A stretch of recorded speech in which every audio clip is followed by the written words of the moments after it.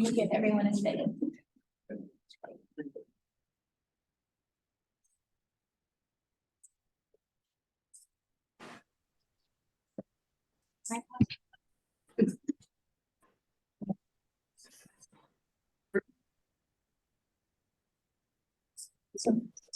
Good morning.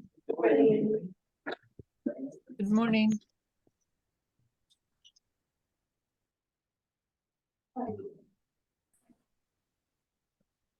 Okay. We're just excited. I'm happy when the board members are excited about a board meeting, and especially when it's long. Yeah. Like, to the point. Yeah.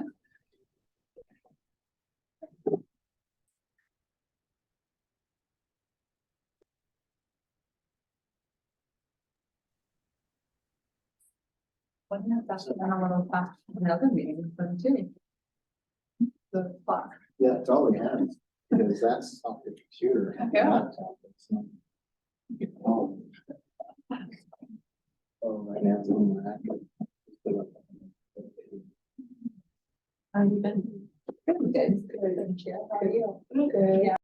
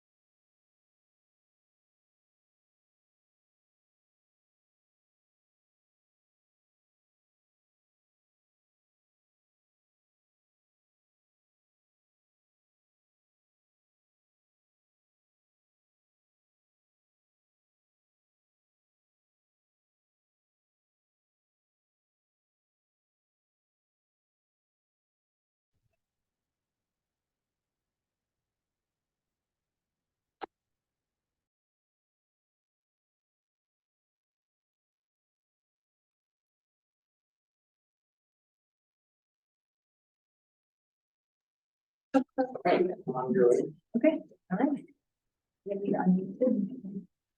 Okay, well, welcome everyone to the Nevada State Board of Cosmetology's board meeting.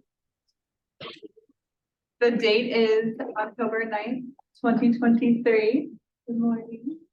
The time is 9 o'clock, so we are going to get started. I would like to call for roll call from our Southern board members, please. Board Member Douglas here. Board Member Harris here. Board Member O'Brien. Board Member Wald. Board Member Karen. And roll call from our Reno office, please. Board Member Jeffers here. Welcome, everyone. Can we do roll call for Southern staff, please? Stephen McDonald, Executive Director. Jeannie Huggins, Chief Compliance Officer. Lauren Gossett, Regulatory Compliance Specialist. Bertha Jackson, Chief Operating Officer. Jen Packard, Inspector. Pamela Fitzgerald, Inspector. Dana Lopez, Inspector. And Chrissy Harris. And can we have roll call from our Reno office for board staff, please? Erin Litterer, Lead Service Specialist. Thank you. Welcome, everyone. The mission of the Nevada State Board of Cosmetology is to protect the public health, safety, and welfare of those that obtain cosmetology-related services through the delivery of quality testing, licensing, inspection, and education services that focus on consumer protection. The board will entertain comments from the general public for any item that is related to the Nevada State Board of Cosmetology. Members of the public can call into the meeting to make public comments by dialing 720-707-2699 and entering 879-3346-18181. I'm sorry, excuse me. Let me start over on that meeting ID. It is 879-3346-1851 for the meeting ID. Comments are limited to 3 minutes or less. No discussion or action can be taken during public comment. Do we have any public comments?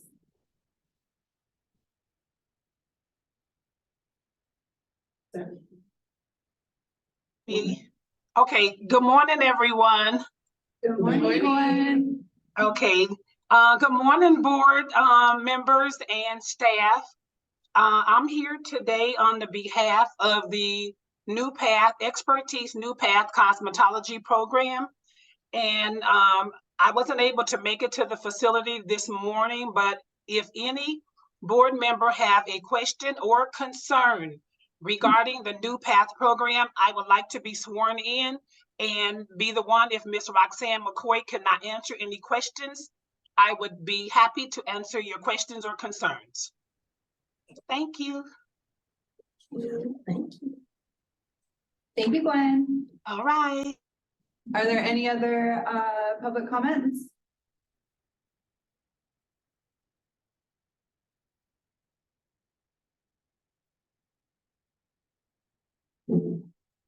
Okay, let's go ahead and move on to agenda number D. Approval of minutes from previous meetings for discussion and possible action. So the board is to approve minutes from August 7th, 2023 board meeting. This is Board Member Douglas. I'd like to approve the minutes for August the 7th, 2023. Thank you. Can I get a second, please? Board Member will second that motion. Thank you. All in favor? Aye. Any opposed? Motion carries. All right, let's move on to letter E, disciplinary hearings. We have a hearing and deliberation in the matter of Sophia Sunkoki, licensed instructor I-46596, licensed cosmetologist C-36154, licensed advanced esthetician AE-1010112225, case number C-2023-0340 for discussion and possible action. Good morning, board members, procedures that we records. We have been able to a settlement of disciplinary action in order. In your folder should contain, I believe, the settlement agreement. So, Bishop. For time to.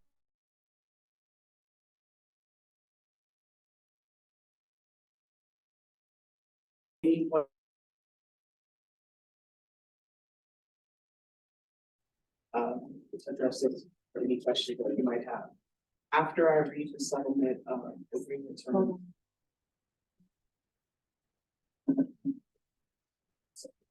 Jennifer? Yeah.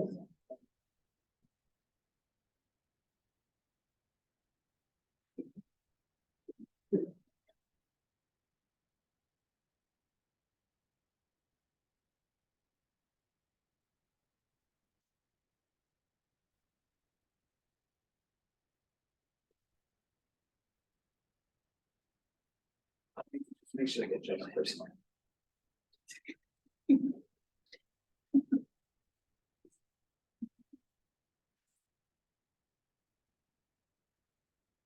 Here she.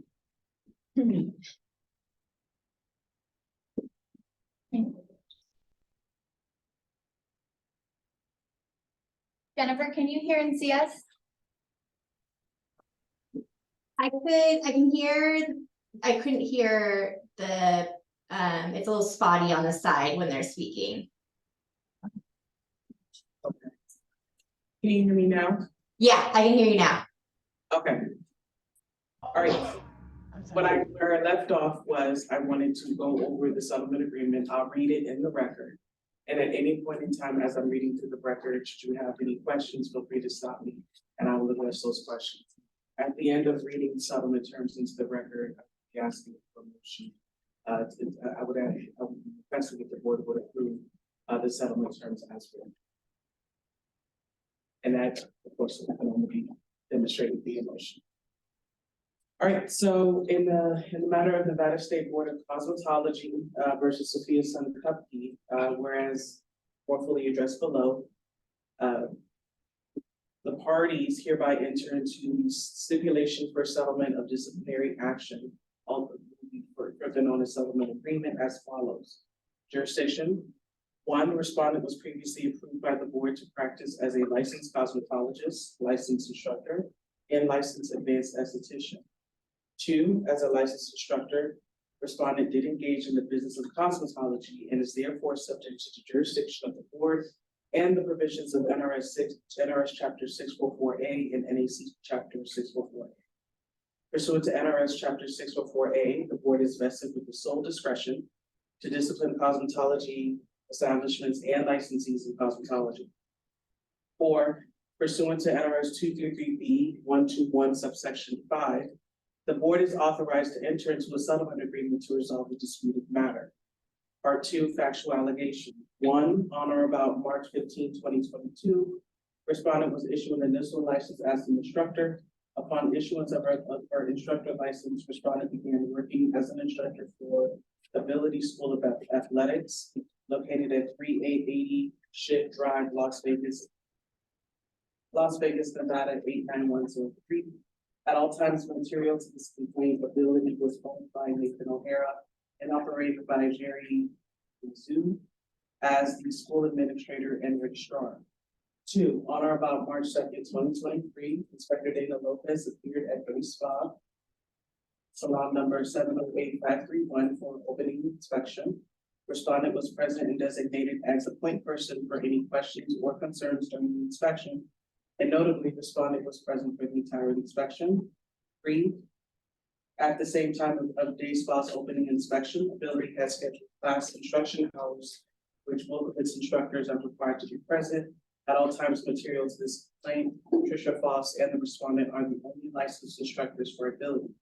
And you can see photographs of the licensed instructors and student instructors attached on the materials as Exhibit 1. 4, on March 6, 2023, on receipt of Inspector Lopez's Day Spa's inspection report, Chief Compliance Officer Jamie Huggins and Regulatory Compliance Specialist Lauren Gossage noted that respondent was present at the Day Spa. Respondent was present at Day Spa during the same instruction times as Ability. Ms. Huggins and Ms. Gossage emailed Nathan O'Hara and Jerry Zhu to confirm which instructors were present at Ability on March 2nd, 2023. Less than 30 minutes later, Mr. Zhu confirmed the respondent and Tricia Foss were both present on March 2nd, 2023. And as attached as email correspondence, attached as Exhibit 2. 5, on March 10, 2023, Inspectors Pamela Hayes Fitzgerald, Tiana Polar, and Jennifer Key and Dana Lopez conducted an inspection of Ability during its class instruction hours. During the inspection, the inspectors noted and documented several discrepancies regarding student records. Based on the discrepancies found during the inspection, the inspectors left the premises and begged to return within 3 months. 6, on March 20, 2023, Nathan O'Hara, Jerry Zhu contacted Ms. Huggins and Ms. Gossage regarding their own concerns over the student records discrepancies discovered during March 10, 2023 inspection. A follow-up meeting with Mr. O'Hara and Mr. Zhu, Ms. Huggins, and Ms. Gossage was scheduled for March 28, 2023. On March 28, 2023, Ms. Huggins and Ms. Gossage met with Mr. O'Hara and Mr. Zhu at the board office. During the meeting, to ensure compliance with all board statutes and regulations, Mr. O'Hara and Mr. Zhu requested Ms. Huggins and Ms. Gossage to arrange a follow-up inspection of Abilities. 8, on May 15, 2023, Ms. Huggins and Ms. Gossage visited Ability during the hours of scheduled class instruction. During the beginning of the inspection, respondent was not present. Instead, respondent was present at the board office on an unrelated matter. And you can see photographs of respondent at our board office attached as Exhibit 3. Prior to the end of the inspection, Ms. Huggins and Ms. Gossage observed respondent enter Ability. 9, on May 16, 2023, Board of Compliance forwarded this matter to Executive Director Stephen McDonald, to determine if there were sufficient facts to warrant a straight hearing. And following, and you also see attached, in your board packets are the proof of service, proving that respondent, Sophia Kupke received the service of the complaint for this matter. Section 3, settlement. 10, the parties desire to resolve the disputed matters related to the related to the alleged violation of law in the First Amendment complaint, and recognize that continued litigation of this dispute will be protracted, costly, and time-consuming. Therefore, the parties have reached a settlement agreement in the interest of judicial and administrative economy. 11, respondent admits to the conduct set forth in the First Amendment complaint, and that said conduct constitutes a violation of provision NAC 644A 618 subsection 4, and that accordingly this is grounds for discipline pursuant to NRS 644A 850 subsection 1A.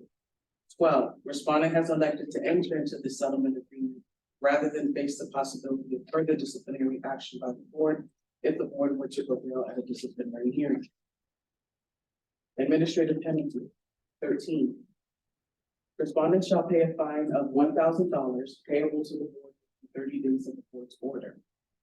As a subpart A, respondent may request a payment plan from the executive director within 30 days of this board's order, and any missed payment shall be considered a default. B, in the event of a default, respondent agrees that her instructor license shall be immediately suspended. The suspension of respondent's instructor license shall continue until the unpaid balance is paid in full. Respondent acknowledges that if her license is suspended, the suspension is subject to reporting to all appropriate agencies and becomes part of her permanent record. 14, respondent acknowledges that the board will retain jurisdiction over this matter until all terms and conditions set forth in the settlement agreement have been met to the satisfaction of the board. 15, the board agrees to not pursue any other or greater remedies or fines in connections with the respondent's alleged conduct, and that once this agreement is fully performed, the board will close its file in the matter. The record, number 16. Respondent acknowledges that if adopted by the board, the settlement agreement and all associated documentation becomes a matter of public record. 17. Respondent acknowledges that if adopted by the board, the settlement agreement is subject to all reports and subject to reporting to all appropriate agencies and becomes part of her permanent record. Voluntary waiver of rights, number 18. Respondent may at all times obtain advice from competent counsel of her choice. Respondent has at all times received full cooperation towards staff before making the decision to settle the matter. No coercion has been exerted upon respondent, nor have any promises been made other than those reflected in this agreement. Respondent freely and voluntarily entered into this agreement, motivated only by a desire to resolve the issues addressed herein. Respondent has executed the settlement only after a careful reading of it and a full understanding of all of its terms. 19.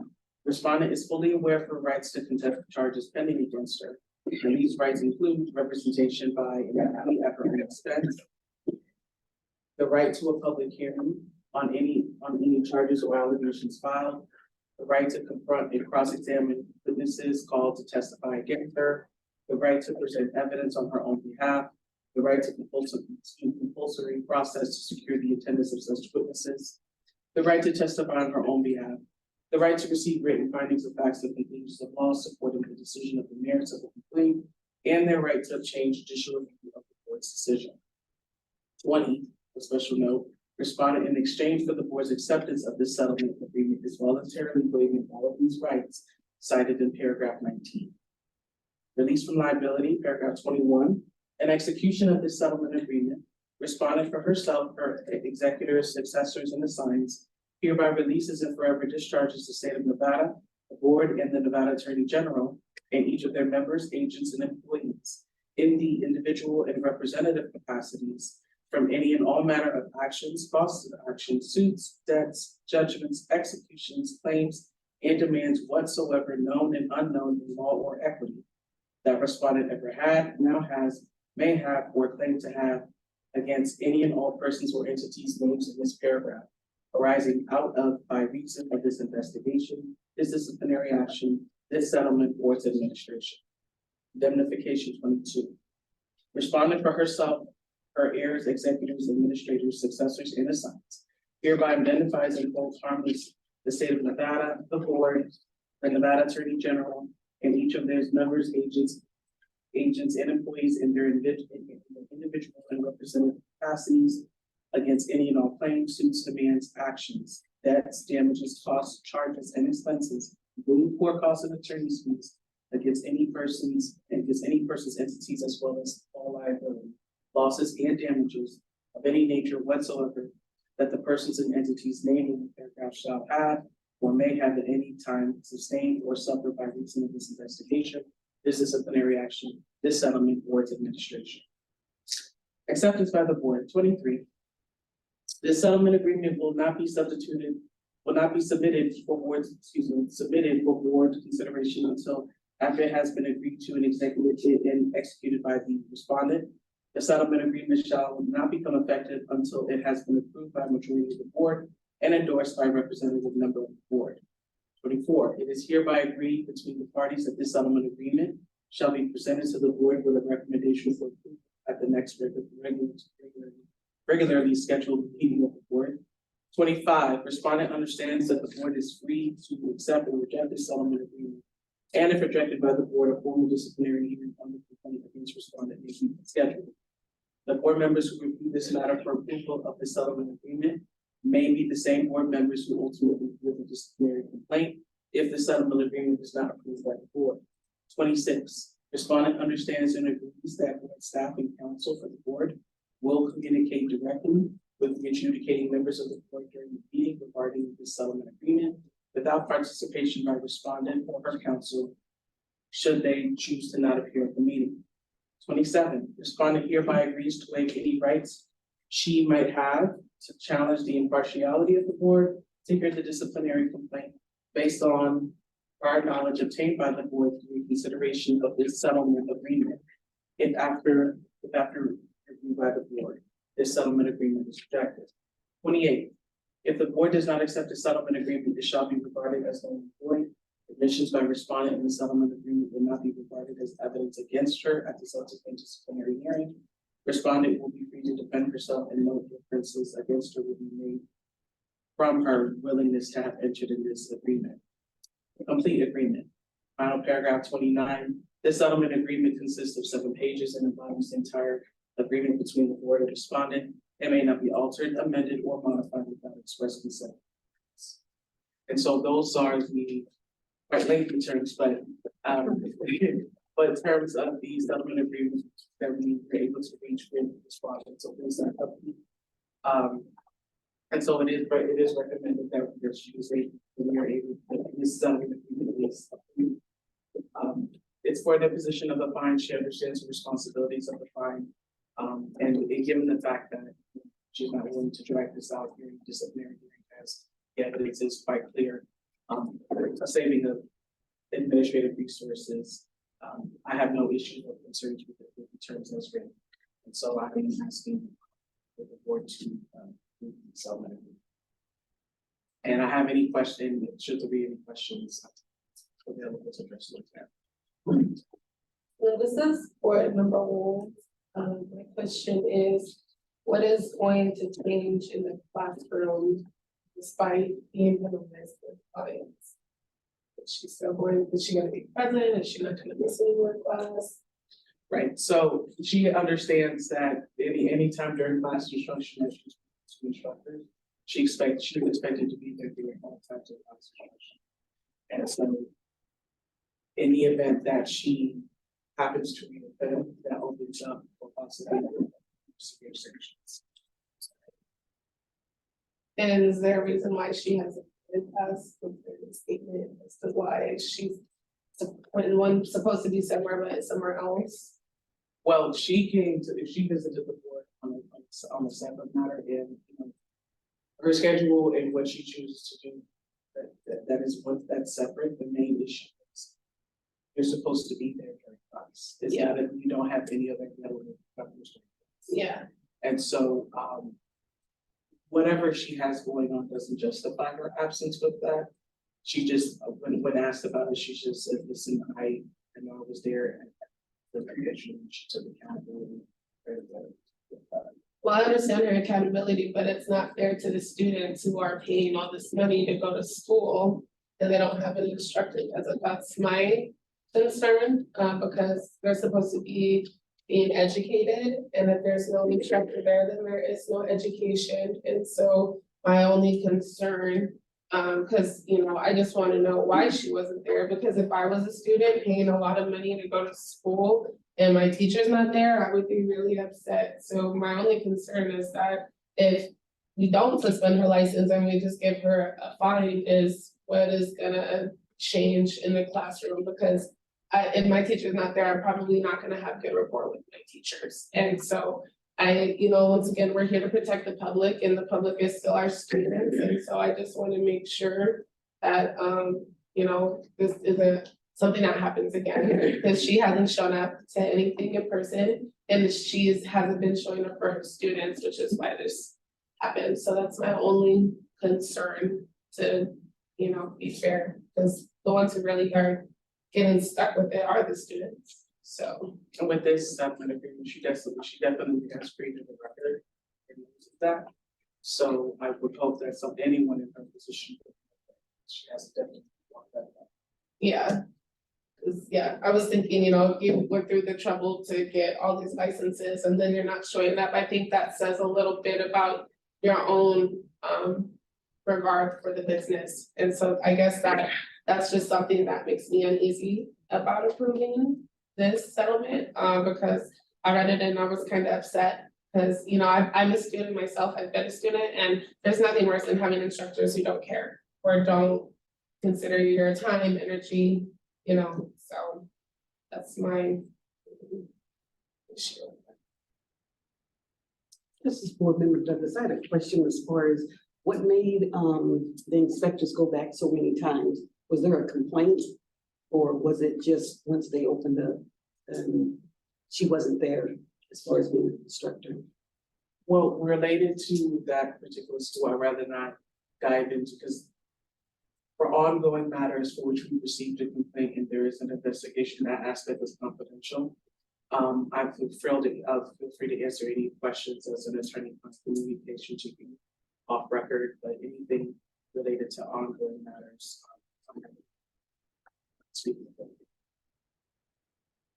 Next slide. Okay. Any other questions for the board? Board Member O'Brien, I definitely see where Board Member Gold is coming from as far as accountability. I just don't think we're gonna be happy with her answer as far as why she wasn't there. In fact, she wasn't there, and now we're handling it. So I think this is a good settlement for going forward. And obviously, we have a record of it happening, which is great. And when we have a record of something happening, we can follow up on that and make sure that we're continuing to not only just keep an eye on it, but to make sure that we're supporting that instructor in doing what's right by her school and her students. So I think if nobody has any questions, we should call for a motion. How are we doing this? We just accepted him. Right, it'll be a motion to approve the motion to approve the settlement. Can I call for a motion to approve the settlement agreement, please? Board Member Wolf call for a motion to approve the settlement agreement between Sophia Cookie and the Nevada State Board of Cosmetology. Not to say the numbers, or to be approved. The case number. Oh, Yeah. okay, case number C 2023-0340. This Board Member Douglas, I second that motion. All in favor? Aye. Aye. Any opposed? Motion carries.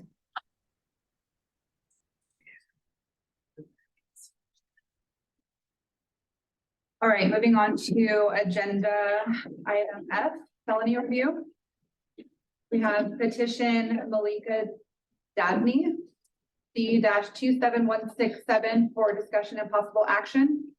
Petitioner is requesting approval to take her practical theory and Nevada law exams to reinstate her cosmetology license and instructor license to teach in a school of cosmetology with a felony conviction.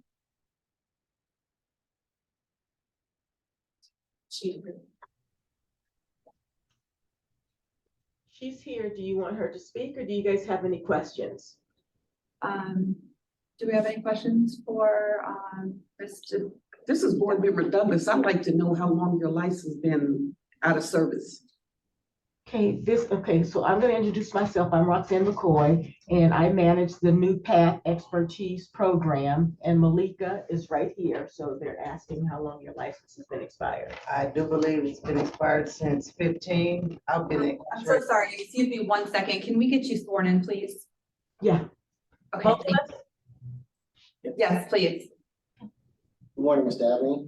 You solemnly swear to tell the truth, the whole truth, and nothing but the truth in this matter? Yes, sir. Thank you. Also, Ms. McCoy, Roxanne McCoy? yes, do you also solemnly swear to tell the truth, the whole truth, and nothing but the truth in this matter? Yes. Thank you. Welcome. Okay, go ahead, thank you.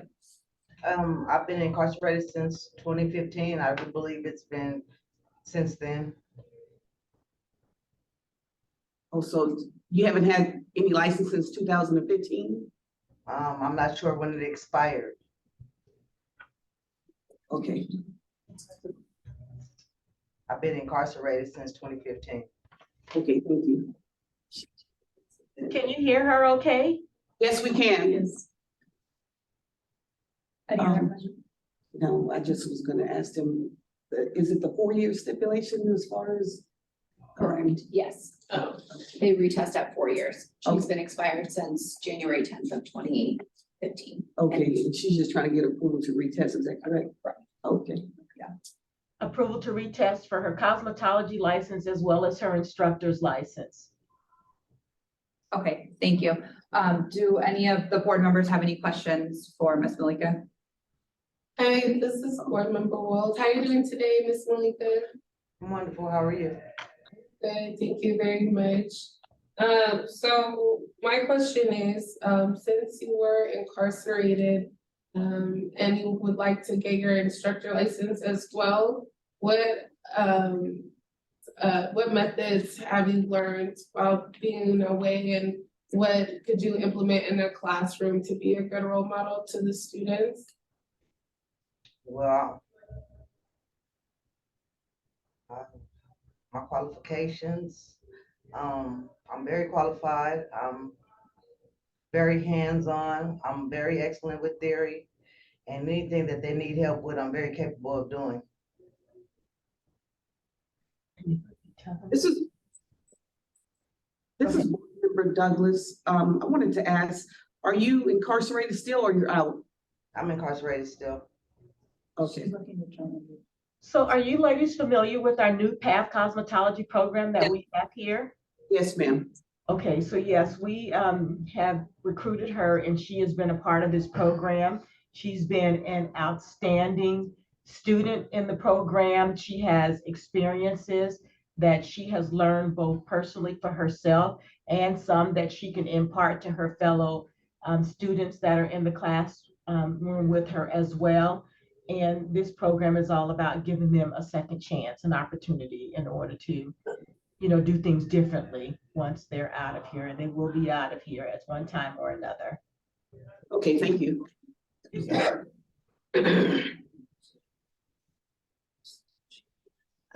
This is Board Member Wolf. My curiosity was the conviction of violent offense. Yes, ma'am. Thank you. Are there any other questions from staff? Ma'am, board, may I be allowed to read my letter I wrote? Oh, yes, please. I would like to thank Expertise for offering me the tools and the materials that are vital for obtaining a promising career. I have developed the skills and confidence necessary for securing a future as a knowledgeable cosmetologist. I believe that Expertise and Ms. Gwen have become instrumental components in building a better life for myself and my family. I realize that it takes a fortified work ethics and uncompromisable integrity in order to make it correctly. We have brought these characteristics into fruition in me. I want nothing more to be able to continue my education and my career, building my knowledge in the field of cosmetology and develop the qualifications necessary to serve as a member of newcomers with my proven abilities, retaining for my experience from expertise. Thank you. Thank you. Thank you. Board Member O'Brien, I'd like to call for a motion. This is Board Member Douglas. I would like to approve Malika Darby to take her license for the expertise new path. License number C-27167. Board Member Harris, I second that motion. All in favor? Aye. Aye. Any opposed? Motion carries. Thank you so much. You're welcome. Best of luck. Thank you. Thank you. All right, moving on to agenda item G, petitions. We're going to start with number 1. We have a petition by Eva Driver, U1010161667 for discussion and possible action. The petitioner is requesting a variance to NEC 644A 715 restrooms. It looks like they're asking for a variance. The restroom is currently 138 feet from establishment. So it's a little bit over the 100. I believe we already have precedent from this from a previous meeting as well. Do we want to hear from board staff on their findings as well? And then we can maybe go into a motion on that. Okay. This is Lauren Gossage, Regulatory Compliance Specialist. I'm just going to share my screen.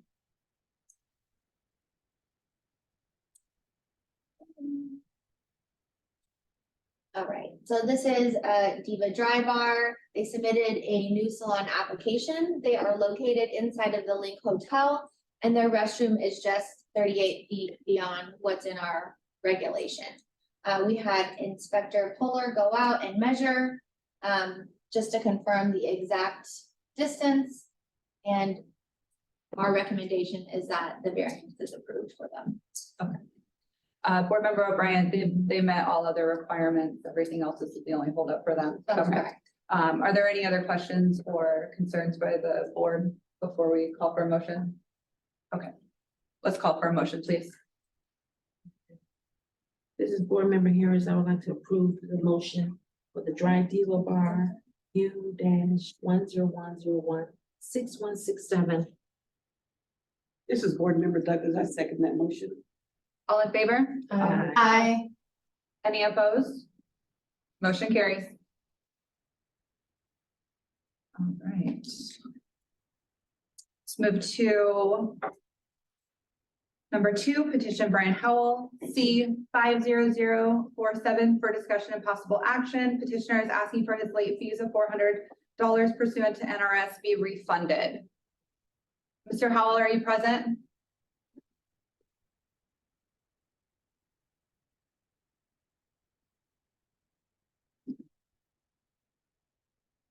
Mr. Howell? Do we see him on the list anywhere? I don't. It'd be awesome if it was like alphabetical. I have. Yeah, let's hear from board staff. This is Lauren Gossage, Regulatory Compliance Specialist.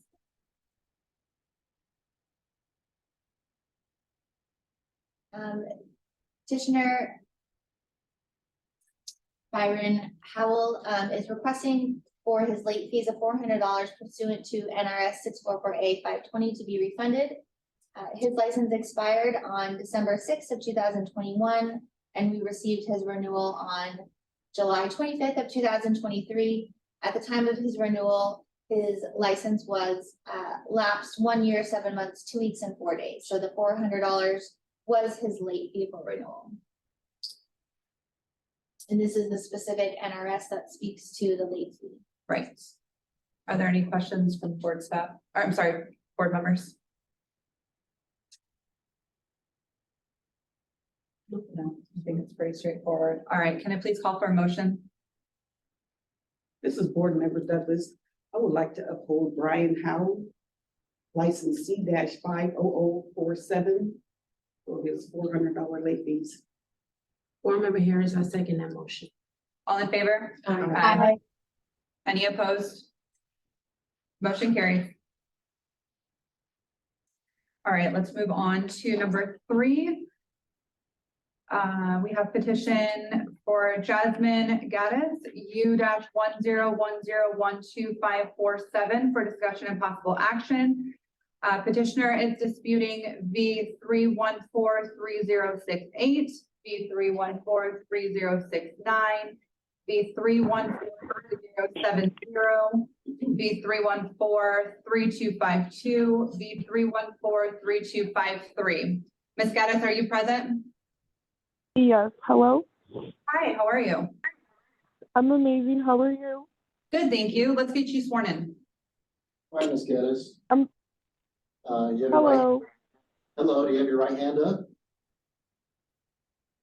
Yes, Okay. You swear to tell the truth, the whole truth, nothing but the truth in this matter? yes, sir. All right, thank you, Ms. Geddes. Okay, do you want to address the board at this time? Yes. Go right ahead. So in the paper I had wrote to you guys, I was lashing the first time that I did pay my fine. And after that, I discontinued. I have a job. Prior to getting a letter in the mail from the board again, I had broken up with my boyfriend. It was a very toxic relationship. But after I was getting messages from fake numbers, I had a stalker who was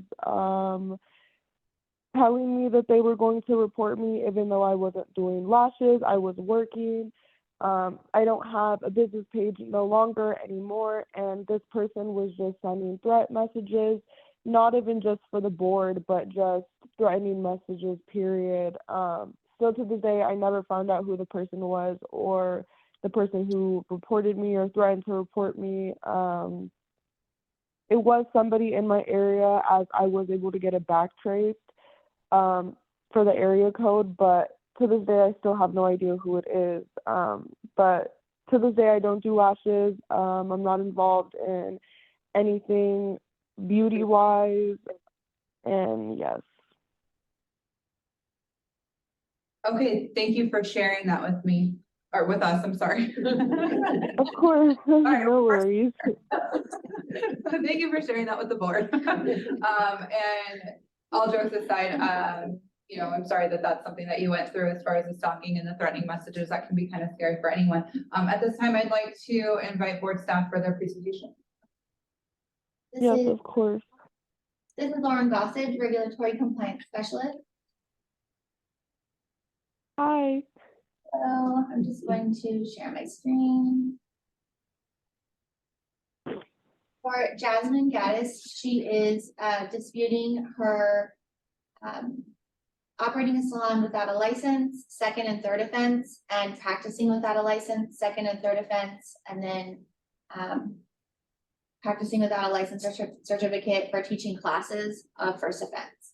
So in my slideshow presentation, as she stated, she has paid her first offense that was paid on June 27th of 2022. I added in that information as well, so that way you can see from the beginning to where we are today. So this was the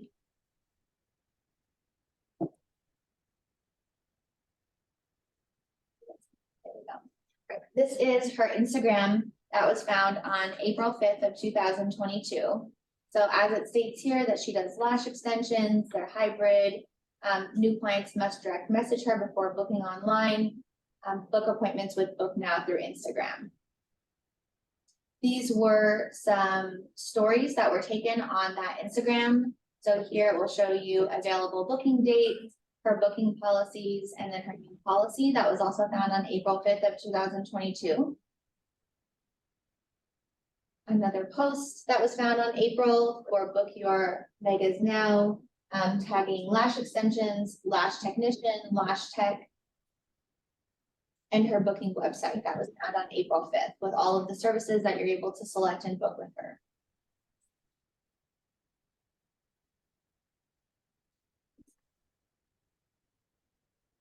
This slide was found on April 25th. Also states, again, lash extensions, mega volume lashes. This is the same account. So just additional posts that were found on April 25th. On April 25th is when she received her first citation for operating a salon without a license and practicing without a license.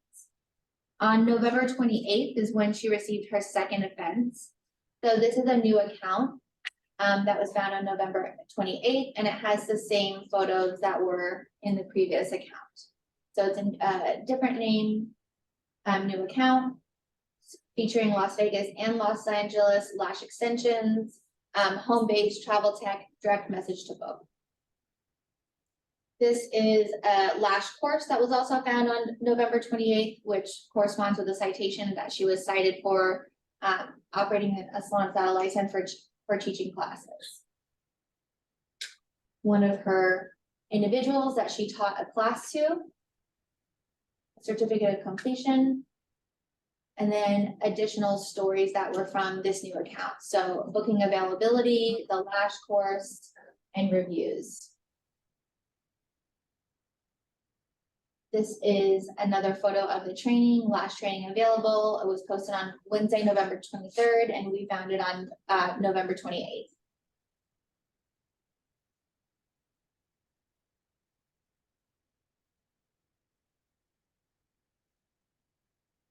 This new site was found on December 29th of 2022. The account went to private. So direct message to book, all of the same information was there.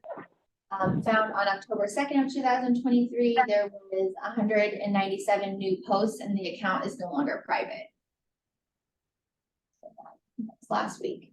We also found the Nevada Secretary of State of the Divine Beauty LLC, which also tags it back to her. Yeah, and it was created on August 31st of 2020. And when was that Instagram founded or that name? What was the date on that? October 2nd. Okay. And that's all we have. Okay, thank you. That's a lot of things to look at. Board members, do we have any questions for Ms. Geddes?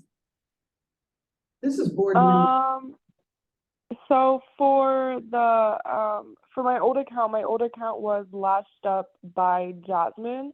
I'm almost positive that was my name. I never had a second account.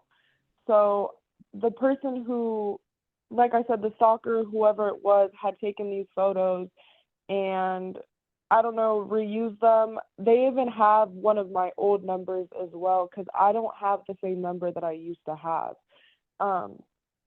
That's that, as well as I don't even have an LLC registered under my name also, just to make that clear. But like she did say, I did pay for my first attempt and I was lashing and I was doing courses, but all of that did stop and I did pay for my first time, which was, I think, $2,000 if I'm not mistaken.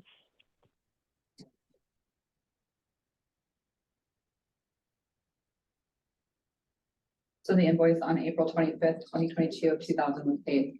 Correct. So the outstanding balance on November 28th, 2022 of $4,000 is what's in dispute right now. And December 29th of 2022. So it's a total of 8,000. 8,000, okay. Thank you for clarification on that.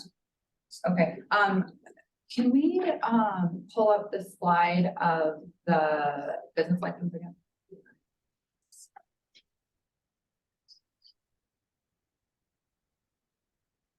Yes, thank you. Wait, $8,000? It was a double fine of $4,000?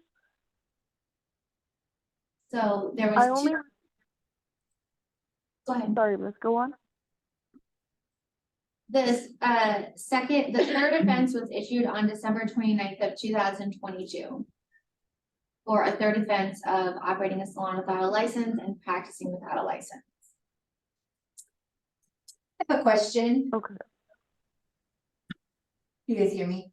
Yes, we Yes. can hear you. Yeah, Okay. I can hear you. Sorry. That's okay, Jasmine. So on this slide we're looking at right now for the Silver Flume LLC, there's another managing member, Isaiah. Do you know who that is? No. Okay, Isaiah, so who? this is a very illegal thing if somebody's opening an LLC without your knowing. I would look further into this, especially because it's listing you as a managing member and Isaiah as a managing member. This is a pretty big deal if you didn't open this. Oh, what the heck? Okay. Where can I, one second. Where can I get a hold of, how can I get a hold of somebody for that? I mean, you can contact Silver Flume, it's the state of Nevada. But for us as board members with all of this, your legal name listed as a managing member of an LLC, which is connected to an Instagram, it's really hard for us as board members not to No, 100%. Right.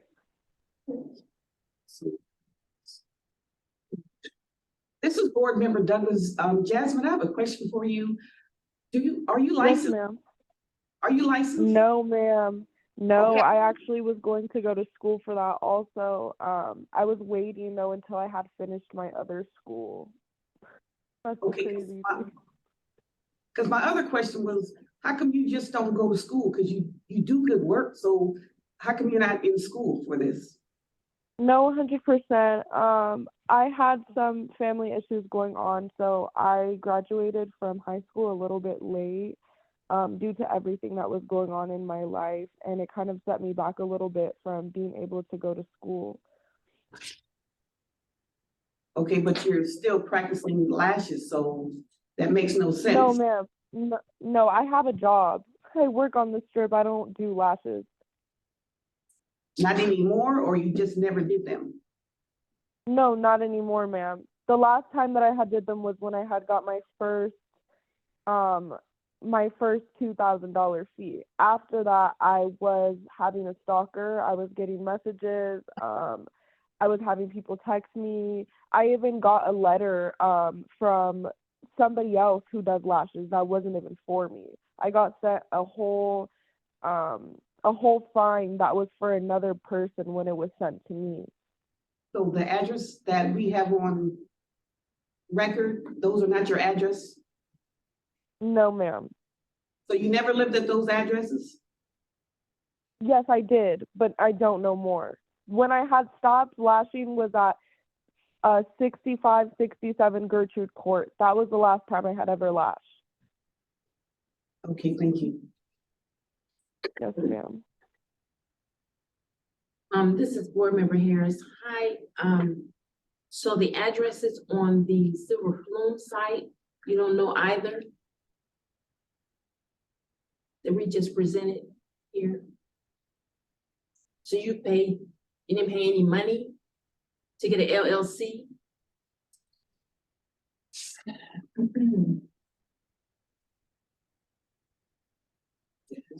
Jasmine? I'm so sorry. Hello, yes? Oh, okay. Can you hear me? Yes, I can hear you now. Okay, so this is Board Member Harris. I was just asking, the address is on the Silver Flume slide here. Those are not your addresses? I can't see anything, ma'am. I'm on my phone. Oh, But okay. my old Okay, so I'll tell it to you. I think it's 8117 Mystique Desert Avenue. that is my ex-boyfriend's house.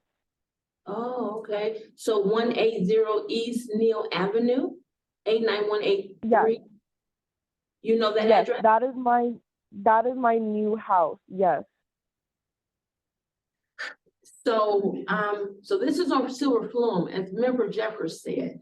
This is a big deal. If you didn't pay money and you didn't put your addresses in this Isaiah, you don't know this Isaiah person? It might be my ex-boyfriend, but I'm not too sure. He never mentioned anything about getting an LLC. Board Member O'Brien, what is your ex-boyfriend's name? Isaiah. Okay, so he is listed on here. Okay. This is Board Member Wolf. So Jasmine, I hear that, you know, you're stating that you didn't post on Instagram. And we're seeing posts since recent October 2nd. And is Isaiah your current boyfriend? No, we are no longer together. Okay, well, you have the Divine Beauty LLC. How long have you been separated? About maybe 2 months now. So that would put us right around August. So it sounds like maybe you guys could have potentially thought about putting this business together. Someone went on Silver Plume. Is this a LLC? So that means you spent upwards of $500 to file this document. So if someone was defrauding me and using my image and my likeness or my ideas, and I was getting fines of thousands of dollars, I would file a police report, and that wasn't done. So, you know, I want to, you know, believe. No, I did. I literally did. I filed an investigation for the number and they couldn't find it. The only thing that they were able to find is the cell tower from which area it was coming from. And it was my area. That's how I know that it wasn't my ex-boyfriend, because my ex-boyfriend doesn't live in Henderson area or South area. He lives in Centennial. So whoever was doing this. What I'm stating is that as of August 31st, which was 2 months ago, you and your boyfriend just broke up, your recent information is on there. So it's public information. So for your information to be really fresh on there and accurate, it's hard to say that this was somebody else posing as you, or someone used all your information, filed up under you, which wouldn't make sense because you still have to do business taxes. So it just doesn't make a lot of sense, and it's a lot of red flags. So, you know, I want to believe that you didn't do this, but the evidence says otherwise. And so we have to move forward and figure out what is the best way to move forward, because there's posts as recent as last week, you know, October 9th, those posts were October 2nd. So we got the first fine in 2022, it's 2023, and we're still seeing your likeness and brand being shared, and now you have a license for a business, but you didn't go to school. So that's the real issue here, is that we want to protect the integrity of the cosmetology industry, and we want our students and the people who want to be in our industry to take it seriously like they take any other job or career. So that's why fines is to protect you and the public, because we don't want you making a bad name for yourself. Like Board Member Douglas was saying, your work is beautiful, but you need to utilize your time. I understand things happen, you know, things get expensive, but we also do have to be accountable. Remember, we have to take the proper protocols. So we just need to figure out what's next, I think, at this point. Board Member O'Brien, for board staff, once the board makes a decision today, that is final. But if there is something that comes about of a police report of some fraud, can she bring that back? How does that work? Yeah, you're discretion. Okay, sounds good. So I feel like at this point, we've seen enough to make a motion. Are there any other comments, concerns from any board members before we go forward with a motion on today's petition?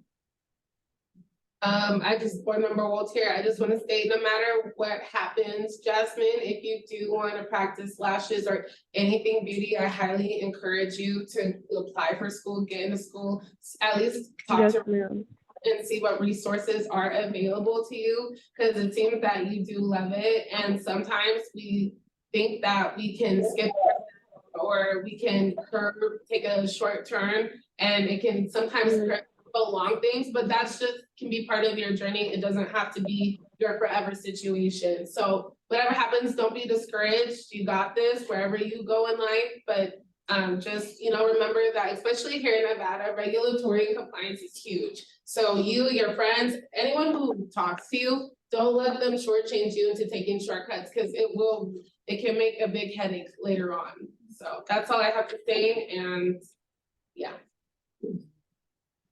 Board Member O'Brien, I'd like to call for a motion, please. Board Member Douglas would like to uphold Jasmine Geddes, U-1010125475. Board Member Harris, I second that motion. All in favor? Aye. Any opposed? Motion carries. Ms. Gaddis, one final word, Board Member Bryant here. If you are concerned about that silver plume, you can reach out to Silver Plume directly, email, call. They're very, very helpful. That would be my first step. If this truly isn't something that you've done, that would be my first step to do. So we do wish you the best of luck with figuring all of that out. And thank you for your time today.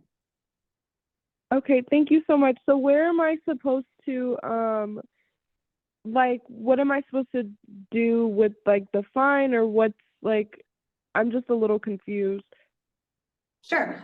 So the recommendation would be to reach out to board staff and they will walk you through how to get those payments in. Sound good? Okay. Okay, let's go ahead and have you do that. Okay, sounds good. Okay, let's go ahead and have you do that either today or tomorrow. Let's get a jump start on that, okay? Okay. Okay, thank you. All right. Let's move on to number 4, please. Petition Helena Reyna, U-10101472 for possible action and discussion. Petitioner is disputing B314315 and B31431160. Ms. Reyna, are you here? Hi. Would you like to come up and be sworn in, please? Thank you.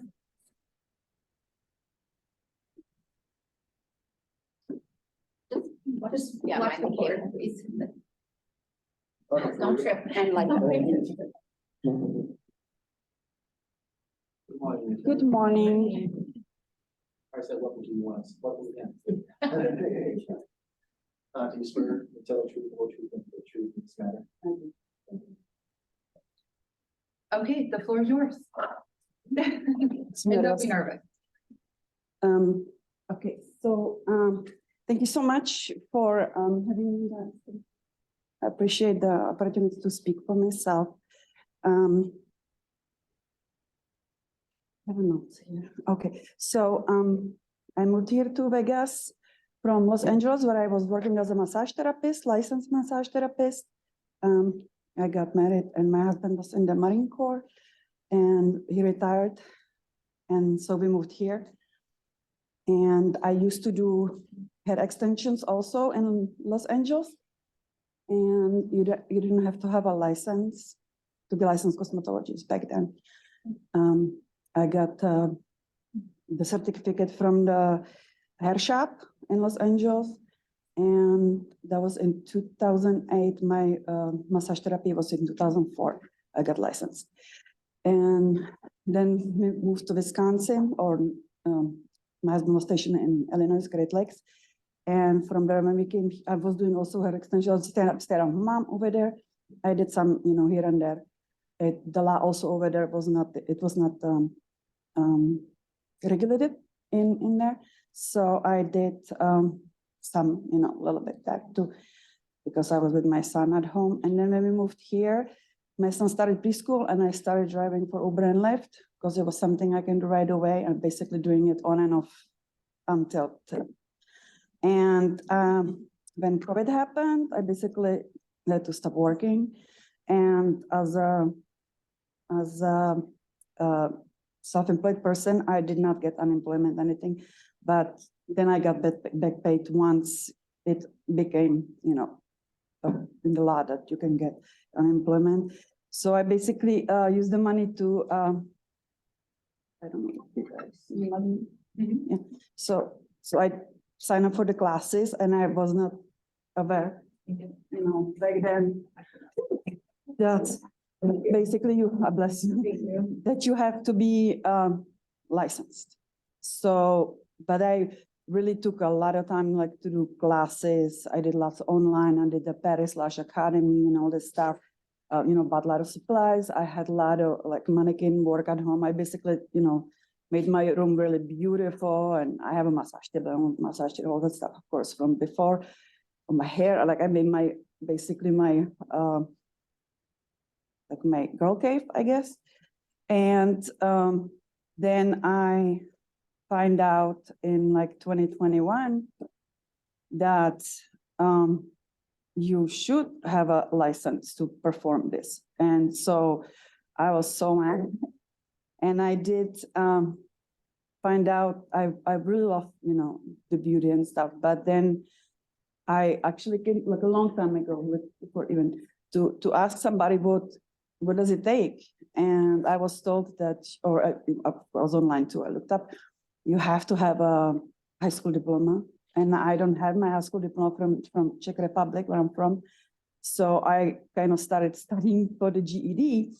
And I was like, if I pass that, then, I can maybe apply for esthetician license, like an esthetician school and go to school. But then in the summer, I went to visit my family. And then I started seeing one of my friends. She started posting about body contouring. And so I was interested, intrigued, because I am a massage therapist, and I thought it's, hand in hand with massage therapy. And so when I came back, I actually find out that she's offering classes. So again, I took her class, and I knew that she must be new at it and stuff, but I already, have my experience as a massage therapist. I know, what I'm doing. So I'm like, okay, I want to see what the legalities are, because that's basically one of the things that she, put on her thing. So Thank you. And so I took a class to learn like what do I need to be able to perform body contouring in Nevada. And she basically told me all I need is a business license, which, I have a business in Clark County. I'm licensed since I've been drawing for Uber and Lyft. And I basically started just, studying. I took lots of online courses. I even went to Texas. I did the Body Novas online. I did the Body Novas in Texas. I have there also. Body Novas was February 2022. And then Ebony Monet from, she is the Beauty Haven Academy. So I took her classes, and then she was having classes in Vegas coming down here, but like everybody canceled, and I was the only one who actually paid her, the full amount, and she came anyway. So I did classes with her at my house. And everybody basically was telling me it's not regulated, you don't have to worry about it. And so I kept, studying online, a lot of courses, and I did practice on a few friends, and I was very into, I love, to make beautiful like pictures and stuff. And I'm a very visual person. So I think I did it the opposite way than you're supposed to, because you're supposed to, get legal, open a salon, have an inspection, and all that stuff. So when I find out, basically when that, I need GED and stuff, when I said I was excited about the body contouring, I did actually purchase the Milady books. I read through them, and I did some like practice tests. I was like, I know a lot about this stuff, but then I find out that you are not allowed to perform from your home. And I was like, I want to be with my son, I want to, do something, and I'm not ready to like leave the house and do it. So that was also one of the reasons when I went for the body contouring, because I thought that's not regulated, so I can actually start doing it, because I did start driving for Uber and Lyft, but I still wanted to have a different career. I didn't want to just drive. And so I ended up, after I took the class in September 2021, I did open up LLC. I always had a, business license, but then I made my, paid extra and I got LLC. Also for like my safety and things like that, because you need liability and all this stuff. And I never really, I know I'm guilty of, posting the pictures. I had a Facebook page, which I had already a long time ago, but I kept putting pictures, on my media, thinking I'm okay. So when, then I stopped doing the lashes, my friends stuff, I'm like, I'm not gonna put anything anymore. I took the pictures down too. And then actually in June, I think 2022 was when I received my first a letter of cease and desist. So I just look it up, like what cease and desist mean. And it was a month before I actually went to visit my family again.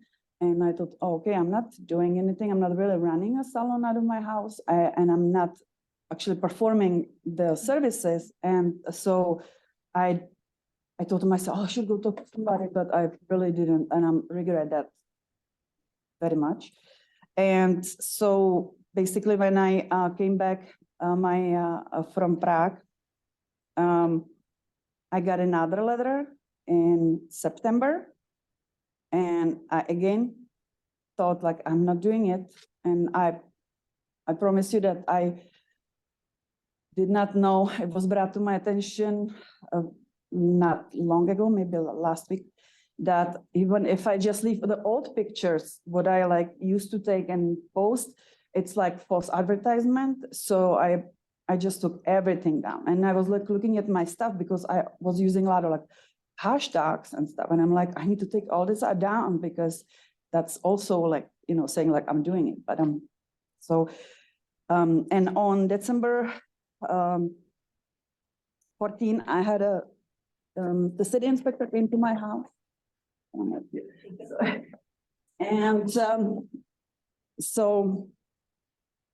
and I also got the, so the inspector first came to my house and he says like on the thing that basically he didn't get to go inside the house. So I ended up calling him and talking to him and I explained my situation. And he told me, you are connecting your home address with your Google business. Because I had Google business before when I used to live in Wisconsin and I just updated it and I'm like in the future and I get everything settled, I'm gonna start advertising. So I start putting like everything because it's time consuming. So I've been like, I'm getting ready. And I put like services on that and stuff. I never had like anybody calling me or anything like that. I never advertised like paid advertisement or anything. I never did that on Google. I never did that on Instagram or anything. But now I learned that it is still an advertisement. I'm very sorry for that. I regret it, trust me. And so the city inspector, I talked to him and explained my situation and he says, I could see that on your property, there is nothing showing that you're running any business out of your home. And I told him, yes, but I understand you saw all the pictures because I really have my room set up beautifully. And he's like, yes. And I took everything down instantly. And he says, I see you took everything down once you got the letter from me. So I am actually gonna close the case. Just make sure you don't, if you do anything, you don't like have your home address because that's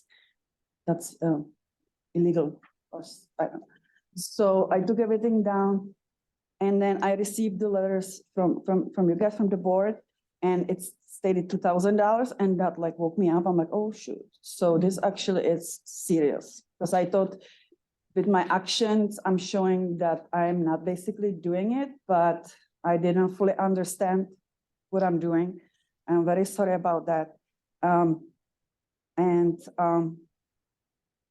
basically already when I got my first letter, I kind of transfer into products like making bath bombs, soaps, can make some mean soaps now, cold process.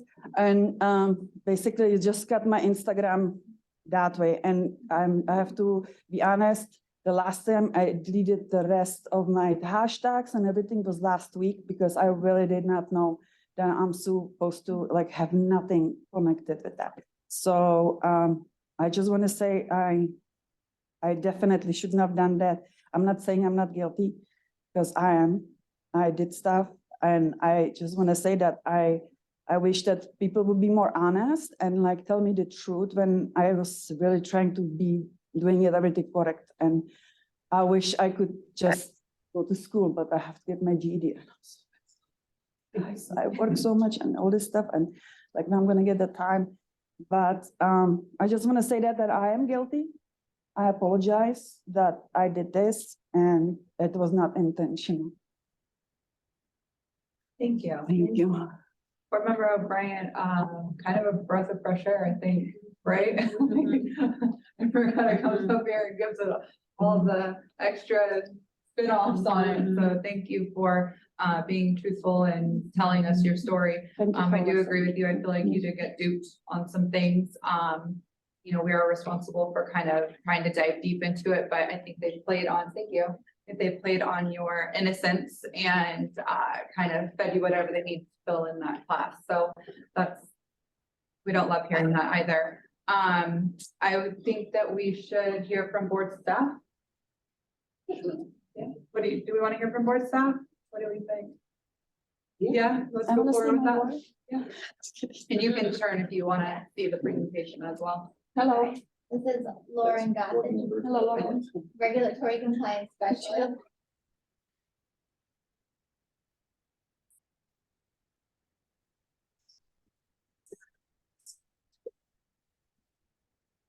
For Helena Reyna, she is disputing operating a salon without a license of a first offense and practicing without a license, first offense. So we first initially found her Instagram. There was lashing, body contouring, and hair extensions. This was the Instagram account that we found on June 2nd of 2022, stating that she is body sculpting. Book your consultation now. It had her number and her booking website. These are some stories that were taken from the page. So there is some lashes, a lash setup, and a story of the inside of the room. These are other stories that were found on June 2nd of the inside of the space. So there was some hair extensions, some lashes, some body contouring that was going on, body sculpting, her getting certified and doing additional BBL prep. These were some certificates that were posted on her Instagram as well. For, I believe this one is for hair extensions. Yeah, that's from Yes, LA, these the are for head hair shop, yeah. extensions. More certifications for body sculpting, body contouring. Additional posts of the inside of the space of body treatment with hair extensions that were found on June 2nd. Stories of body sculpting. This is just a screenshot of zoomed out posts that were found on the Instagram. This is the booking website. As Ms. Reyna stated, that does tag back to her address. It gives her business hours and days and times that she was available. You're able to book the body treatments,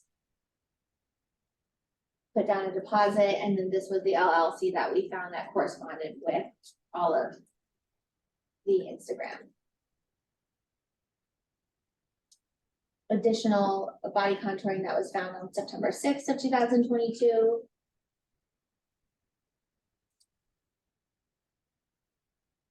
Was my cousin visiting from Europe. And that's all of the documentation that we have. Okay, thank you so much. Steve McDonald for the record, want to add that our usual practice, and I think all the board members know this, is that we do like cease and desist.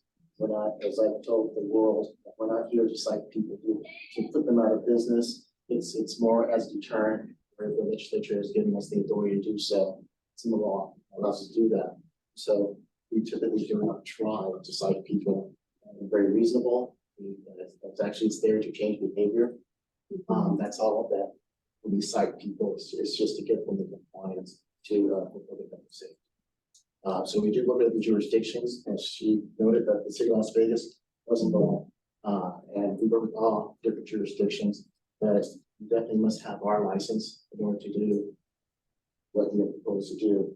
And also you must have a local license, right, in the city or the county. It's just, you know, you have different licenses that must be there. So, just wanted to provide it. Yeah, that's definitely true. Public safety is obviously the concern here. And unfortunately, each one of your services, hair extensions, body contouring, lashes, even massage, you have a license for massage. So it's, it all touches people, it can harm and damage. And that's for, you know, that's where we come in as an agency and make sure that, you know, our licensees are doing what they need to do and that we are protecting the safety of the public. So I definitely encourage you, if this is something that you want to pursue, to go get that GED, go down the right path. Board staff is happy to, you know, help in whatever way that we can to recommend our schools on our website, things like that. Nevada has a lot of wonderful programs here to help you and to get you on that right path. But I think that it's known now that you can't continue doing this in the future. Can I just say something real quick? I just want to say that once I received the first letter, you can tell I really did not have clients. I really only worked on friends. And when you see all those awesome pictures, those are basically, I like multiply everything. So it's one person, but I do side picture, back, another side, front. Like I try to just make my Instagram really, really presentable for the future when I'm gonna be ready.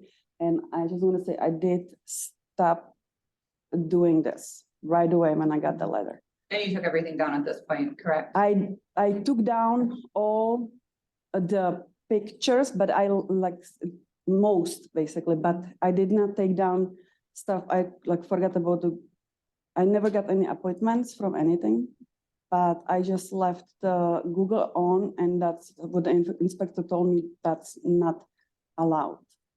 And so I took it all down when I find out I'm not supposed to have that.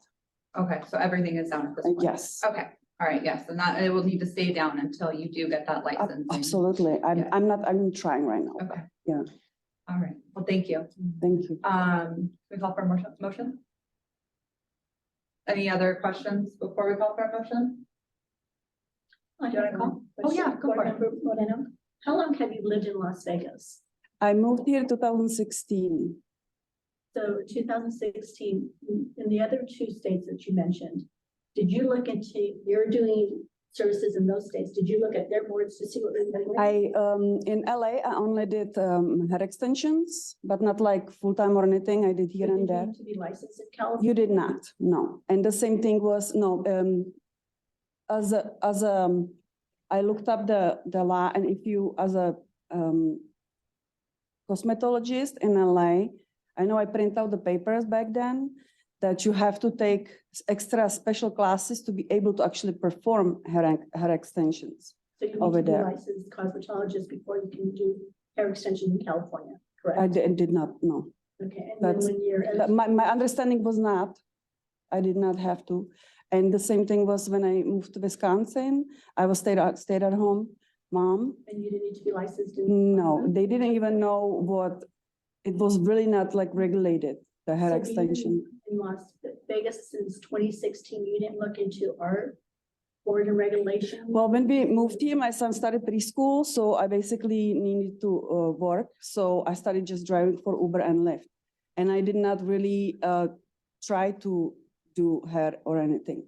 I did hair for my friend, you know, like 1 or 2 friends, but that's just because I knew how to. But I didn't like try to get clients or get the business started until COVID happened, basically. And I wanted to try, you know, the eyelash extensions, which somebody, you know, told me about. So I was like, oh yeah, I want to do that. I want to learn it. So. This is Courtney Bowles. Hi, how are you today? Hi. So it sounds like you just missed the mark on doing a little bit more research. And you know, sometimes just because we don't know doesn't excuse us. I absolutely, the absolutely consequences. understand. And so welcome, you know, to when did you move to the States?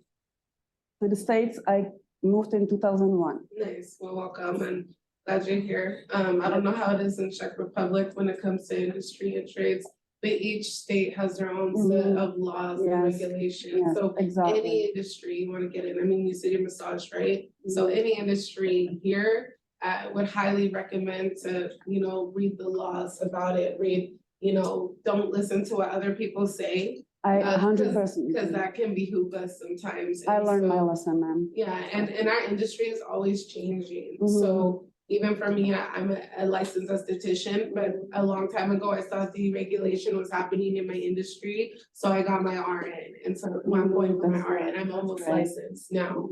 And we were just deregulated, so even at any time, your license could be deregulated and you could have to go back to school, no matter who you are. So I would just really recommend any industry you get in, read the laws, read the compliance, figure out what you gotta do. Cause it sounded like you had good intent, that you thought you were doing things right, but you just missed the marker on a couple things, and so that's just. I would just what like I to have say.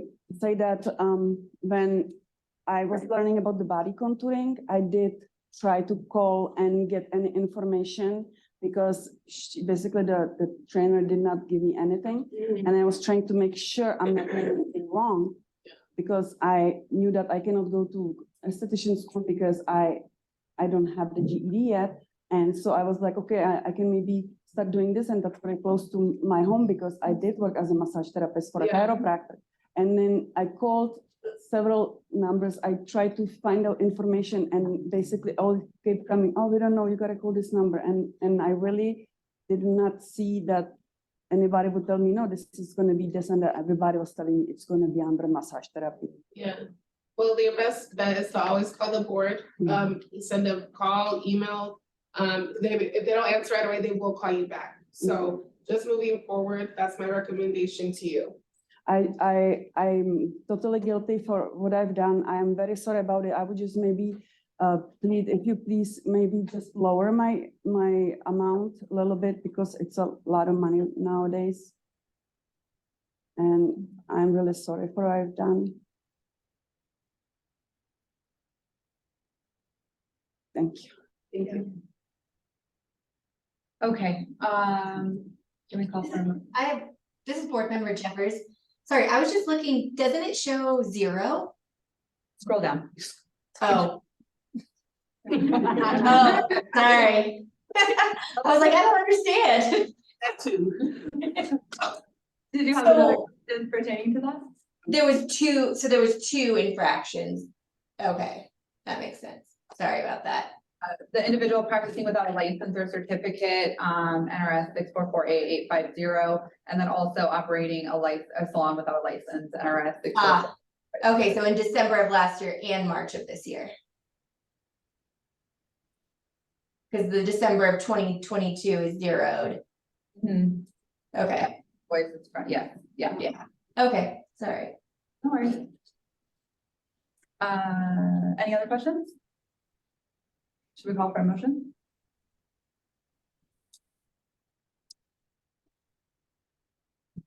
Are you calling for my? I'm calling for a motion. Okay. Calling for it. This is Board Member Douglas. I would like to make a motion to uphold Alina license number U-101014-782. I would like to reduce her down to $1,500. Is Board Member Harris, I second that motion. All in favor? Aye. Aye. Any opposed? Motion carries. Okay, so you're welcome. We have, live that. Do you understand everything that what happened and everything? Okay, so we're gonna reduce your fine from 2,000 to 1,500, and then you can meet with board staff regarding how to go forward with payment. And they'll give you all the right tools for doing that. Thank you so Okay, much. I appreciate you're it. welcome. Thank you for your time. Thank you. Yes. Thank you so much. Okay, let's go on to petition number 5, Akaria Thomas, U10101369 for discussion and possible action. Petitioner is disputing V3142383 and V3142384. Ms. Thomas, are you here?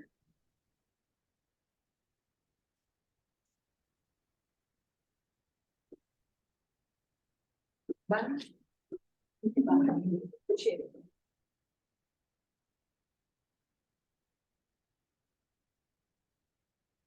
Okay, can we go forward with board staff's presentations? Yes. This is Lauren Gossage, Regulatory Compliance Specialist. In the matter of Akira Thomas, U10101365, she submitted a petition to dispute operating a salon without a license, first offense, and practicing without a license for first offense. They were both issued on September 12th of 2022. Her original cease and desist was sent on July 7th of 2022. This is the investigation that was conducted upon issuing her initial cease and desist on July 7th. So this was the Instagram, book with my link below, young entrepreneur, refer to highlights for information about booking, located in Reno, Nevada, with a booking website. These were some highlights that were listed on that Instagram account. So all the info that you need to book with her in 2022. Remember that she has the right to refuse service, and starting January 1st, all her deposits are going to be digital. So it talks about pricing information on her Instagram account. These are additional stories that were taken, giving her everyone a public service announcement about anyone who wants to book with short hair, just how she defines short hair and how her pricing works.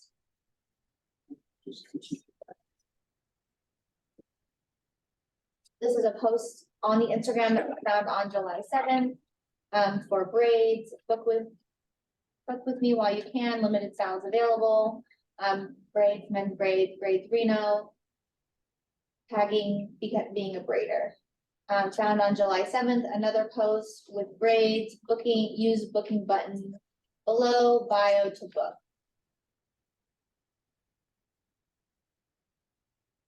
Another post that was found on July 7th that appeared to be in a home. And she is not a licensed braider.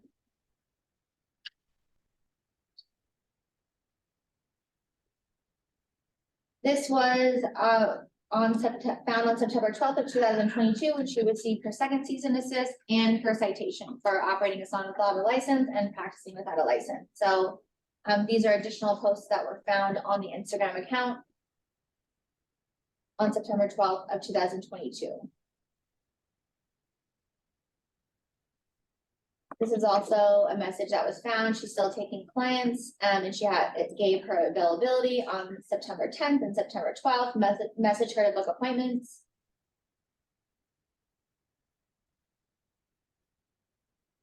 And this is another additional post stating when she was going to be taking clients back in August. Her new price list that was posted in the stories.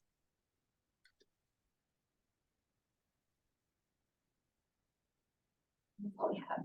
Okay, thank you. You're welcome. Any board members have any comments? She's not here, is that correct? Right. She was petitioning to appear. I have a question for the board member staff. Do we have a cutoff on how long they are allowed to petition a citation? Like, is it a year? Is it like, what is the cutoff? We do going forward in the new laws, you will not see old petitions now going forward. They have 30 days to petition. Okay. But some of these cases, some of them are old because we bumped them. They petitioned long ago in some cases, and we haven't been able to schedule them until now, but going That's really fine. But it will be 30 days. Correct. Okay, awesome. Thank you. And then also, Madam Chair, we will be putting on the future agenda highlights of the law that went into effect October 1st. Not only with AZs, but everything else, and part of that is the 30 days. Okay. So that was signed into law October 1st. It's effective now. So we see that as just like that, you have 30 days to petition. After that, the board loses jurisdiction to do it. So you won't see those on the agenda. Okay. Is it like a licensee? Is it their responsibility to go get that logbook every year, or you guys send it out? We actually make it available. It's available to It's available. purchase. It's also available on our website for free, but there's at no time do we require anyone to purchase or review the laws. At this time. Okay. Any other questions for this petition? Let's call for a motion. I, board member Wu, would like to file a motion to uphold a Carrier Thomas U-101013695 for violations. This is Board Member Douglas. I second that motion. All in favor? Aye. Any opposed? Motion carries.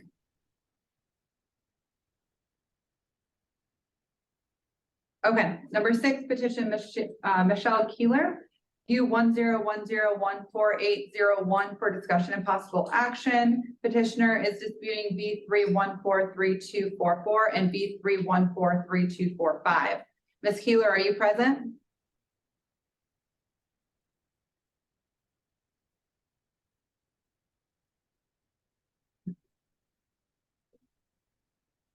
Ms. Keeler? All right, let's hear from board staff and then we can check if she's present. Okay. This is Lauren Gossage, Regulatory Compliance Specialist. In the matter of Michelle Keeler, she is disputing operating a salon without a license, first offense for $1,000, and practicing without a license, first offense for $1,000. These citations were issued to her on December 29th of 2022. Her original cease and desist to stop was issued to her on July 21st of 2022.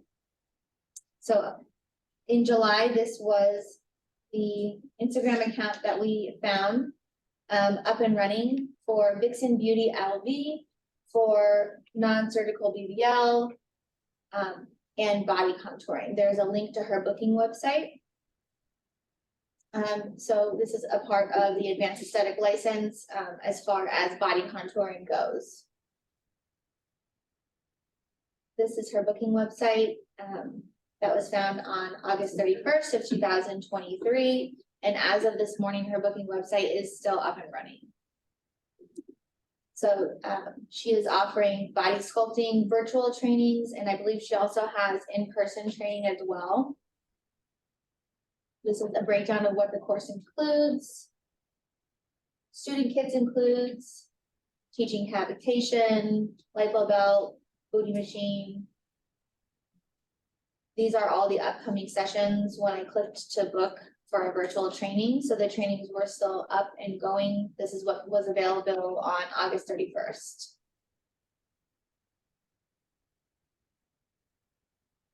This is for the in-person training of her body contouring class. It shows like an equipment list, what is included in your class, booking details, and then it gives contact information. So it has her Gmail, her phone number, home-based studio, her Instagram account, and her hours of operation. Deposits and cancellation policies on her booking website, late policies, rescheduling policies. And then these are also additional services that you can book with her. So EMS falls under advanced aesthetics. Session packages, 3 sessions, the session package, as well as esotherapy, which is a form of body treatment.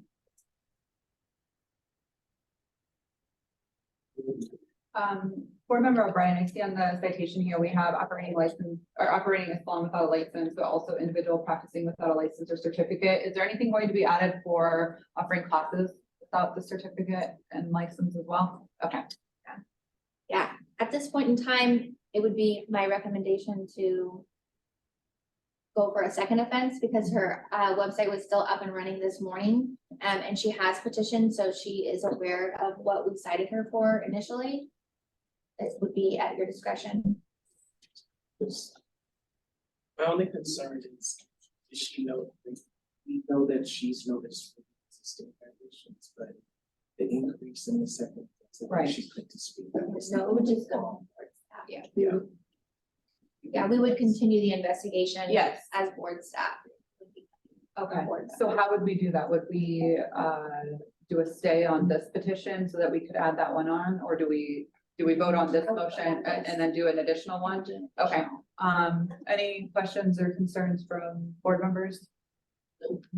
Are we ready for a motion? Board member Wolf would like to file a motion to uphold the violations against Michelle Keeler, U-10101480. Before Member Harris, I second that motion. All in favor? Aye. Any opposed? And for the record, can we also just note that we are going to continue the investigation? We will. Okay, perfect, thank you. All right.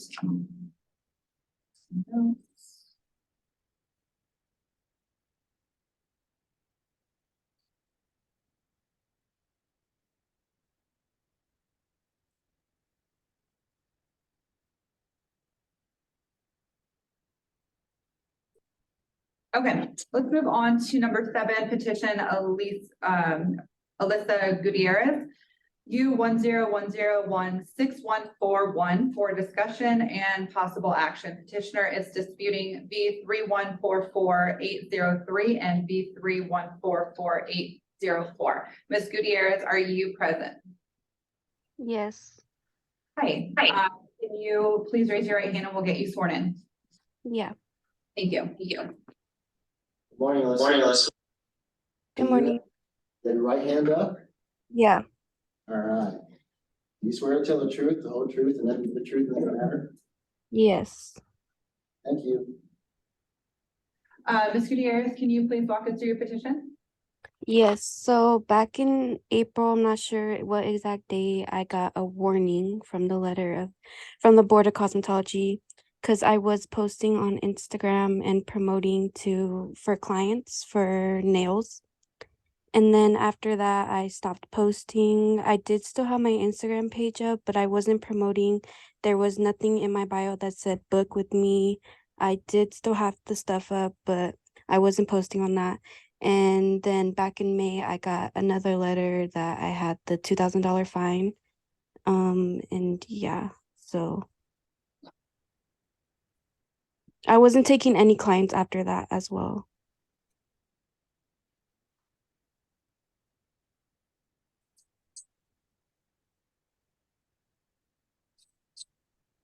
So you're saying when you received the cease and desist on May 30th of 2023, you were no longer taking your clients? Well, back in April, yes, I wasn't. But then back in May, I had got another fine. Well, I got fined for the first time. Okay, I lost you there. I just wanted to make sure I was following you correctly. Sorry about that. No, you're fine. Okay. Can we hear from board staff? Yes, this is Lauren Gossage, Regulatory Compliance Specialist.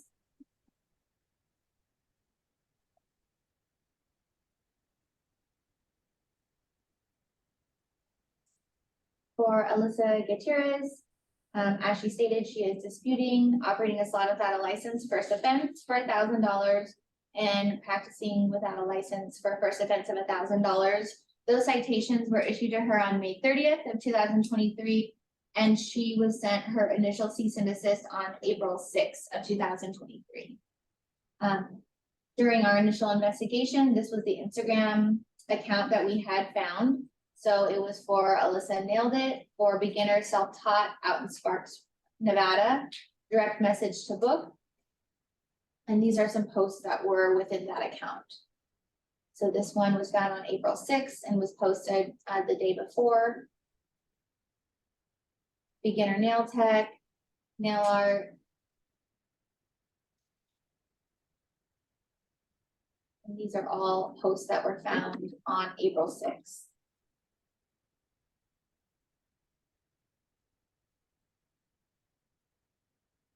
This was found on May 30th when she was issued the second cease and desist and citation because the account went private. It still stated beginner self-taught and it wasn't completely removed. Okay, thank you. Any questions or concerns from the board members? Board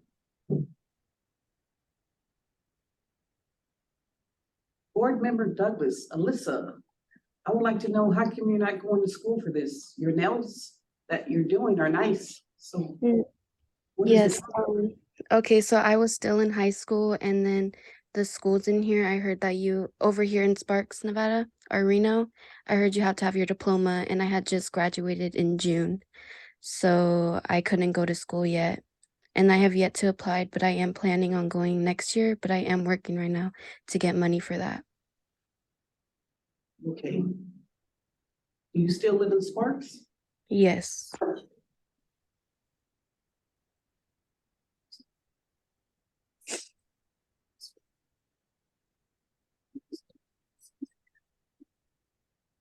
Any other questions for Alyssa?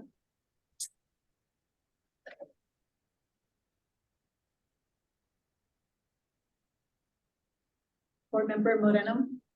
You're living in Sparks. I just wanna, is there a Paul Mitchell School in Sparks? I think it's in Reno. Okay. Yes, I have set up a meeting like to go view like the school and stuff, and I did go do that.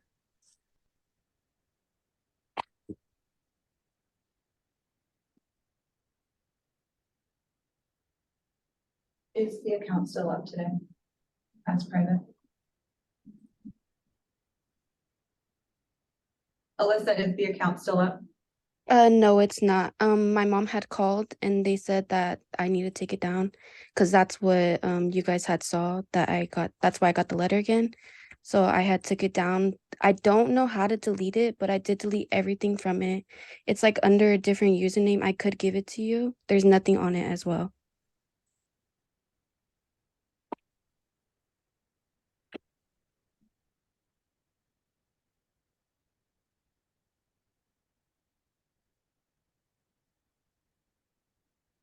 Miss Alyssa, this is Board Member Harris.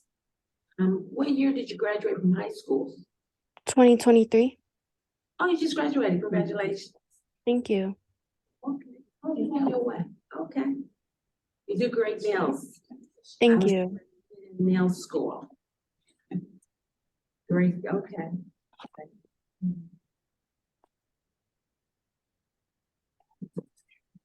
Miss Alyssa, what do you do for work right now? I'm working at Guess Retail. Awesome. And when is your interview with the school?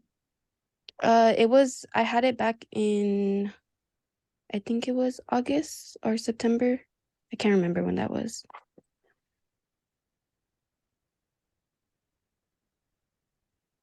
So is there, oh, this is Board Member Wool.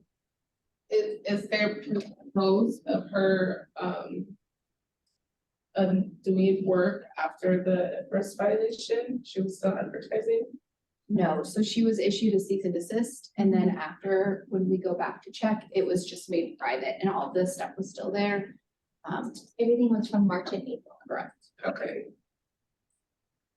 But, with the advice from the board to proceed? Or what would you guys recommend? Do we let them fine or do we? When we send out an initial cease and desist, it does act as a warning. Okay. It tells you to stop. When we follow up a couple of weeks after the fact, we find that they've just made the account private, that there's still the exact same amount of posts, or the information's been modified slightly, like hers was modified to just still say beginner / self-taught.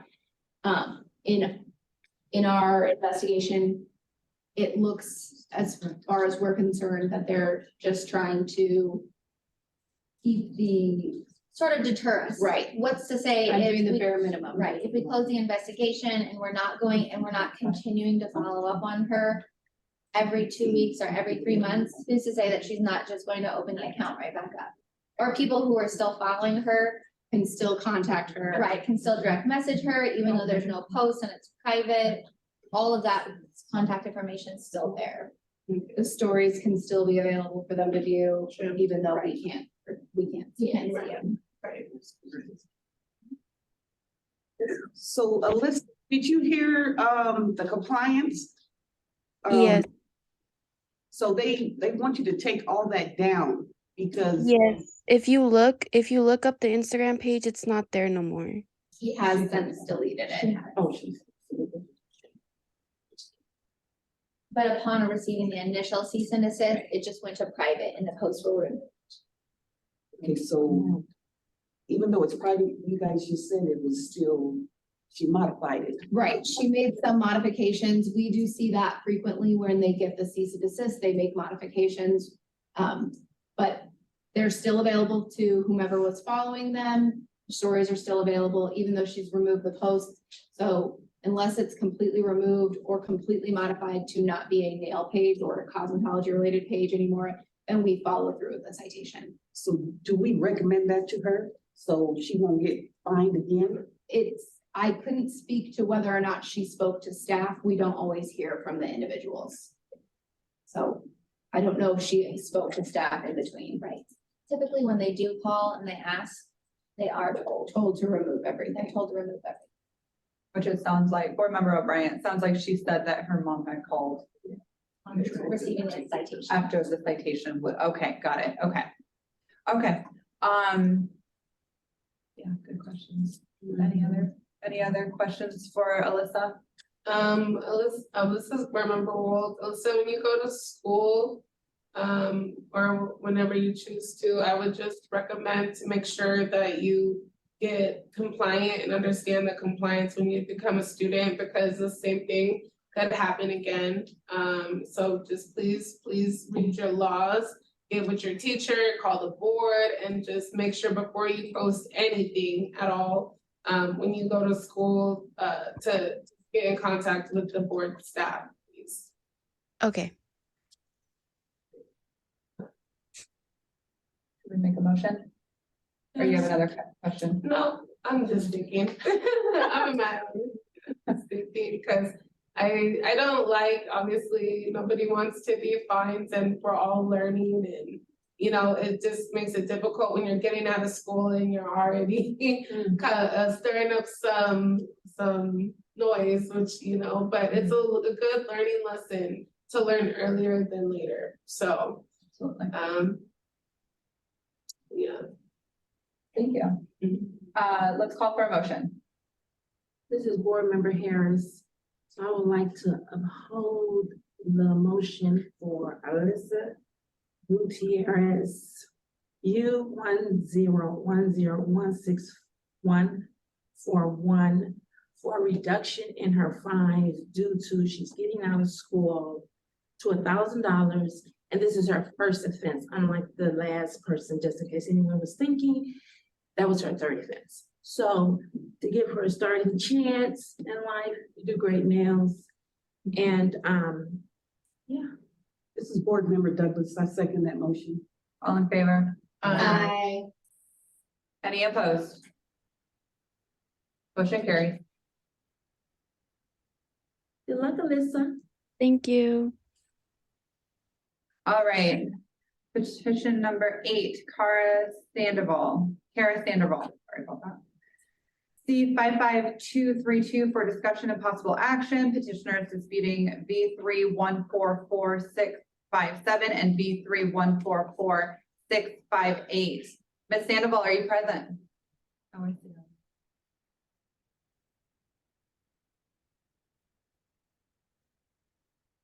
Yeah. Oh, yeah, just. Yes, you did. There you go.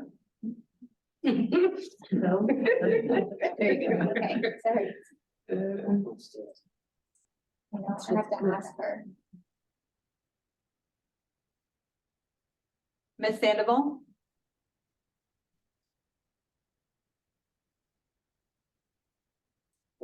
You were scared of big. Hello? Very sexy. Hi there, Ms. Sandoval. Can you please raise your right hand? We're going to get you sworn in. I have to turn the video on? If you would like to. Okay. Can you see it?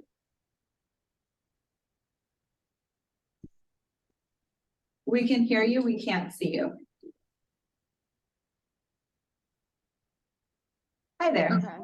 Hello, Ms. Sandoval. Raise your right hand, please. Okay, we swear to tell the truth, whole truth, nothing but the truth in this matter. Yes. All right, thank you, Ms. Sandoval. Okay, Ms. Sandoval, can you please walk us through your petition? So I got a warning to stop working out of my house, and I did, and I got like a fine maybe like 2 to 4 weeks later, and I'm not doing it at my house anymore. Okay, thank you so much. Let's hear from board staff. Lauren Gossage, Regulatory Compliance Specialist. In the matter of Kara Sandoval, she is petitioning for operating a salon without a license, first offense, and for practicing in a location that's not licensed by the board because she was practicing out in her home. She is a licensed cosmetologist as of April of 2023. These citations were issued on May 23rd of 2023, and her initial cease and desist was sent on May 1st. This is an image of her booking website that shows her availability and the services that she offers, along with some disclaimers. More services that are available on her booking website. This shows the location, which is her home address, her phone number, and the hours of availability that you can book. This is a screenshot of the website upon initial arrival to the website.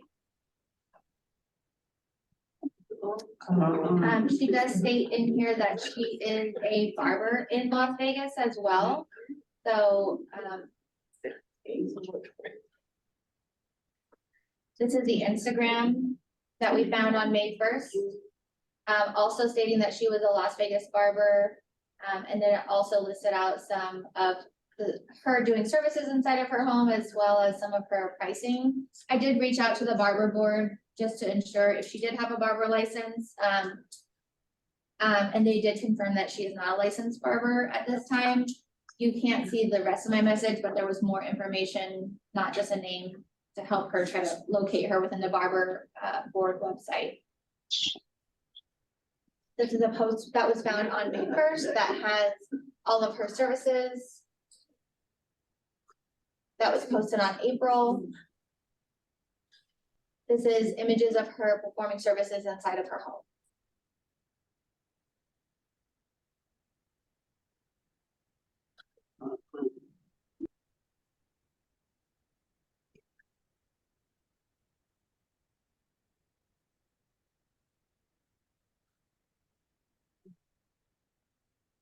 Board Member Douglas, Ms. Sandoval?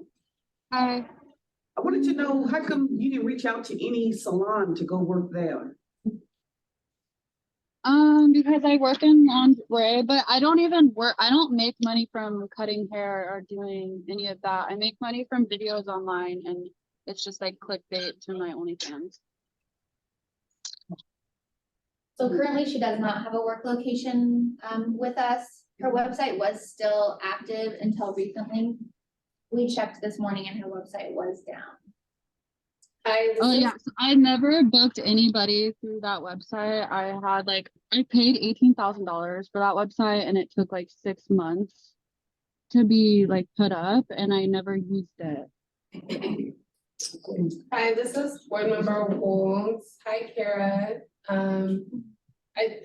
My only thing is that, you know, with your cosmetology license, how someone would maybe think that you're a licensed cosmetologist, maybe offering your site says adult services. So whenever I see the word adult in services, I don't think facials or waxing, but the two are coexisting, at least the way that it was marketed. So even if it is for your OnlyFans or your other career, when you mix the two together, you want to always make sure you're acting in compliance. So I think that's the real issue here, is that you're, you know, offering a service in your home, sitting on a guy's lap, and then you're, you know, whether you're doing a facial or you're, you know, fixing up their hair, you're saying you're a barber. So there's a lot of misleading services going on, even if it is clickbait, because you are licensed as well. So that's my only concern, is that, and then you're also practicing out of your home, which is against the law for licensees to practice out of their home as well in your license. So I would hope that you guys have talked about that in class. Is it illegal to like not charge? It's illegal to practice beauty services on somebody in a non-salon establishment. So say even if you're like doing your friend's hair and coloring your hair, and you're, especially since you're licensed, that's technically against the law. So if you are gonna do cosmetology, wash somebody's hair, curl somebody's hair, anything of that nature, it does have to be in a salon. Even if you go work on the strip, you are to submit information of where you're gonna be, and the board will approve that issuance. So there is protocols and policies for no matter what type of work you do and where you're doing it at. Okay. Yeah. So even if you want to work out of your home, I would contact where you live and see if your house is even zoned to be able to be a home-based studio. And then you would have to go through the compliance of getting your house up to code to be able to legally operate and apply with the board, and the board will let you know if your floor plan is like feasible as well. So. Okay. Board Member O'Brien, I have a question for board staff on the citations. Yes. First citation, operating a salon without a license, $1,000. Second one, practicing in a location not licensed or authorized by the board for $500.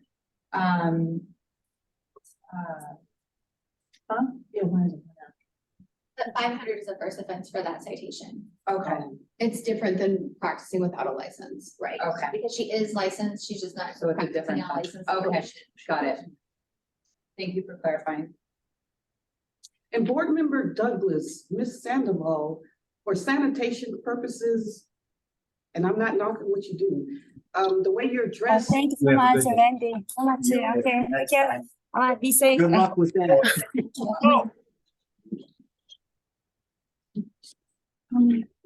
Sorry about that. Ms. Sandoval, can you hear me? Yes, I can hear you. Okay, for sanitation purposes, the way you are dressed, which is your business, but as far as like when hair is flying all over the place and you got your body exposed, not covered up as much as it should be, that's a concern to me, because hair Is that a law? You're coloring hair, and Is that a law that you can't wear lingerie? Well, I'm speaking of the sanitation part. Your toes still have to be covered by law. You're also supposed to wear closed-toed shoes in the salon. Yes. You have to have an apron. You're basically at a dress code. So I could wear an apron over my lingerie and that would be okay? Correct. Okay. Do it. And Yes. shoes. Yes. And the practicing cosmetology has to be a non-porous floors as well. So like no carpet.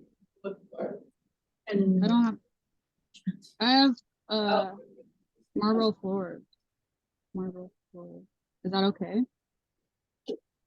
You would need to get your room that you're working approved as a licensed establishment, and board staff can assist with that. That's kind of outside of our petition today. Right now, the concern is that it is not licensed and that you were operating it without the license.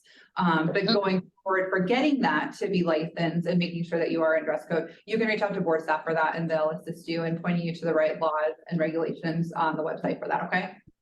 Okay. Okay, cool. Yes, of course. Do we have any other comments or questions for Ms. Sandoval today? So how much do I owe? As it stands right now, the fine is for a total of $1,500. Okay. Okay. And you guys do. We have to make a motion. We're just 1 second. Board Member Wold would like to uphold the violations against Karen Sandoval, C-55232. Can I get a second, please? This is Board Member Douglas. I'd like to second that motion. All in favor? Aye. Any opposed? Okay, motion carries.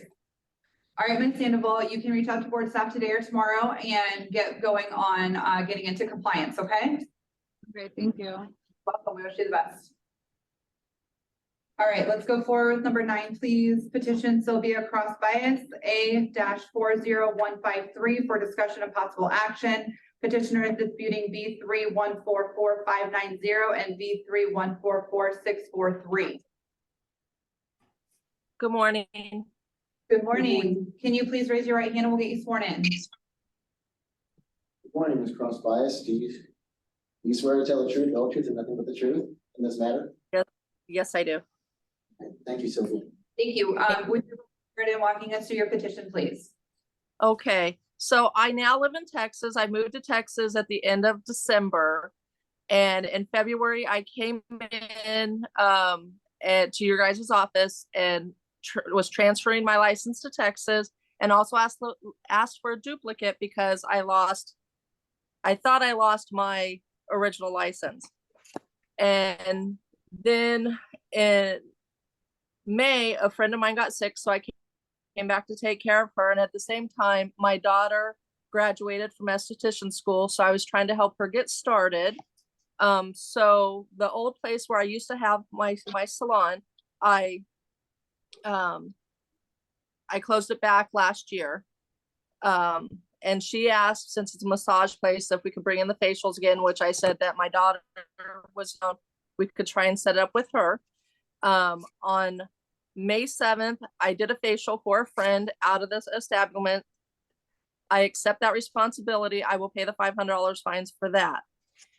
But I also got fined for having working or running an establishment without a license. Well, now, right after Mother's Day, I called State Board, talked with Erica, and she said, yes, I had to have a salon license. So that week we were working on getting the state, the state business license for my daughter, and was going to work with you guys. And then during that time, my friend was in the hospital. I was at the hospital all the time. I didn't have time to let the new owner of the establishment know not to book for anything because we couldn't do it. And so then I think Pamela came in, and then I got cited. So, but if you look on the flyers and everything that Pamela took pictures of and everything, my name's not on it. So that's why I would like to appeal that. And because, I mean, like I said, we just found out that week before Pamela came in. Okay, thank you. Let's hear from board staff. This is Lauren Gossage, Regulatory Compliance Specialist.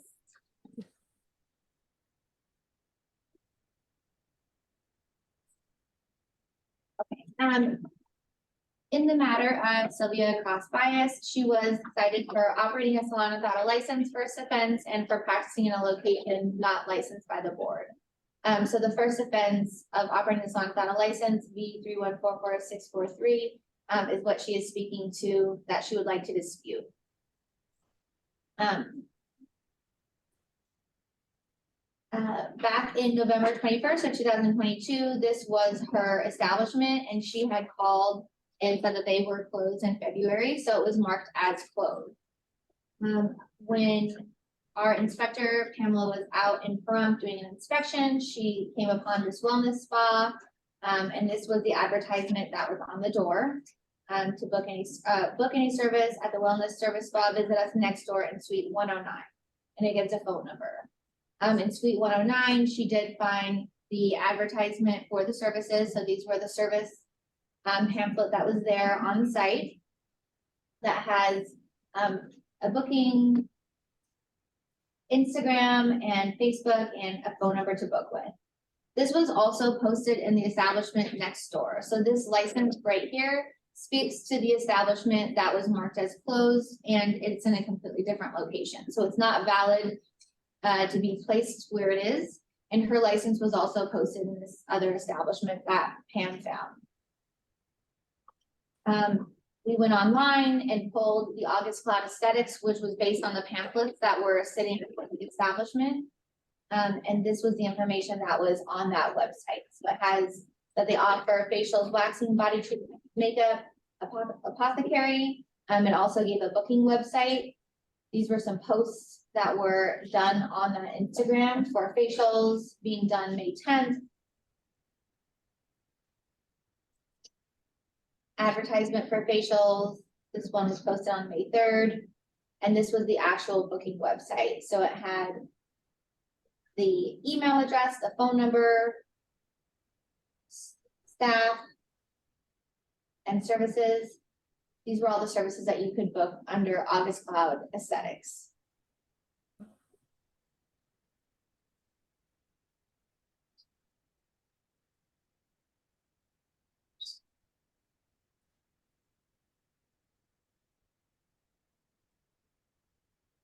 That's all that we have. Okay, thank you. Any questions from board members for Sylvia? Board Member Douglas, Ms. Ross, bias. The place next door at 109, that suite, was that licensed for esthetician? Yes, we had, when we had it, we had 108, 109, 110, and 111. Okay, but you So also, you also stated that you were closed. So yes, ma'am. So the business in 109, was that reopened? No. The wellness center came in. And they have massage therapists. There was no room there or anything. My daughter was going to rent a room, share a room with one of the massage ladies. Correct, but that's suite 109, right? 'Cause it says- 108 is the one where they have the massages and doctor offices and that. But 109 is the wellness. That's where they do the chiropractic and vitamins. Okay, so how did they locate the licenses in the space that you had already presumed? In 108. So I must have left it there when I left, because like I said, I was in there in February saying that it was either packed up or lost. I didn't even know it was still there until the lady brought it out to me and said it was here. I said, I had no idea. Oh, so it was another business already established there? Yeah, yes, yeah. It's a wellness center. Oh, okay. And she was trying to do a spa too, to bring in the massage and facials. And that's why she contacted me. And I let her know I'm in Texas now. And that's why I offered my daughter. So is 108 and 109, are they connected now?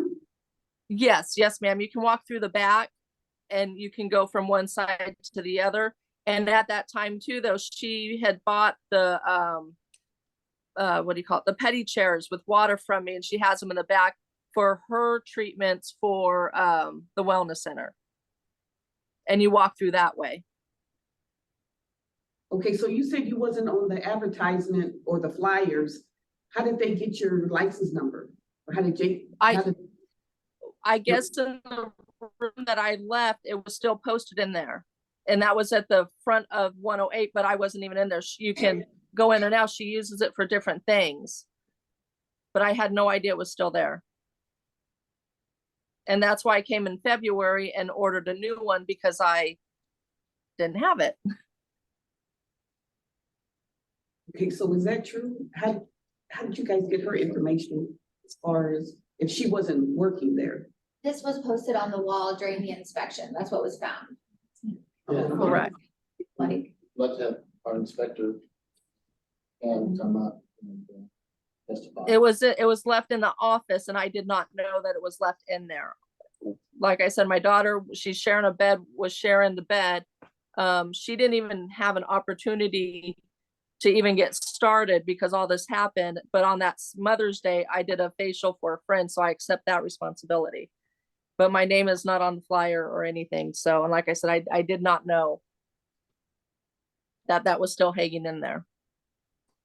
So when you did that, So when you did that facial, you didn't have your license with you, is that correct? I did have the one that I picked up from you guys on February. But was that for, you just said you came back from Texas, but you wasn't. Correct. But you wasn't a Correct. resident here. No, I'm not a resident here, but I have family here and my friend was in the hospital. That's correct, but you know you can't. Right. Once you transfer your license, you also have to transfer it back if you're doing any work in. You can't work in both places?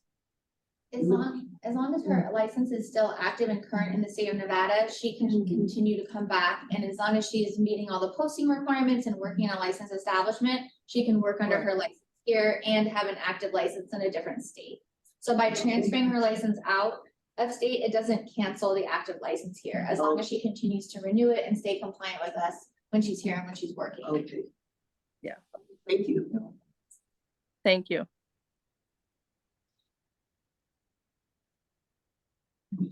Board Member O'Brien, question for board staff. So the citation of practicing the location not licensed authorized by the board of $500 was issued for the facial that she performed. And then in addition to that, it's also operating a salon without a license, or is that it? Correct. They're both tied to that. Correct, Okay. because, yes, this establishment license and her license was found when the establishment was closed, and she was cited due to the pamphlet and us finding the booking website. And then Michigan owner of the spot. Can we get Pam? Oh, so I'm just gonna say, the only reason I wrote that it was because, right. And you can see even on the booking sites and all that, none of my name's on any of that. Okay, thank you. We're gonna swear in our inspector. Okay, thank you. Swear to tell the truth, the whole truth, and nothing but the truth in this matter? Yes. Thank you. So it is complicated. So when you walk through the door, here's suite 109, suite 108. She used to own suite 109, 8, 9, 10, the whole side. So when you walk through the door, I noticed on the sign, I'm like, I thought she was out of business. So the owner of the wellness place, name was Crystal. She goes, no, she's on the other side. So that's when I walked to suite 108. That's when I noticed her license posted and the salon license. So I wrote a citation. Because according to the law, you can't, if it's closed in our system, you can't be operating if your license is expired. Right. So that's how that came about. Let's also notate that $1,000 of operating a salon without a license was issued by compliance by us in the office due to the Instagram and the booking website that we found. Yeah. But it is our recommendation, as you can see here, the staff on the booking website is not her name, it's someone else's name. So we do recommend to not uphold $1,000 citation of operating a salon without a license, just uphold the citation of practicing in a location that's not licensed. That's not licensed, yes. Okay. That's what I wrote it for. Okay. So they did the other part. We believe that the person is her daughter, right? So Okay. really, it's if you were to cite somebody, it should go to the daughter and not to mom. Sure. Is the location licensed at this point? No. It is not. Okay. Okay. Thank you. Thank you. Do we have any other comments or questions? Okay, do we want to make a motion now? Any questions up north? No. Okay, let's go ahead and call for a motion. I, board member, would like to, what's it called, reduce, uphold the motion to reduce the fines to $500. For Miss Sylvia Cross Bias, A-401. Board Member Douglas, I second that motion. All in favor? Aye. Any opposed? Motion carried. So Ms. Cross Bias, we are going to uphold the practicing in a location not licensed authorized by the board, and we are going to do away with the $1,000 fine of operating a salon without a license, is what the board decided, okay? Thank you guys so much. You're welcome. You can reach out to board staff today or tomorrow and get that handled, okay? Thank you so much. You guys have a good day. Thank you as well. Okay, let's Yeah. Okay, let's move on to petitioner number 10 as well as petitioner number 11.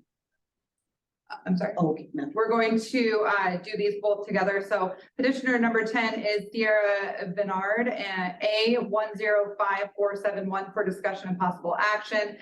Petitioner is disputing B3145177 and B3145178. Petitioner number 11 is Jordan Vinard, A105404 for possible discussion for discussion and possible action. Petitioner is disputing B3145180 and B3145181. They have asked to be moved to another meeting as they are not able to make it due to a out of the country. So we are going to go forward with the presentation from board staff. This is Lauren Gossage, Regulatory Compliance Specialist. Oh, the first, before you address it, are you going to have any discussion as far as the request? Oh, I'm sorry. Yeah. That's what I thought you were Oh, doing. yeah. So can we hear from board staff regarding that? Yeah, the next available meeting date, because we are taking petitioners as they come, first serve. The next open meeting date that they would be moved to would be July of. As we already have January and April completely filled. And they were notified when of this meeting that they were on the agenda? Yeah, at least 30 days in advance. And we reminded them that they could participate via Zoom. Right, So it's the board's pleasure. right. You want to consider these?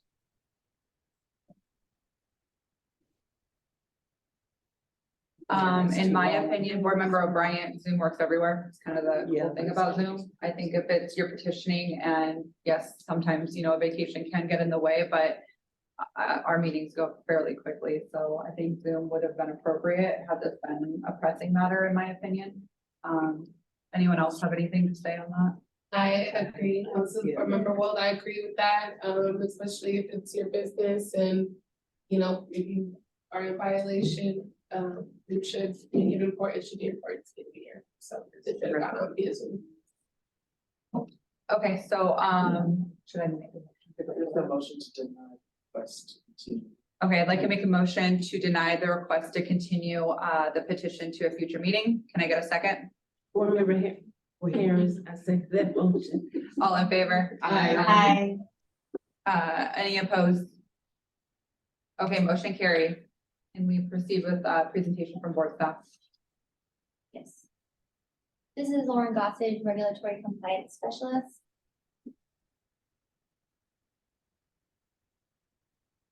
Sorry. We will begin with Sierra Vinard. She is a licensed esthetician. She is petitioning operating a salon without a license, first offense, and practicing in a location that is not licensed by the board, first offense.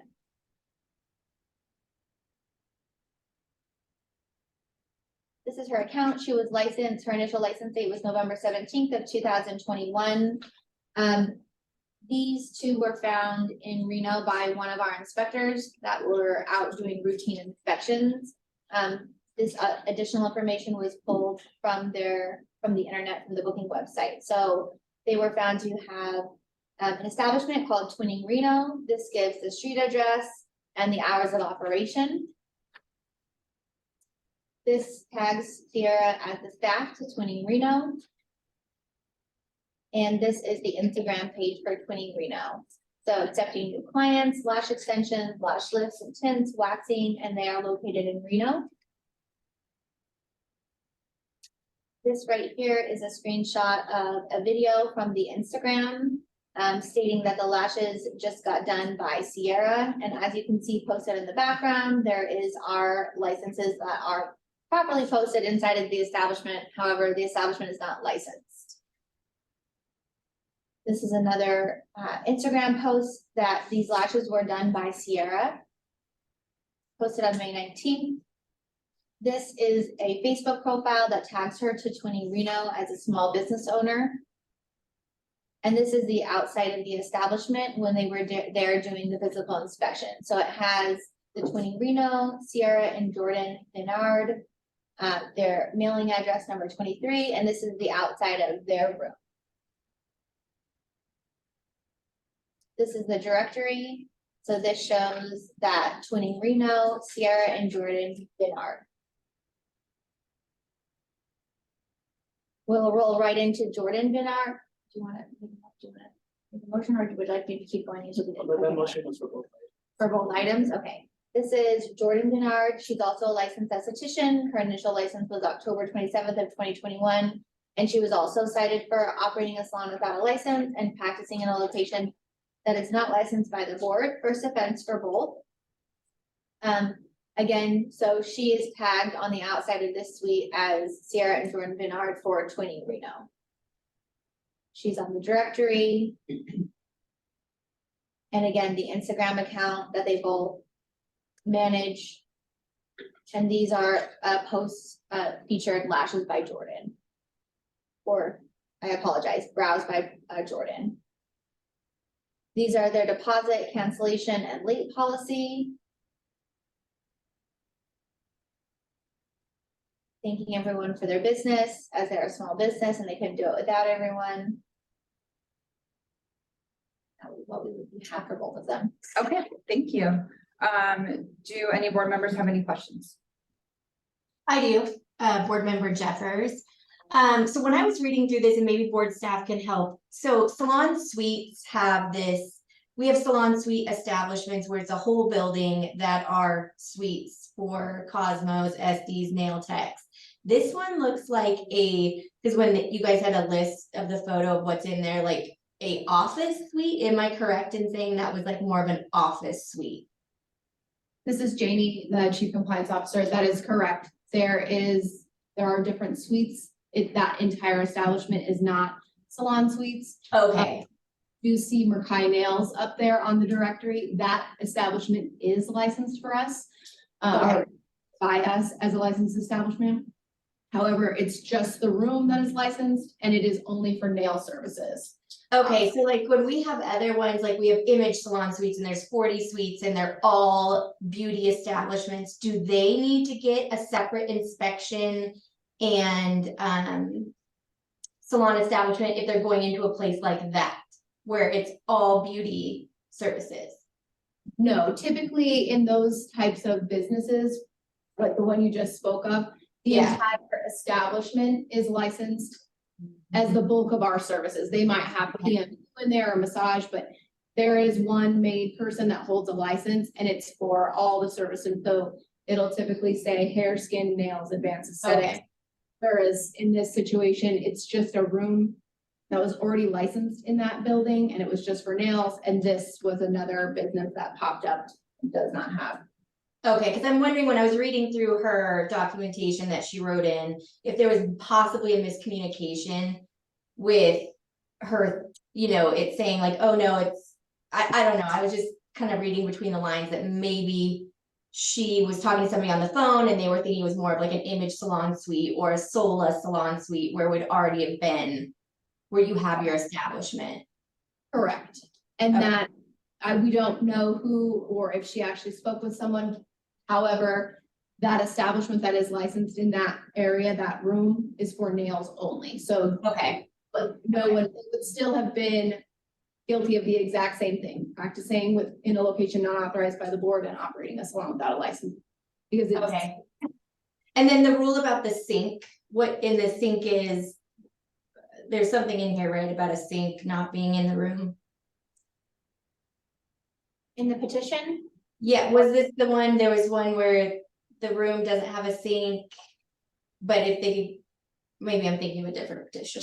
No, it's in there. Board member O'Brien, she states that she was calling to check in order to operate as long as I had access to a sink in the break room at all times, I would be good to go. And that's fine, that's okay for aesthetics? Well, wouldn't it typically need to be a dispensary? Right, if you're not a break room. Yeah, if you're speaking to a dispensary sink, the dispensary sink has to be in a out and open location that's available for use at all times. So not located in room. However, I guess just depending on how she posed the question when she called, it could have given you a very different answer or painted a different picture of her situation, where maybe someone thought that she was already in a licensed establishment and not under the impression that she wasn't in an establishment that wasn't licensed. Yeah, so going forward for this person, I mean, is this room even up to code? I mean, like, would she have to move or get it plumbed in? I believe she has been licensed. Right. Since. Oh, okay, so she has, okay, And petitioning, correct? Yeah. okay. Any other questions for board staff? I'd like to call for a motion for petition 10 and 11, please. This is Board Member Douglas. I would like to uphold the fines for Sierra Dinner and Jordan Dinner. License number 8105471. License number 108-105404. Board Member Harris, I second that motion. All in favor? Aye. Any opposed? Motion carries. At this time, I think that we should take a break if we need it. Do we need a break? Bathroom break? Yeah?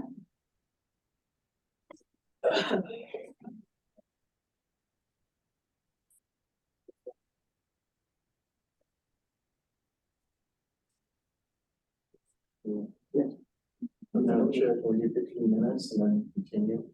That would give us to about 5 minutes. Yeah, that would be great. All right, we will be back here at 11:45. Got a lot.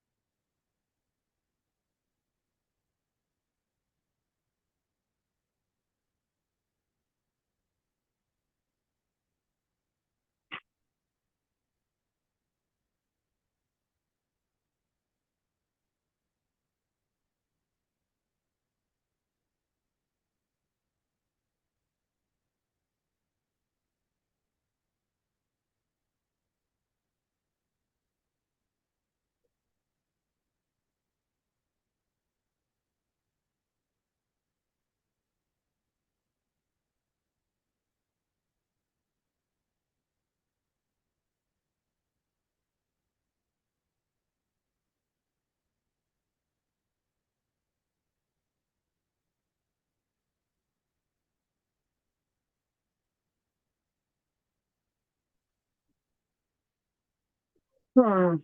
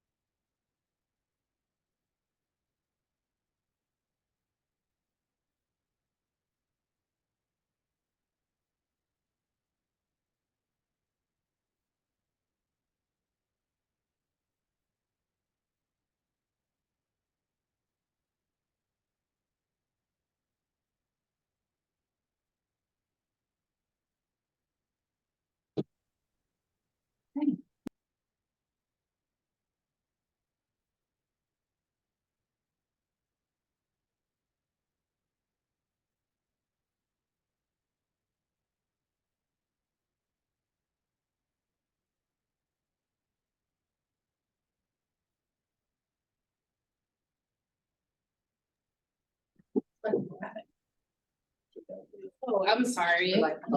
Okay, welcome back to the Nevada State Board of Cosmetology. The time is 11:52, and we are going to get started with petition number 12. Destiny Wiggins, ST 10101391 for discussion and possible action. Petitioner is disputing B 3143280 and B 3143281. Petitioner was invited to repetition to bring forth the evidence that they had countering the findings that were presented during the April 17th, 2023 board meeting. Ms. Wiggins, are you present? Yes. Hi. Good morning. Can you raise your right hand, please, and we'll get you sworn in? Yes, right hand raised. Thank you. All right, Destiny, do you swear to tell the truth, the whole truth, nothing but the truth in this matter? Yes. Thank you. Okay, Ms. Wiggins, if you can walk us through your repetition, please. Okay. I'm so sorry, oh, Ms. Wiggins. go One ahead. second.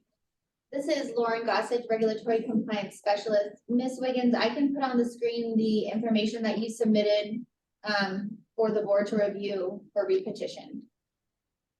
Okay, that's fine. Do they still want me to go over what my petition was from the beginning, or just kind of go into what I'm here for? Into what you're here for. Yes, let's go over what you're here for, please. Okay, so I started esthetician school in August. They did tours during the summer and stuff like that. So I ended up enrolling in August. And when I got to the school, I was in, so I guess they do phase 1, phase 2. Phase 1, they only introduce us to the Milady book. We are not informed about regulations. We're not informed about state board. We're not informed about salon, how it's supposed to be ran, rules, regulations, what you're supposed to do for having an outside salon or a salon in home. They do not, and it might just be Milan, but they do not teach us any of that information until we actually graduate to the phase 2, which is salon floor. So they had us setting up Instagram accounts, Facebooks, booking websites, Google, like the places where people can go on doing Yelp and Google reviews. We had I don't know what to call her, but it's a lady that was working in the education department, where she came into our classroom and she was the one who set up our Instagram, helped us with our names, told us the prices that we're supposed to post in school for the school services, because we're responsible for all of our clientele. We're responsible to basically help the school make money. We're just responsible for any clients or anything that goes on the salon floor. For us to get the experience, we're the ones that have to bring people into Milan to get our credits. They don't help us with that. So they leave us responsible for all of this stuff. So in literally January, maybe January 5th, after we got back from break, I graduated February 6th. So this was 3 weeks before graduation. These 5 months, we had no dean at our school. So I believe the school was just trying to uphold themselves so they wouldn't lose accreditation and all the stuff that they had going on. But we had no dean to instruct our teachers, to inform us about any regulations that state board wants us to have, things that they want us to do and not do as students. We had no one to guide us for that portion. So when January came, 3 weeks before graduation, I was served a cease. I wasn't even served a cease and desist. You guys sent the cease and desist to the new dean that finally came in December. So he called us into the office. He literally showed us, he showed me all the reports from students that were in my classroom, reporting me to state board, saying that I was doing work outside the classroom, saying that I was running a salon. It was just a mess with Milan, and all the reports and the arguments and the issues that students had. It was very just childish going on. So I had finally met the dean literally 3 weeks before graduation. And he served me my cease and desist. And he told me, hey, Miss Wiggins, the board says that you've been doing this and this. I'm going to take care of it because I know for sure you're not doing these services. You're in school every day. You're here on time. You sign in and out. You check in. I'm at school 9, 10, 11, 12 hours a day, just trying to get these mods that they have us do done. So he told me that he would take care of this problem. After graduation, he called me back into the office. Well, I went to him and asked him what was going on with State Board. And because I had got an email that I never even got a cease and desist letter, like personally sent to me. I just got, after like the day of graduation, I got an invoice that said I owed $2,000 for being fined for both the services and that I had to go and appeal for it. So I went to our Board of Education, which was Miss Shai, and she informed me that, you know, she went over board regulations and stuff like that. And she apologized to me because she was like, you know, unfortunately, our school is messed up right now. They're doing the best to fix it, but just go and appeal, show your evidence, do whatever you have to do. She even wrote me a letter, but you guys said that you guys don't accept any letters from anybody at the school because you cannot prove that, you know, you just can't prove that their word is sure of. So when my appeal came up, they displayed all the documentation. They said they showed a salon. They showed a picture of a bedroom in my house, which I did post, and it shows that it was posted September 20th, which was 3 weeks after. It was 3 weeks after I left phase 1. So I wasn't even informed or educated on anything about running a salon. I did put on my picture salon time, but it was because I didn't know anything that was going on. I just bought all the products for school because they said we're basically on our own. Even though we spent $13,000 on school, they didn't give us all of our supplies that we were supposed to have. So I was just an excited first-time student. And as I went to phase 2, I learned the laws and learned everything that was going on. So I no longer posted stuff like me buying wax or me buying a chair. I never posted anything like that. So they had us. So from the evidence that I've seen that you guys have, it shows that I'm doing eyelashes. So the girls that reported me at the school, they cropped my pictures from my Instagram. They cropped out the background of the salon floor at Milan. And so it only looks like that I'm doing just lashes and I'm promoting lashes and I'm trying to get clientele, but I was actually doing all of that for the school. We actually had someone at the school that was helping us set up our Instagrams and checking in on us every week and asking us if we're getting clientele on the salon floor, because the only way to graduate is to get these stars and to get these services and to have a certain amount of people worked on. So I'm just here to produce the evidence. I went back to Milan and I took pictures of the salon floor so you guys can see. And I submitted the original pictures of the lashes that I did on students. These are actual students at Milan. And I sent you guys the original so you can see the background that I'm not in a house. I'm not in a salon that's not licensed. I'm actually on the school grounds. I submitted my timesheets because we have to clock in on the salon floor and we have to fill out our timesheet mods to show that we actually worked on someone. I was licensed through Milan. I was given a certificate for lashes through Milan, and just all the evidence, all the pictures that you guys do have are students at Milan. I never once worked on anyone outside of Milan school. And even till today, I still have no license and I still owe a $2,000 fine. And I didn't work on anyone outside of what my school asked me to do. And even when it came time, when we got back, even when I got the cease and desist, I was the only person in the classroom who actually knew how to do waxing, lashes. And when they had clients, they would come to me and ask me to do the services. And I declined. I told them, no, I'm 3 weeks from graduation. I already have been served cease and desist. You guys can't back me up. So I no longer want to do services. And I was over in hours. So I actually stopped going to the school the last 2 weeks of school because the school is just unprofessional. It was too much going on. And I honestly felt like this situation was unfair for someone coming into the field. And I go to school to get educated. And I do understand that, you know, we have to look up things and go through things that we were supposed to, but I had no clue about anything going into this. I went to school to be educated. I went to school to learn so I can do things correctly and the right way. And I'm not even going to sugarcoat. I love what I do and I'm good at it. And I am one of the people, I really want to do this right. I didn't spend $13,000 to be sitting 9 months later without with just the diploma that I can't do anything with. So I just hope that State Board can match up the evidence, what they displayed first, and see that I'm actually being one of the most honest people here petitioning, and can probably shed grace, because I would love to go take my test. Honestly, I've been discouraged because I don't have $2,000. I need the $2,000 to set up my business, to pay for my license, to pay for my insurance.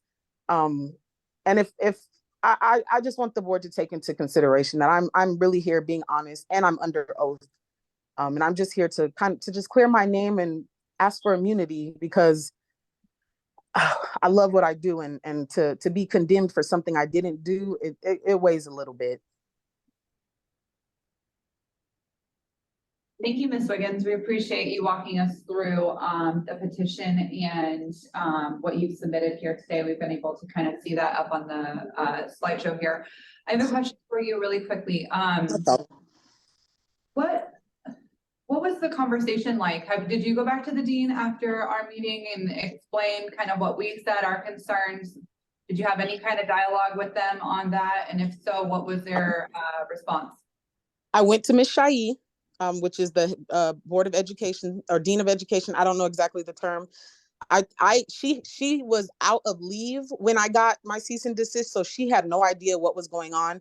And when I went to her office and I told her everything, she was actually upset. Because one, she said he wasn't supposed to display the reports to me. Our dean wasn't supposed to show me anything. So in terms of that, she just said, Ms. Wiggins, I know you're telling the truth.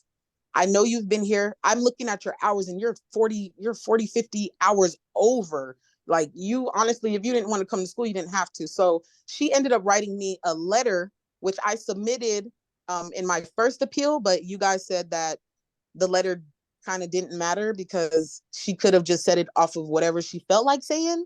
So I couldn't use that letter, but she actually wrote a letter and I still have it in my email. Okay, thank you. This is Board Member Douglas Destiny.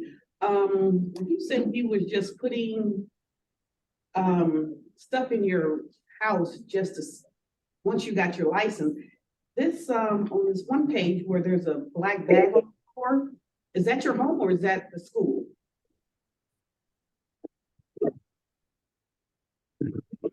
It's from the original petition. Okay, I'm sorry. I can hear you now. Sorry. Go ahead. This is Board Member Douglas. You said that you were buying stuff so when you graduated, you can prepare yourself. So there's a picture that there's a black bag on the floor. Is that your room or is that the school? That is my room. And no, what I said is that the school told us that we had to buy stuff. They just informed us about all the stuff that we're gonna have to have going out throughout the semester. They told us what the supplies that they give us are the bare minimum. If we want other products or certain things, they would write on the board and suggest us to go buy and purchase. So that's what I did. Well, I was going to esthetician school, so I knew in esthetician school I needed a bed, so I purchased a bed. That is actually that's the Milan bag on the floor that they gave us at the school. That's correct. I'm asking you, is that your home or is that the school? That's my home, but as you can see, that was posted September 10th. I barely started school August 15th. So I didn't know about the rules and stuff that we were supposed to do and not to do until we went to phase 2. On phase 1, they only go over the Milady book. They don't go over the rules and regulations. I understand what you're saying. I'm just saying, you said he wasn't working at home, but I'm looking at the floors of your room. No, I wasn't working at home. I just posted that because I was excited that I was in school and I was starting. I started school August 15th. This picture was posted September 10th. I had no salon. I literally just bought the bed 2 weeks after I started school. And I made the post, but I never once worked in the salon. That's why you guys don't see proof. Like the people the evidence that's showing that I did lashes, the pictures are not posted from that room. I never once did anything in that room. As you can see, it's not even set up. It's just a bedroom in my house. No, I Because understand. I was just excited to start school. So I didn't know that we were not supposed to have salons but I never had a salon. I just posted a picture with a box and a bag. I understand that. That's what I'm not asking you. I was just asking you, was that your residence or was that the school? That's my home. Okay, that's understandable, but I'm looking at the picture above that and the floors are similar. And you got a machine with the person laying down with their hands. Oh, no, love. Oh, no, that is, okay, so I'm sorry. So while I was in school, they had so there was Rona Robina. She owns RNS Beauty and Wellness. She was a student there, and the school allowed her to give us flyers to join her body sculpting class. This is her salon. This wasn't even at the school. That was her salon. We went to her salon with a group of people. The school approved her to post up her flyer at the school. So she recruited all the students in Milan in the whole class. She recruited everyone, and we all went to RNS Beauty and Wellness. And she trained us on how to do body sculpting, all these different things. So because it was something my school approved, I went ahead and signed up and did it. It was a free class they were offering. They don't allow us to post stuff in school. So me going in the cafeteria and seeing a body sculpting class and we're allowed to take it, all of us took it. All of the class from December took that body sculpting at Rona Robina's salon. So that's a salon. It's not a home. Thank you. And that's a student, Daisy. She's actually, she's the girl with the purple lashes. She's a student. She took the class along with us. So this was something Milan introduced us to, and we went as students and got the certificate from RNS Beauty.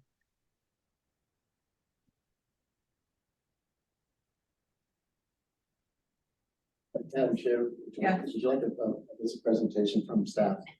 We can go through some of the issues that she has just recently raised. I'm so sorry, we haven't even gotten to. She brought some items that the staff can address. Yes, Ms. Wiggins, we are going to allow board staff to make a presentation now. Thank you for your comments. No problem, sorry. Oh, that's all right. This is Lauren Gossage, Regulatory Compliance Specialist. This is a presentation that was presented during the last board meeting. Just to refresh your memory, it was operating a salon without a license, first offense, and practicing without a license. First offense for advanced aesthetics, because she is enrolled and completed an esthetician program and not an advanced esthetician program. This was the original Instagram account that we had found on December 21st of 2022. This, as she mentioned, this service is being done outside of a licensed school. While you are a student in cosmetology school, you are not to practice outside of the school. You have to practice inside of a licensed cosmetology school under the supervision of a licensed instructor at all times. So just by going to the salon and performing radio frequency, which is advanced aesthetics, and body contouring, she's also unlawfully doing it, as she's not supposed to be practicing outside of the school as a student.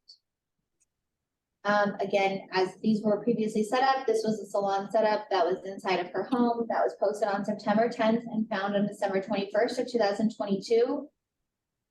This is saying that she passed her state board and she's officially graduated onto the salon floor on September 14th. This is one of the eyelash posts. I don't believe that. Look at what she has submitted. If there's one verifying that this one was done in the school. It's right there. It's the girl above. That's her. That's the same eyelash set. She's just sitting up. As you can see, she has the same jacket on. Okay. Ooh. This was.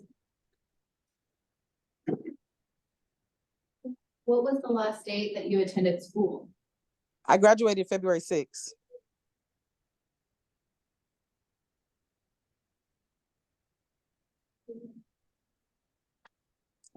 And as you can see, it says I was in Las Vegas at the medical district, which is where the school is located, and the timestamp. This one corresponds with this purple one.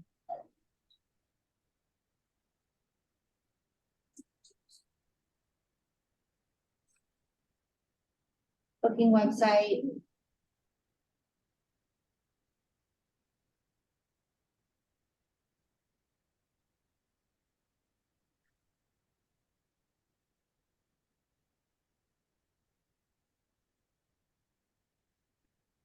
So this one just says openings available, link in bio, which takes you back to that original booking link. This was found Which is on what- report 23. So it's a modified page shading student book. This, you have this one in yours.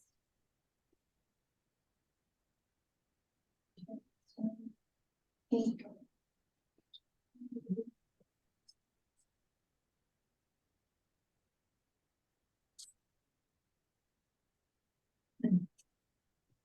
These are the slides that were at the previous board meeting, compared to what she has sent in.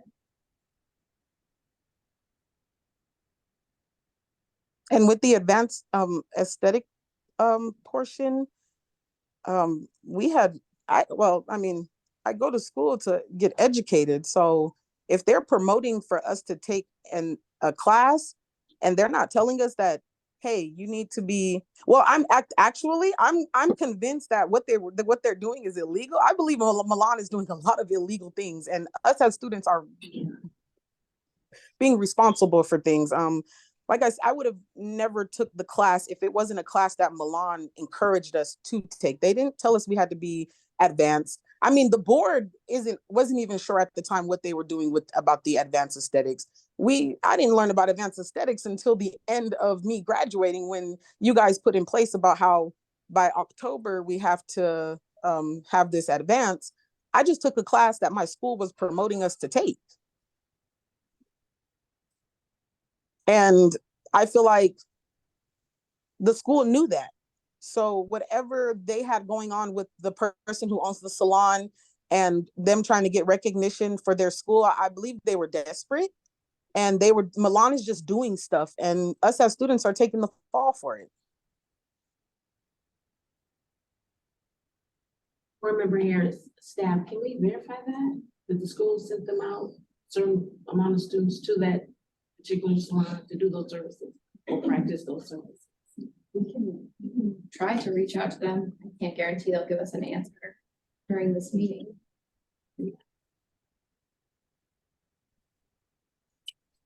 And like I said, it could be, we didn't have a dean to run our school. So to me, it's like, maybe they were just letting all students do whatever they wanted to do and post stuff around the school without confirmation, because we had no dean.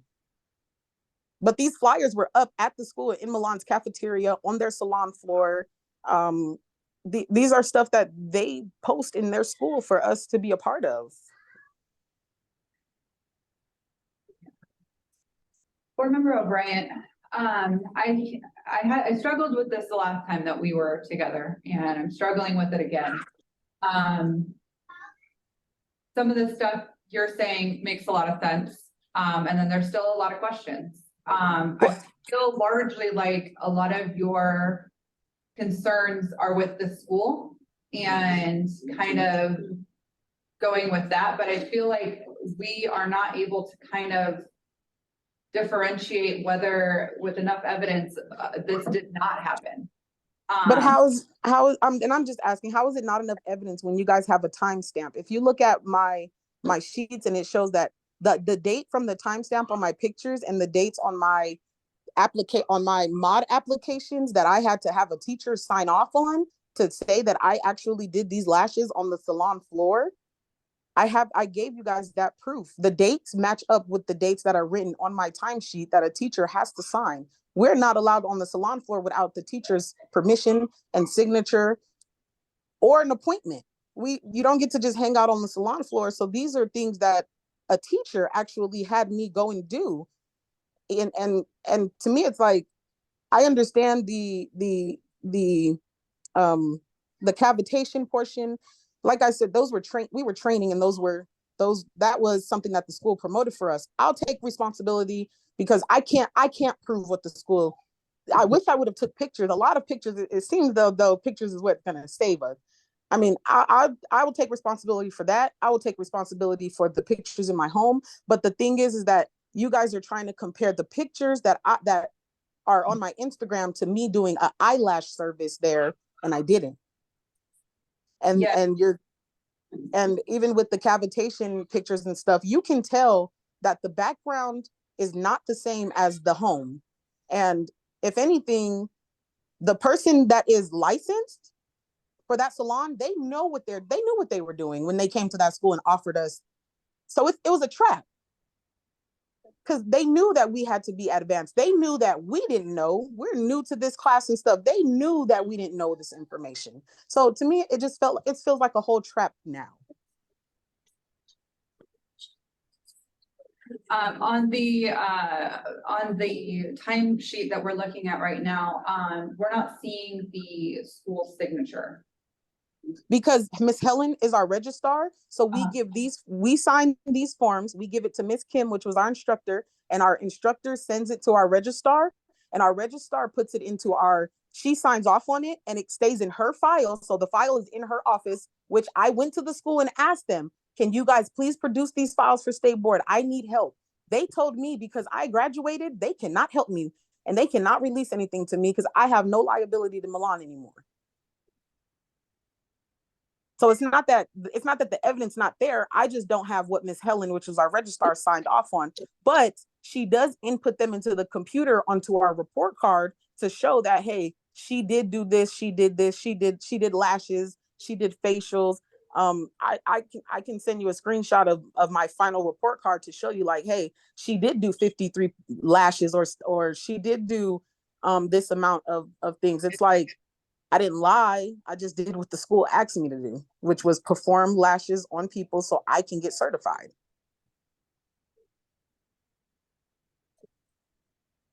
And even one of the students that is showing a date, it shows the same day that I did her lashes on my certification. It shows that I got certified the same day through Milan.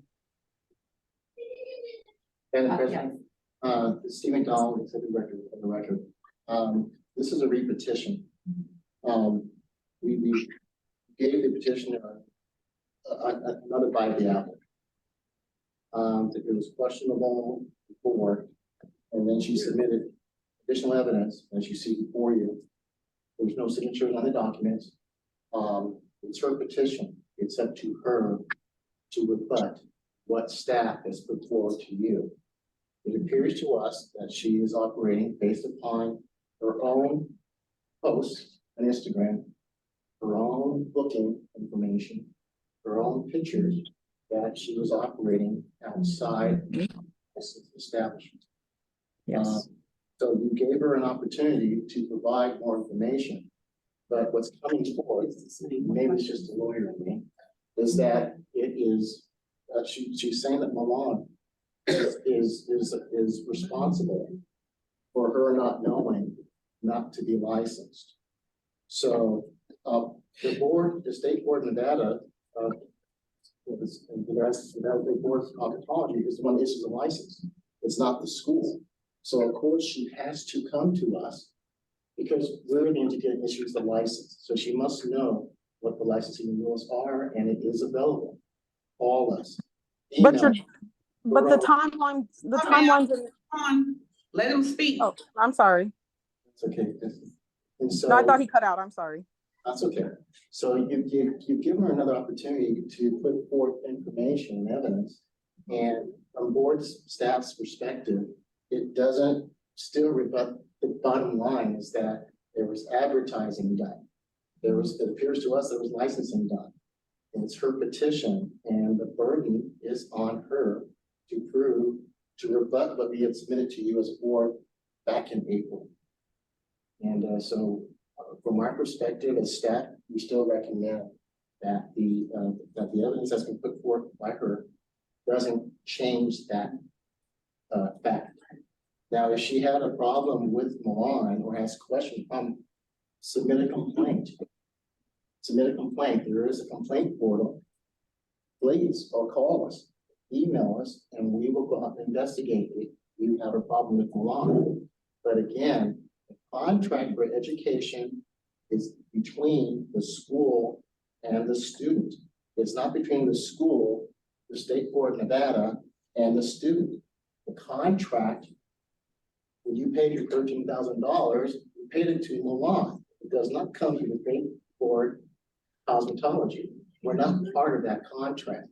She chose to go there, did her research, and felt that Milan was the right fit for her. So if there's complaints about the school, please submit that to us and we will investigate.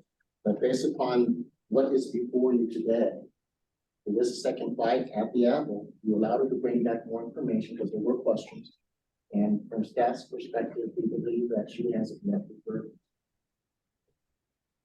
Okay, so you say I took a second bite at the apple. So I would like you guys to answer this question for me. You're saying that I brought documentation without a signature from a teacher, correct? But I brought a letter from the dean of my school, the person who runs my whole entire school. And you guys declined it. So you declined my evidence from the top person at the school. But you are putting me up against a signature from a teacher. I think the letter from the school, I did take it to the school. I took it to the school. I spoke to them about the problems. They even found discrepancies, wrote me a letter to help defend my character and things that I didn't do. And you guys denied that. But you're sitting here telling me that my paperwork isn't signed by a teacher. And that's the only thing that would help me right now. But you won't accept the letter from the dean. It doesn't, that to me, it's like, I mean, it's I can't change the board. The board is what the board is. And I have nothing but respect for the law. But to, like you said, to your knowledge and your opinion, I'm wrong. But to my knowledge and to my opinion, there's no safety net for me. So I feel like it kind of wouldn't have mattered if I took another bite at the apple, if I displayed the evidence. I brought a letter from the school's dean to tell you guys that this student did not do this stuff. She's a straight A student. She complied. She followed rules, and you guys are declining that. Yes, I mean, I'm not gonna take another bite at the apple because it's a lot. I'm gonna just take whatever you guys decide today. I'm gonna just ask, just like the other people, if possible, a fine reduce or something. If not, I'll gladly just take what I can, and I will. Honestly, I'm not gonna pursue. I don't want to pursue the career anymore because it's not. Okay, Destiny, this is not helpful. But whatever the board decides to go through today, I'm gonna take it and I'll be fine. Okay, thank you, Ms. Williams. Stephen Don for the record. The board did get your letter. It was presented to the board members at the April meeting. It was not It wasn't read. You guys denied it. I sent it, but you denied it. You said we will not read this. You literally said that. So if we could just finish for a moment, please. Ms. Williams, all the evidence that you had presented to the board, there were different board members at that time.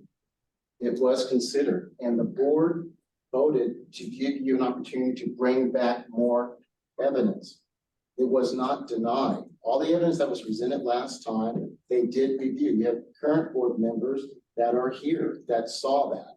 But the board voted to allow you to there was no decision made on your petition. They said, hey, bring back more evidence, and then see what the board decides. So it was not denied. The board I'm showing you guys the pictures, the actual timestamp, the actual time date. It shows you my location. I don't understand how this evidence is not sufficient. My point was that the letter was considered, you keep bringing up the letter from your dean. It was considered as part of the evidence last time. So I just want it clear on the record that your letter was not denied, but you keep. So I want to know, how is it considered evidence and not denied if it wasn't even read? If it wasn't, I mean, I have the whole, I don't know. We can go back and watch the last one. I said, you guys literally told me, we do not accept letters from schools because we cannot back up what your dean is telling us. As far as we're concerned, she could be lying for you. Literally, this is what you guys said to me in this meeting. If I may. We don't read a number of documents that are provided for petitions. For example, we don't read the petitions. All of those documents that are provided, including petitions, including your letter, are provided to the board members in advance. Every board member that was present at that meeting had the opportunity to log into our board meeting management software and review that letter. So it never would have been read regardless. However, you are dealing with a new board, and even at the time that you were last heard, that was one statement from one board member. They all get their own individual opinion, they all get to ask their own individual questions, and they all get to make their own individual votes. So I just want to make sure that we have clarification on the processes of when people petition and how things are done as far as voting. The statement of one doesn't equal the statement of all. Okay. I mean, I have no more, I mean, I don't know what other more evidence I can produce to you guys. I showed you pictures of like I said, I showed you pictures of the school, the floors to match what I had. I have evidence to show that I did not do lashes outside of school. I mean, I don't have any more evidence to prove. You guys, I mean, like I said, I don't even go to the school anymore. So and literally fired the everyone that was in my class and the dean, all that, they fired all of them because they were doing something wrong and they know it. And I like you said, it's up to the school. I have to report that with the school, but I am no longer a student there. So what they do now, it doesn't affect me. So even me complaining about the board, no one works there anymore for me to even produce a backup, but it's okay. Like I said, I'm going to go ahead and just take whatever the board gives me. If possible, reduction, I would be grateful. If not, I thank you guys for your time today. Okay, thank you, Ms. Wiggins. We appreciate your time. At this time, I'd like to call for a motion. This is Board Member Douglas. I would like to uphold and also do a reduce on her fine for $1,500 for Destiny Wiggins, ST-1010133912. Board Member Harris, I second that motion. All in favor? Aye. Aye. Any opposed? Motion carries. All right, Ms. Wiggins, so we did uphold the original fines with the reduction of $500. So we were able to grant that for you today. If you can reach out to board staff today or tomorrow, they can go ahead and give you instructions on how to proceed. Okay, thank you guys. You're welcome. Have a good day. You too. Thank you.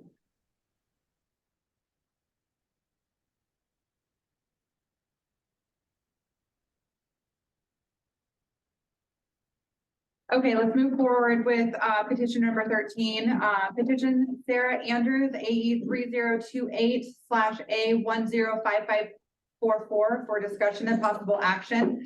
Petitioner is disputing B31444541, B31444543, B31444544.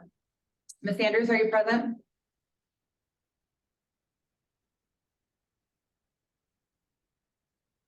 At this time, can we please see the presentation from board staff? Yes. This is Lauren Gossett, Regulatory Compliance Specialist.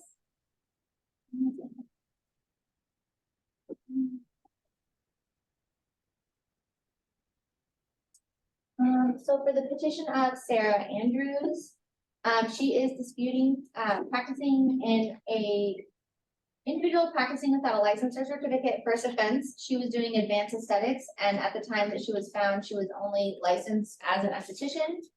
Practicing in a location not licensed by the board, this salon was also not licensed to even offer advanced aesthetics at the time. And then she was also cited for using advertisements which contained knowingly false or deceptive statements. she was advertising for advanced aesthetics as well. Her initial advances, she is licensed as an advanced esthetician now. Her initial license date was on August 1st of 2023, and she was found in May. This is the booking website of her Sculpt You Aesthetics LLC. So this has a list of all the body sculpting services that she was offering at the time. This was the card that was inside of her room at the time, that was found at the time of inspection. So this is what led us to her booking website and her Instagram. This tags the location, which is the establishment that she was practicing in, that was not licensed for advanced aesthetics. This is the machine that was found in her room during the inspection. And that is all we have for her. Thank you. Ms. Andrews, are you present? Okay, at this time, I would like to see if any board members have any comments or questions for board staff. Can I please get a motion? This is Board Member Douglas. I would like to uphold Sarah Andrews 80-3028 for her fine of $1,600. Can I get a second, please? Board Member Harris, I second that motion. All in favor? Aye. Any opposed? Motion carries. Petitioner number 14 is petition on hair designer S9566 for discussion and possible action. Petitioner is disputing B3144653. On hair designer, are you present? Oh, hi. Yes, please, can you both come up front and thank you. Oh, I'm sure. Speaker. Say here.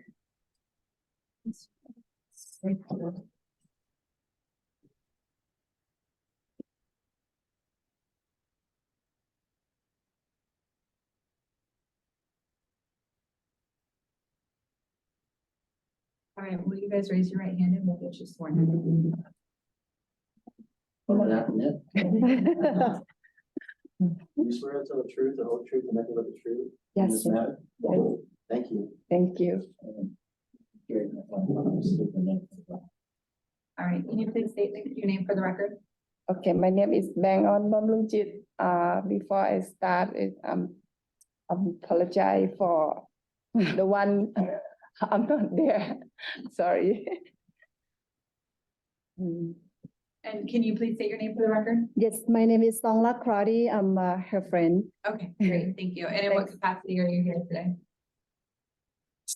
I'm sorry, can you repeat, please? You're going to, can you walk us through your petition? Sorry, I worded that weird. Okay, I didn't, sorry, English is a second language. And actually, I didn't see the original notice, because her previous friend was helping her with the petition, but she stated that she received a letter, I think back then, I'm sorry, I don't recall the time, but she having her issue with her back, back pain way back in 2020, and she finally had her back surgery in February this year after exhausting all the non-surgical options. And that there were like 2-3 months recovery period that her doctor instructed her not to work. So, but after the first 2 months, she did make some appointment to, just enough to cover her utilities and pretty much, to work. Because there was some infection, later on. So her doctor said, okay, so don't work another month. Then she planned to open her shop in June, on June 1st. During that time, her sister, who doesn't speak any English, she had asked the sister to help her with the cleaning the store or the shop before opening. So that was on May 23rd. Yeah, that when inspector came in the shop and see, 2 people in the shop, but due to the locations on, Easton and Charleston, and for the safety concern, the sister had asked her friend to accompany her to the shop, and, and she didn't have the key for the front doors only to enter from the back door of the shop. Yeah, and she instructed her to only respond or open the door to officers, firemen or policemen uniform personnel only. So that's it. Thank you. And is it her doorbell? It's not operable. Okay, thank you. Can we hear from, board staff?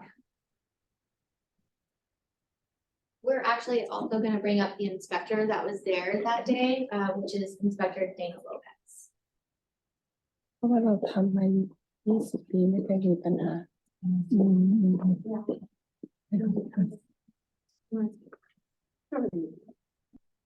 This is Lauren Gossage, Regulatory Compliance Specialist. And you swear to tell the truth, whole truth, nothing but the truth in this matter? I do. I'm gonna go ahead and share the screen, as we have, slides that we've prepared for this, and then Dana can also speak on them as well. This is a statement from Dana on the inspection on May 23rd, 2023. Dana stated that upon arrival, 2 individuals were sitting in the back of the salon at the table. Dana knocked on the door and rang the bell. The individuals ran to the back of the salon. The door was never opened. One of the individuals was receiving a color service. The Dana is issued a citation for non-compliance with the NRS and NAC 644A. So these were the 2 attachments that she was able to provide to her statement.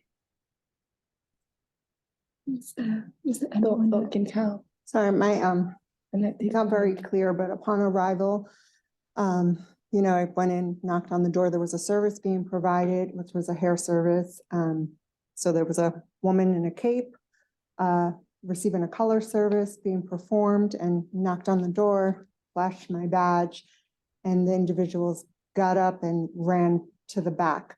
So I then called the number that's provided on our, you know, app to try to get in contact with the owner, and was not able to get in contact with anybody. So at that point, you know, wondering why the individuals were running. I do understand that, you know, of course, having a door locked is understandable, because you never know who's walking into salons and what areas you are in. However, based on the services that were being provided, you know, definitely was, you know, just presenting an alarm. Okay, may I add some statement?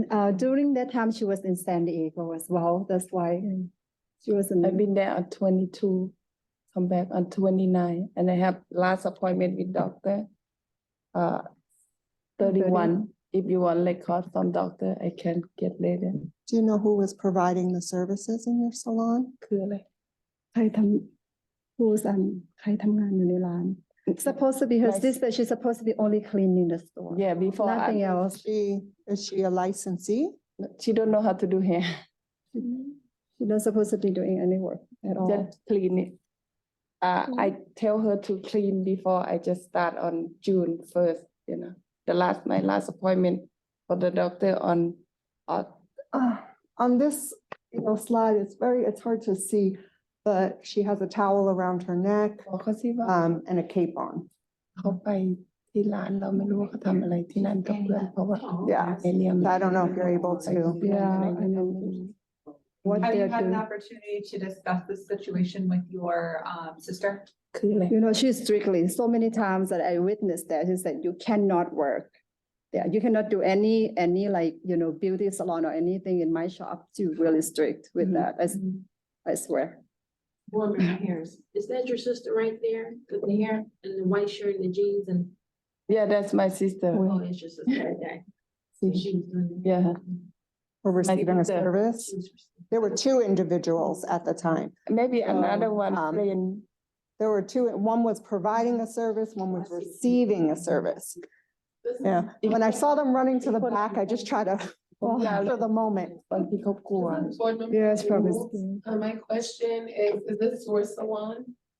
Yeah. Okay, so, per the NRS, if you are a salon owner, only licensed people can work in the salon.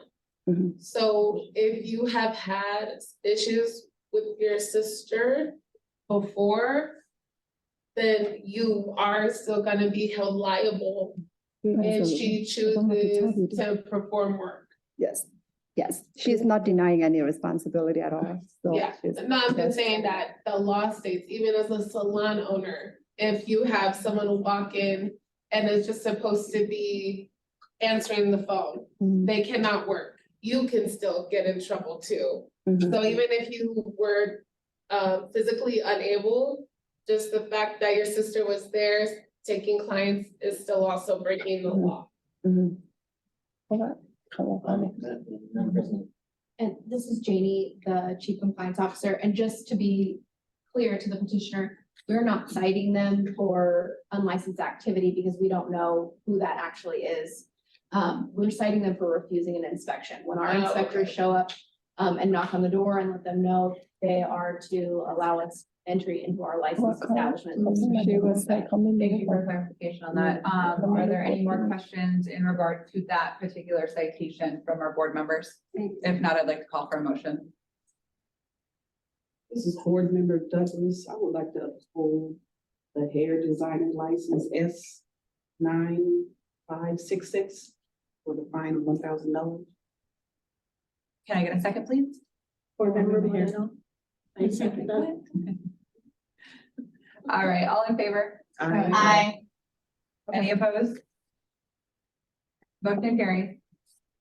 Thank you, ladies, for coming today to explain what happened. Just in the future, maybe if you have someone else cleaning this lawn, let them know that in addition to uniformed officers, State Board may be presenting a licensure, then they need to be let in or you'll receive another one of these fines. Sorry okay? for this time because I got my back. I cannot walk like 2 years, you know. I just keep start to walk, you know. That's one. Well, we're happy to see that you're doing well. Yeah. Thank you. She know me for a long time. Oh, Yeah. nice. She know my husband too. Oh, I love that. Yeah, but he passed away. Oh, sorry. That's why it happened to my back because I work really hard for that. I don't have problem with this one, but this is the first time, you know. That's why I cannot bend my body down. That's why I let my sister heal me. That's, I'm so apologize for this time. It's okay. Thank you. Yeah, so give that bill to your sister. Exactly. Don't work that off. Thank you for your time today. Okay, Thank you. Good luck. Yeah, thank you.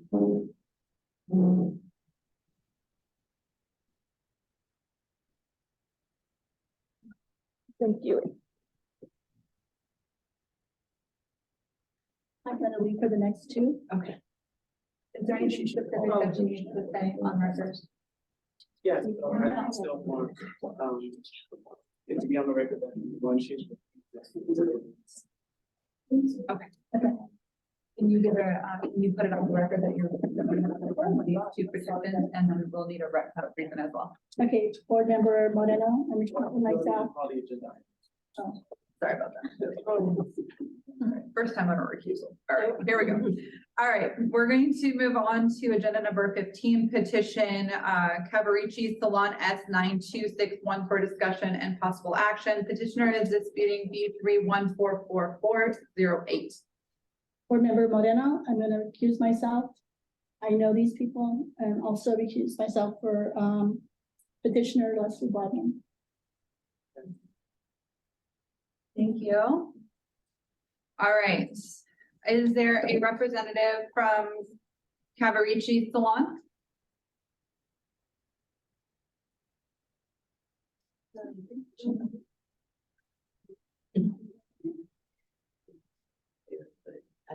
All right, can we go forward with board staff's presentation and then we'll check back to see if they're available? Thank you. This is Lauren Gossett, Regulatory Compliance Specialist.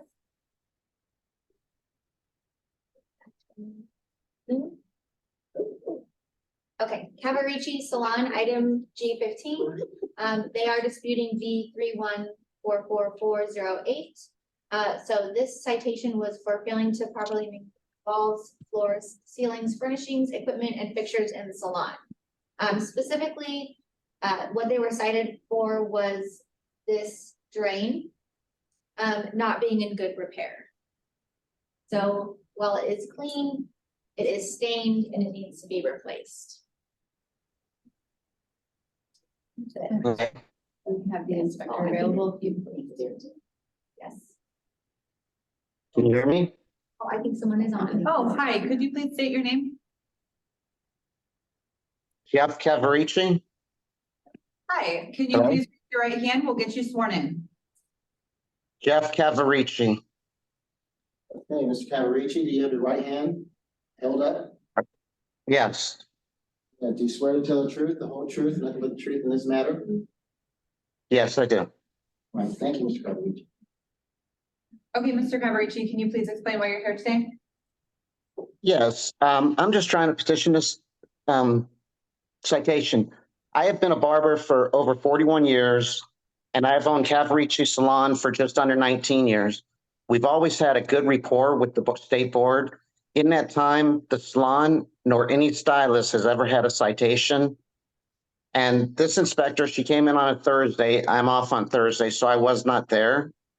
But we have the 4 shampoo bowls. It says it was disinfectant, and I'm calling because wow, okay.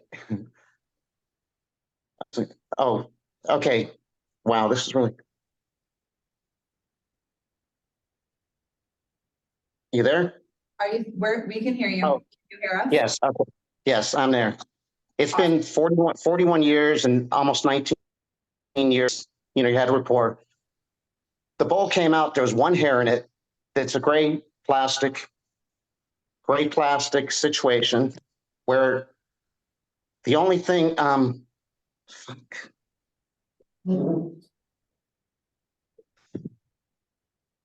okay, the only thing is it was stained, no questions. It was stained, but then it got a little bit darker, and I just don't think it is fair.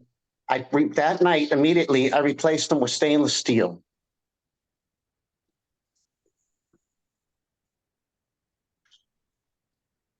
And that was it, just replaced with stainless steel. They were disinfected. They're continuously wiped down. There was only one bowl, not 4. So they were not left dirty. And just wish they had some form of just reduction. That's it. Okay, thank you so much for stating your reason for the petition. I'm gonna open it up to some questions for you for the board members. Does any board members have any questions for Mr. Cavarici? Yeah, this is Board Member Douglas. Mr. Cavarici, do you know why you had to replace the drain? No, I did not know that that was illegal. If it was just stained, because it was not stained as dark as it is. That one there, somebody had used it earlier, obviously, and it was not stained that dark. So soon as I seen it that night and found out it was not allowed to be stained, I ordered immediately the stainless steel ones. Yeah, you just didn't take it out. No, I did not take it out. I didn't know it was legal.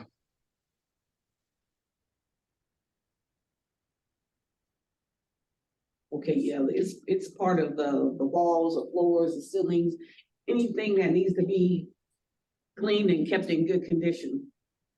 So I understand it's easy to, you know, I've been to your salon before, so it's easy to forget and not remember everything, but you know, future reference, you have to pay attention to a lot of that stuff. Because if you're the owner, no one that works there, if they're not the owner, they don't care. All that falls back on. No, that I know, but it was a slow day. I know that.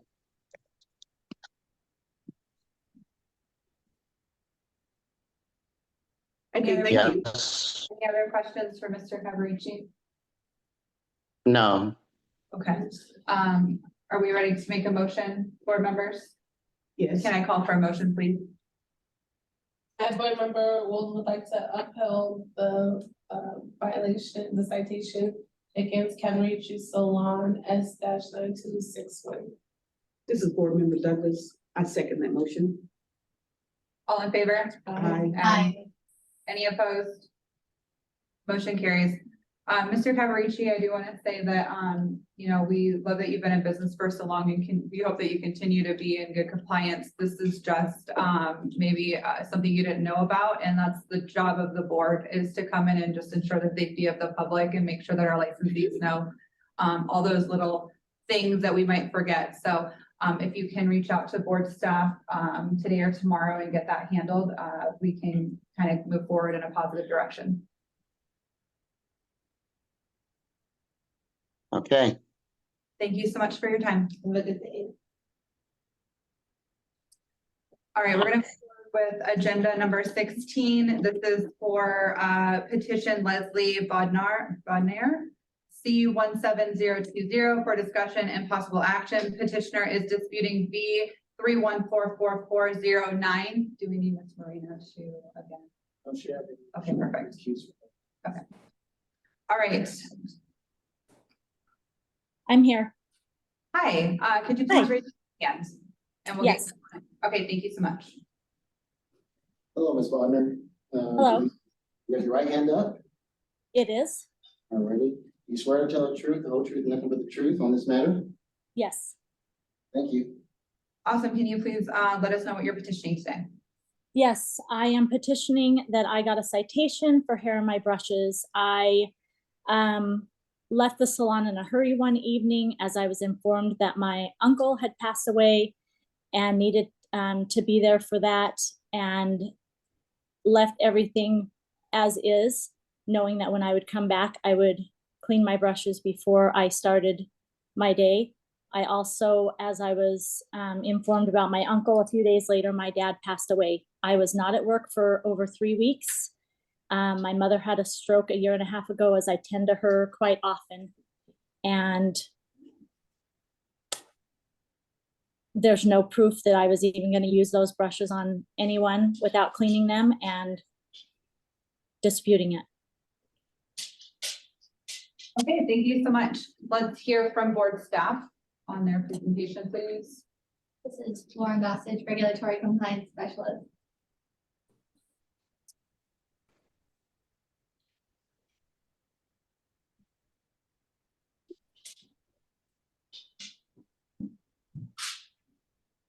For Leslie Bodnar, C17020, she is disputing the violation that was issued to her for failing to apply infection prevention procedures on instruments, implements, and other tools.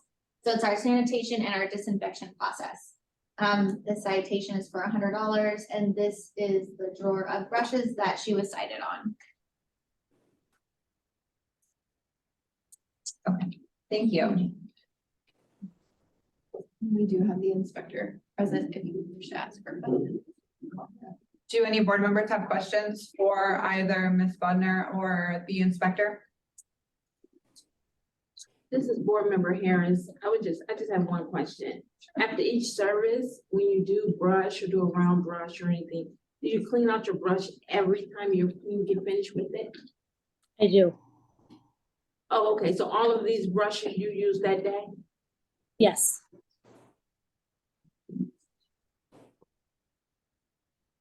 What time did you leave to go to your family emergency that day? I left at, I think it was around 6 p.m. My last client, that I only had one client that day, and she had a lot of hair and she likes it blown out a certain way. Okay, thank you. Welcome.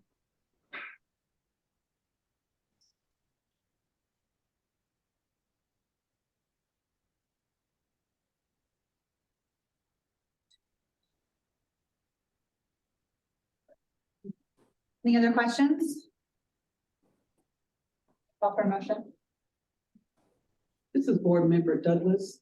I would like to uphold Leslie Barden, license number C-17020. Board Member Harris, I second that motion. All in favor? Aye. Aye. Any opposed? Motion carries. Okay, all right, Ms. Bodnar, we are gonna uphold that per se while we do offer our sympathy for your family situation. We do need to make sure that those pools get the proper attention. You know, when our inspectors are there, they do need to be clean. So if you can reach out to board staff between today and tomorrow and get that handled, we can go forward in a positive direction. Okay, Thank you so much. Have a good day.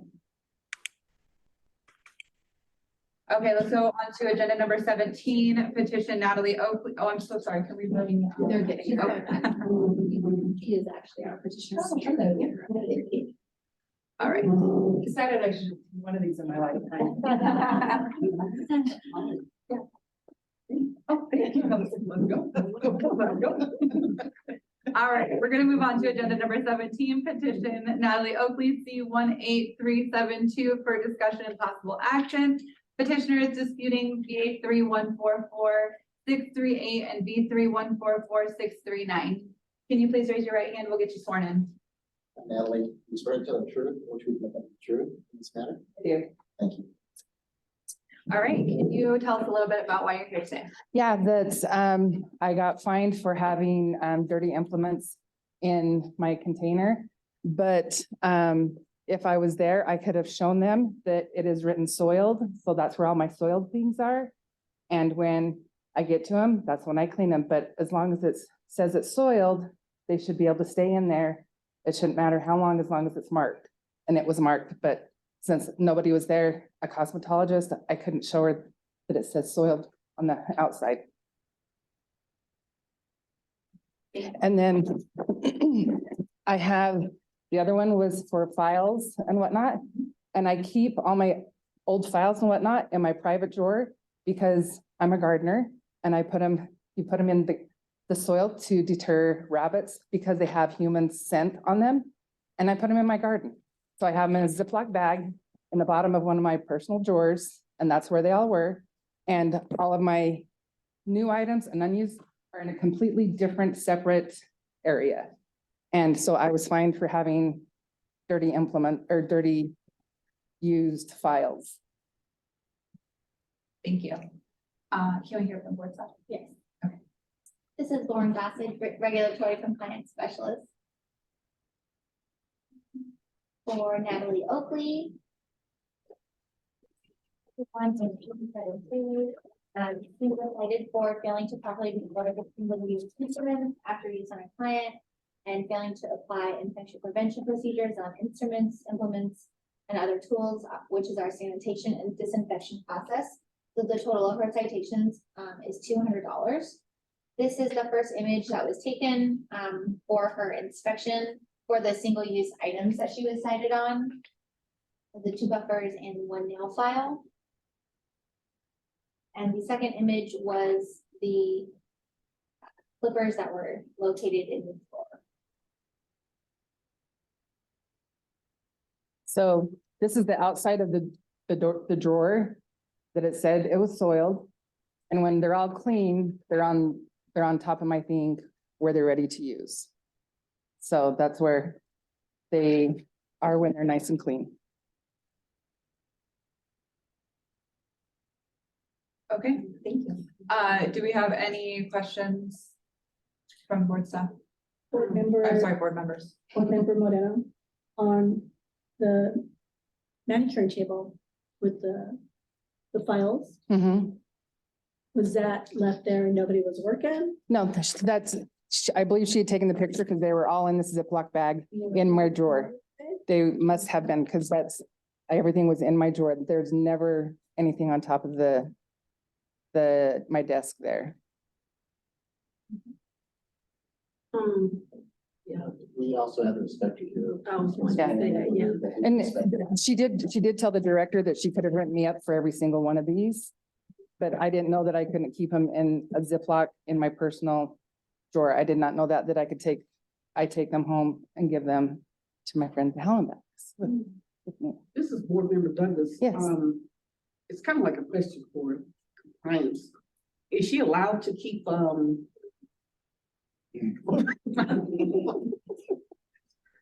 Okay, is she allowed to keep a soiled drawer? Like with all her implements? Cause I'm thinking that you're supposed to clean them after each client. It's a gray area in the regulation and the law, and the inspectors, and they can speak to this more if you prefer to hear from them. I think they err on the side of the citation when it comes to finding them in what they call private drawers or in bags, or even in bins labeled soiled or for personal use, because they do come up with that very frequently. They will see a label that says for personal use and it will have to use nail files or other soiled implements. If I were a licensee operating in a licensed establishment, I could easily label all of my drawers and boxes as soiled and for personal use to thwart our violation system, because it would be very easy for me to say that was in my, and not to say that that's not true or that's not anything that does happen, but it's something that they see day to day, where the licensees in the field will say that was for personal use, I was gonna throw it out. So it's not for them to decide, they just write it as the law reads. So we're not supposed to have drawers that show for our soiled combs and whatnot that we clean at the end of the day? That's not. It's not explicitly written into the statutes that way, which is why I think they would err on the side of the citation, because as I said, anyone could come up and argue that that was their personal drawer for their personal use. Again, I'm not saying that that's not what's happening in your specific situation. I'm just saying that's their mindset when they're in the field, right, going through drawer after drawer after drawer. This is board member Wu. My concern, I guess, is just seeing this out on a bare surface. But it wasn't, was it on? It was. Okay. It was on top of there? I always take pictures of exactly what it's what, so no one can ever say. I think that's. Okay, Pam, you wanna come up here, please, because I do have a question about that. She works in Pahrump, she works in a senior living facility. And so I've always, I'll sit here. I always, and I also tell the new inspectors to get someone to go along with you. We either get the maintenance person or the activity coordinator or the executive director. And we always write, place closed at time of inspection, allowed to enter by executive director. So that way someone is with us. So no one can ever say, we did this or we did that. When I went in, and I know for a fact, because if it says soil, I'm gonna take a picture. That drawer did not say soil. It did, absolutely. Okay, just hold on, let me just finish and then you could chime in. I actually had her open the drawer and I took the photo. So I don't know if she was standing in front of it or not. I have no idea. If you look at it, I took the picture of the zippers and I took the picture. There's a handle right there. Sorry, Pam. And I took a picture of the nail file in the buffer. And I said, so who does this belong to? Her license is posted. She said her. I said, so by admission of you, and we can pull up a report, it'll say by admission of the executive director, these items belong to Natalie Oakley. And I write that in my reports so we don't have to go back and forth. End of conversation. So my concern is that we have used nail buffers, they're single-use items. All single-use items are to be thrown away after the surface. So the fact that despite if you're a gardener or not, that's still a violation of the law, because those were supposed to be disposed of, whether you have your own. It doesn't say where you dispose it though. It's disposed of, it's sealed. Well, that's not disposed because it's still here. So despite the bag or whatever receptacle you put it in, it's supposed to be removed. You remove your webby, you remove your sanitized maintenance area, and if you have a towel or it's a webby, it gets thrown away. If you have a towel, it goes in the laundry to be washed and sanitized. So my concern is that when being a consumer, if I see this, regardless if it's for you, I'm thinking, is this person gonna use this on me? Two, I don't know if that person had a staph infection or if their fingers were dirty. There's so many things that come into play for sanitation. So for you, you may be thinking, well, this is for me. Well, no, in the salon, it's a little bit different because we do have to practice universal precautions. So there's no sanitized maintenance area. We have old files, you weren't there. So that means that it's been so many hours, days, which, whatever may have. Take them at the end of the month. Yeah, so whatever may have you, so therefore, you know, if I see that, I would be like, yeah, this person is in violation. And so I think, you know, if you are gonna keep soiled stuff, you know, from your clients to put in your garden, and I'm here to advise anyone, maybe take it the same day, don't leave But anything there. when I called in, that's what Or they take it right suggested. away, remove it off, that way there's no, if you wanna use it for your bunnies, or maybe just, you know, you file your nails real fast and at home, that way there's no issue at all. Because, you know, at the end of the day, you are a service professional, you always wanna remain professional, appear professional, and not ever give a conflicting Right. image to your clients. sure. So that's just my end of it. I could understand, you know, you wanna use it for personal, but that's where we have to come in and be like, I understand, but you know, just to keep, and what if everyone's like, well, I wanna use this for personal, and then we have a problem, you know, so just moving forward, maybe. I know just now. Change your I know way now. of doing what you need, or whatever you need, I do. so. Board member Harris, and to piggyback off of what board member Moore said too. When we go and renew our licenses, we have that test, you know, the Yeah. sanitation test, and it clearly states, anytime these are all reusable, not reusable, they're to be thrown away immediately. Like she said, if you. It only says disposed. It doesn't say how disposed. When you use in the rules. What do they do? When you use a file. But still, I figured it was sealed, it was put away. It's not for anyone else's use. I'm not using them on anyone else. Yeah, I'm but taking you're- them home and Right. it just says disposed. It doesn't say you have to throw them in a trash can and never touch them again. The sanitation test, it doesn't say. On these rules, on your rules here, it says just disposed. They have to be disposed. It doesn't say in a trash can anywhere else. So I didn't think there was anything wrong with that. I thought, I'm taking them home. But I It's think no that, big deal. well, we don't know what you're using it on. You don't, you don't. You It's don't. in an establishment, and just take it to your car next time. Just take it out the Absolutely. building. Yeah. And that's considered storage. That's not disposed of. Yeah. You're storing inside of a plastic bag. Dispose means throw it away. Dispose means deposit. Deposit Throw away. in the trash. Right. Yeah, throw away. Thank you, Natalie. Yep. Like next time. But for the drawer, the handle's right there and it has been, it was there. Maybe. If I would have been there, and it really makes me upset because every time you guys do go to Inspirations, there's not a cosmetologist in there. You just, like you said, you pick whoever's shows up at the desk with a key. And if I would have been there, I could have shown you, see, look at it's soiled. That's where my soiled implements were. And that's.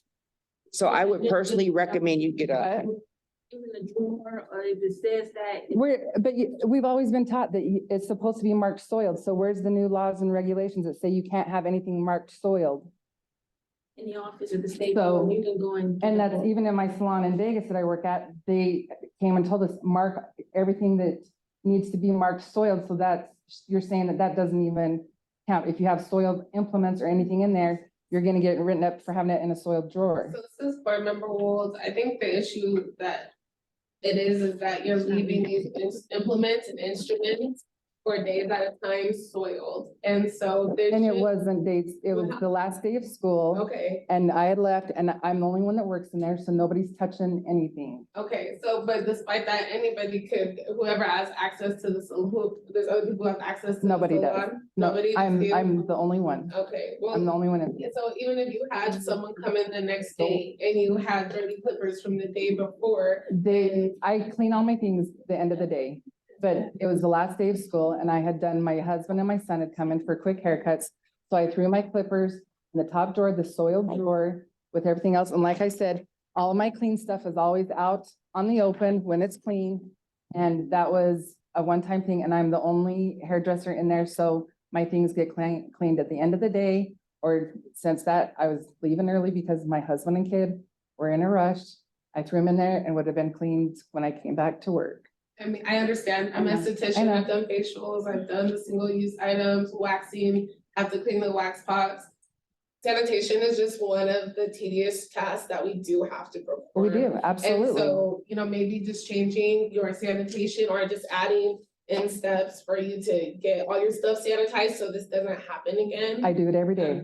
Well, I I'm do just it saying every that day. in this case, that was The not the one case. day, well. So I understand exactly. you could do something perfectly 100 times and then the one For time. you 30 don't, years, you 30 can get years in caught. Vegas, I have not had any issues. Yeah. So, Throw away your single-use items? huh? You don't throw away your single-use items? No, I just started this because I started gardening. I started saving them because I went to a master gardening class and they said anything that has a human scent, if you put it in the soil, it deters the rabbits and bunnies. And I was like, oh my gosh, I've got tons of files and I've got little wood sticks and stuff that I can stick in the soil. So I started saving those. So that was the only reason I was saving those was I go put them in my garden. So, but again, the soil drawer thing, I haven't heard about that. That hasn't been whatever new thing. That's, I know our salon in Vegas, they're all doing that. They all are marking their drawers. Go to that salon. So Yeah. that's, What's the it's, name of that salon? oh, I'm gonna make sure they go take all the soil stuff off. Okay. Because apparently that does not matter. Staff, we do have. We have a prior inspection with the word dirty and. Same place. For me? Same place. The same clippers. place, What was same the- clippers. What's the name of the establishment? For me? It's You said you don't. it's on Honeysuckle, his inspirational something in Pahrump. Honey, inspirational, what's it Adult called? living, adult. I forgot. Dana was inspecting it. It's the exact same pair of clippers. But that went to the S number. What's that? Are my clippers good? Yeah, they're great. So what was the other violation? Nice clippers. Okay. Oh, okay, you're talking, yeah, it was the exact same pair of clippers. And It was months prior. Mhm. so where's why wasn't I notified about that? That went to the establishment, because your license was not, So when, wasn't there. See, so it goes to the salon. So I always say, if you're gonna work in assisted living, you should take your stuff with so you. where were the clippers? Yeah. Okay, Yeah, it's on my paper. because there was another stylist there, Carol, that she retired 2 years ago. So how long ago was that? But it's the same exact pair of clippers, Is it? exact same pair. When you pull it up, I'll show you. You got the S number? We have it. Oh, you have it. Okay, So it was from August 9th of 2022. so it's like 4 months apart, 5 months apart.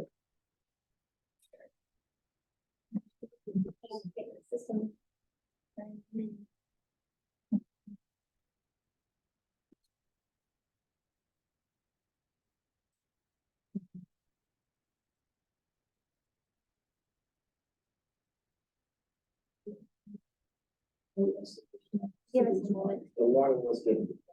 No, it wasn't a warning. A citation was issued to the establishment because Mhm. as the inspectors are saying, there was no individual licensee there to issue the violation to. And the executive director specifically said it was hers. So when I went back, first time it was Dana. And when I went back the second time, it was specified that it belonged to her. Do you want to?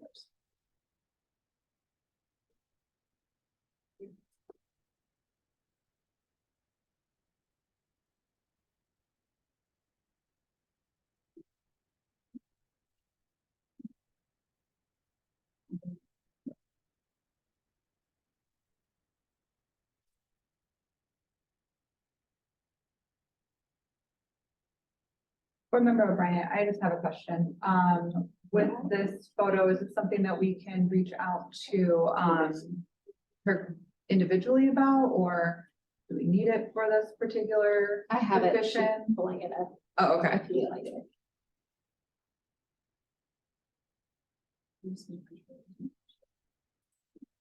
So when a licensee, individual licensee isn't available, and one of those, the citation is given to them. So the owner's supposed to reach out, the licensee saying, hey, I got this citation. And that's because of you doing the draw, you doing that. You're doing it. So whatever happened, did not happen. And did they pay the fine? Or was there? Yes, and no, they did not pay it.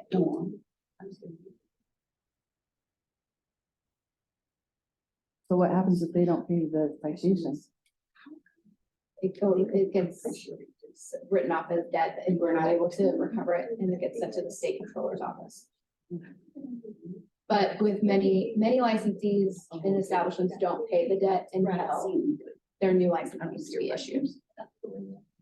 And can I just say this? So according to, she's talking about trash can, according to the NAC 644A 730, number, this specifies, it tells you the disposable waste. It's number 6, all instruments and supplies, including without limitation, neck strip, nail files, buffers that come in direct contact with the client cannot substantially be disinfected, must be disposed of in a waste receptacle immediately following their use. That's a NAC 644-730.6. Immediately.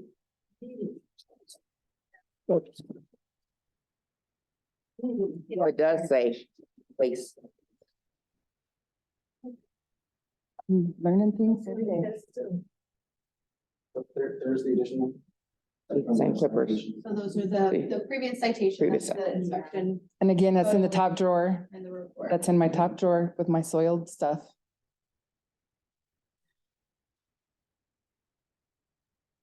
Do you know what? Honestly, the most thing I've ever seen soiled, and they can attest to this, is combs and brushes. Have you ever seen clippers that say, okay. So I would recommend you never leaving clippers dirty in a drawer, because you're gonna get a citation each time. Okay. If you're gonna do combs or brushes, labeled dirty or clean. Okay. Good to know. I'd like to make a motion, or I'd like to call for a motion, please. Board Member Douglas, I would like to uphold Natalie Oakley, license number C-18372, citation for $200. Board Member Harris, I second that motion. No break first time. All in favor? Aye. Opposed? Motion carries. Good luck now. Thank you.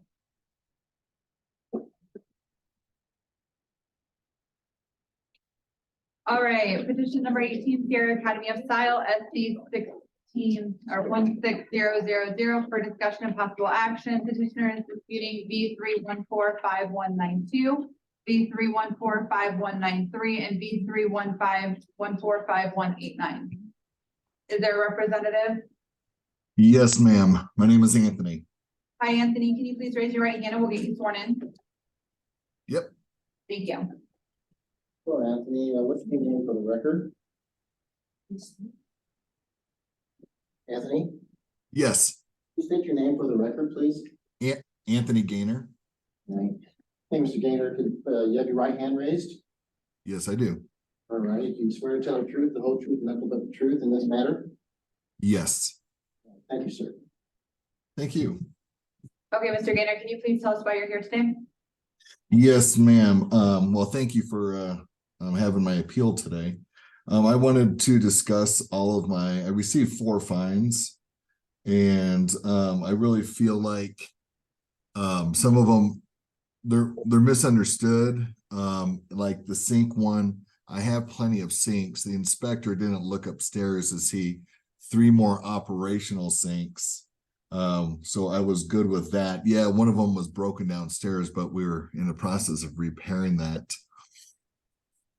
If you have the pictures of my esthetician room, I believe we were cited because we didn't clean up after the client.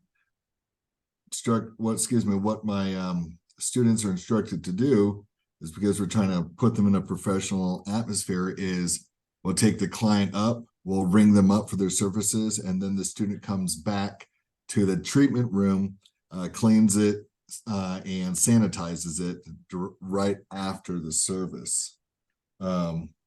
We had asked the inspector about some of this stuff, and she says, well, read the law book. So we weren't quite a fan of that. As far as the floors, we were cited $100. So we have VCT, which is a nightmare to keep clean.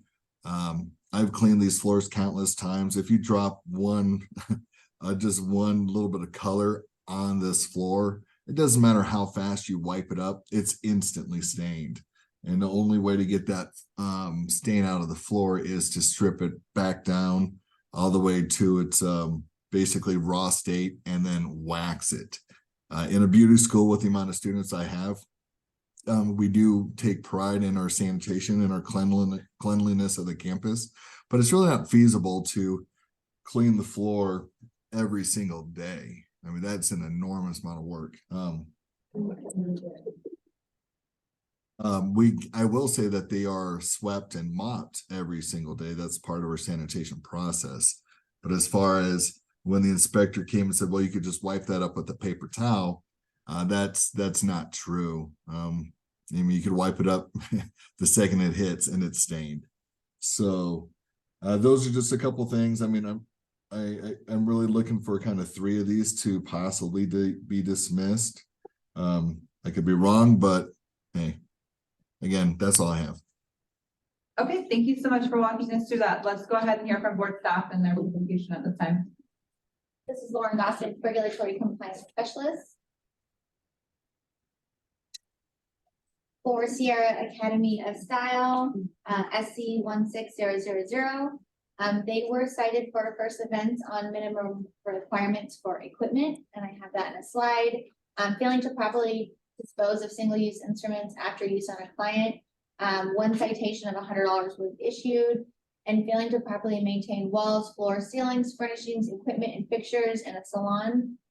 First offense, there was only 1 citation that was issued for $100 of everything being in clean and good repair. This was, so their requirements, the minimum requirements for a school of cosmetology is to have 7 working shampoo bowls. This one that is photographed was not working at the time of inspection, as well as these 2 additional bowls that were out on the main clinic floor. You have, oh, I'm sorry. That was for the first citation of $200. Okay. Properly dispose of single-use instruments after use on a client. So this is the room that was photographed during the time of inspection. So we have multiple wax sticks with wax strips, as well as some single-use cotton rounds, sponges, single-use sponges, gloves that weren't disposed of after being used. This is just a zoomed in photograph of the table in the room. Yes. This was also another area that was photographed at the time of inspection. So the towels not being properly disposed of in a waste receptacle for soiled linen, as well as other tools that were used during the service. I think the word we really need to look at is disposed of yet. Oh, just 1 second. I'm so sorry. Let's finish the presentation and then we'll chat more. I apologize. No worries. These are images of the 3rd citation that was issued. So it's the failing to properly maintain walls, floors, ceilings, furnishings, and equipment and fixtures in the salon of everything being in clean and in good repair. So these are 2 images of floors, 2 additional images of floors, another floor, and a table, a desk, I believe, a student desk, and then this was linens that were photographed that was on a treatment table, the inside of a sink with a clip, and some other debris. This was a pedicure bowl with a liner with soiled water that was sitting in there, and another student table.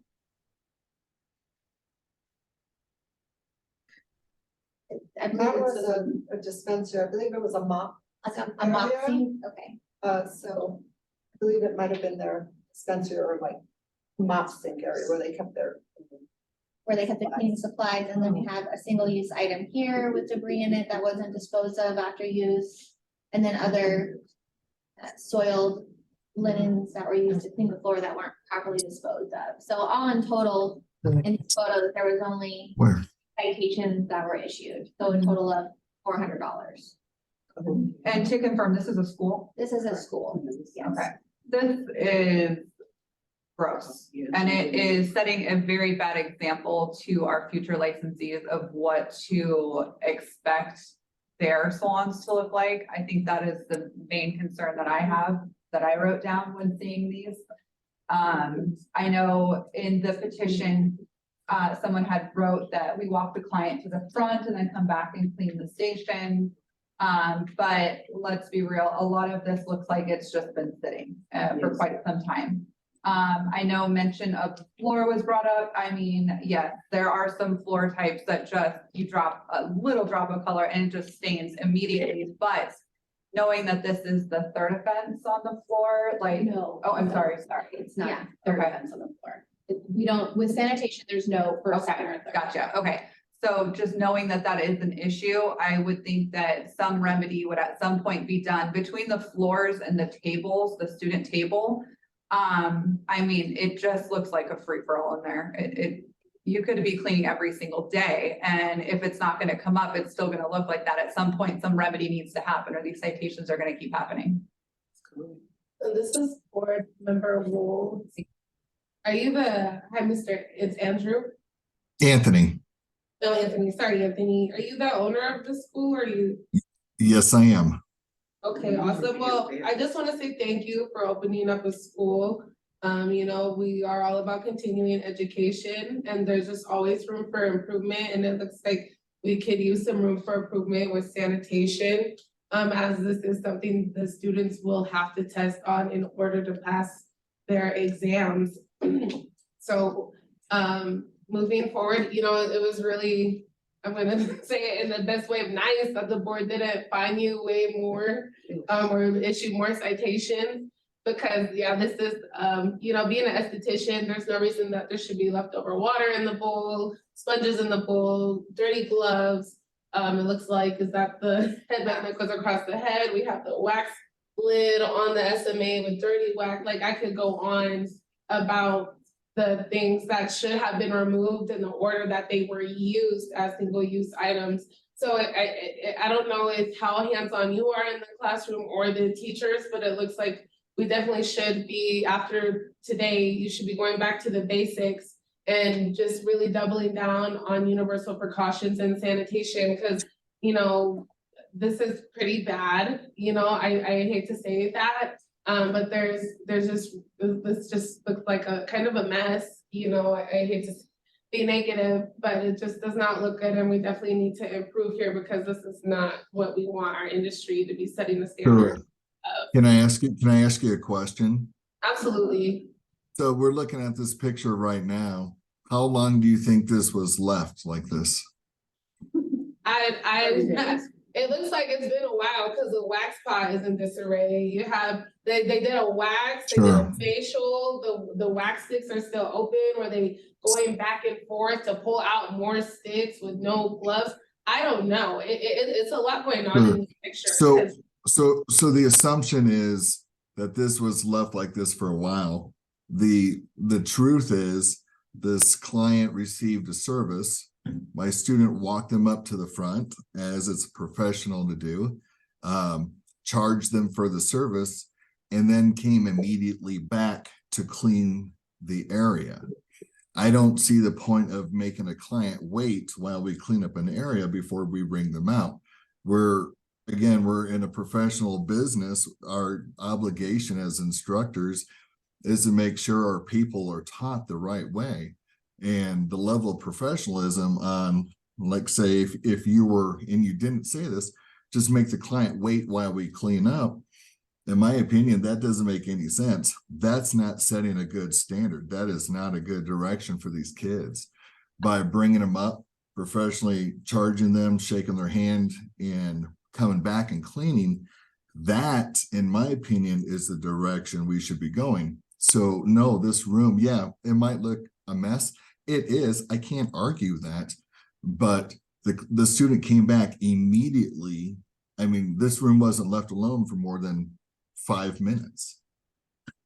I agree with you, Mr. Anthony. I'll finish and then I'll let Douglas take it. But my thing is regardless, when your students do the practical, when they're done with the sponges, they should be throwing the sponges in the trash. The trash should be right next to them. When they're done with the wax sticks, they shouldn't be harboring them on the sanitized maintenance area because now it's not sanitized anymore. They should have been throwing those sticks away. So once again, this goes back to classroom and theory and making sure that we're teaching when to dispose of items right away. There shouldn't be gloves on the sanitized maintenance area because those gloves are dirty.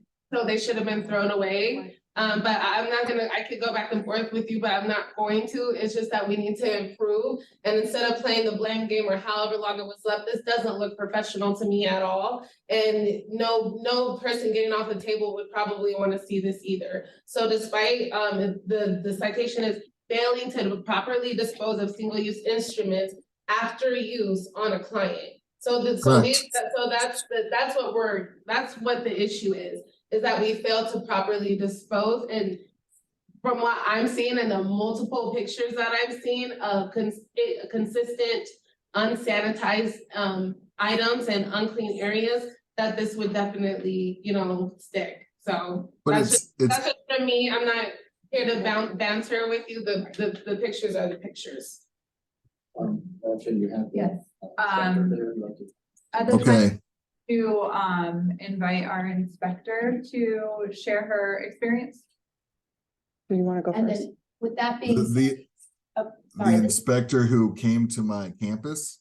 is actually Jamie speaking, the chief compliance officer. I am the one that actually issued these violations based on the photos that were provided me from Dana. Okay. So specifically, the violation that they were issued for failing to immediately dispose of single-use items. I believe it had been communicated at some point during the inspection or actually from Anthony to me that there was concern that they were walking the students up, and that's why things weren't cleaned up. That's why some of the violations, that's why the amount of violations are so small, because those wax sticks should have immediately gone, and that's how we rate on the practical exam. So that's why they were cited for some of those things, because we weren't clear on whether or not they were walking clients up. So we tried to cite off of what was very simply visible as far as supposing to be disposed of immediately. Okay.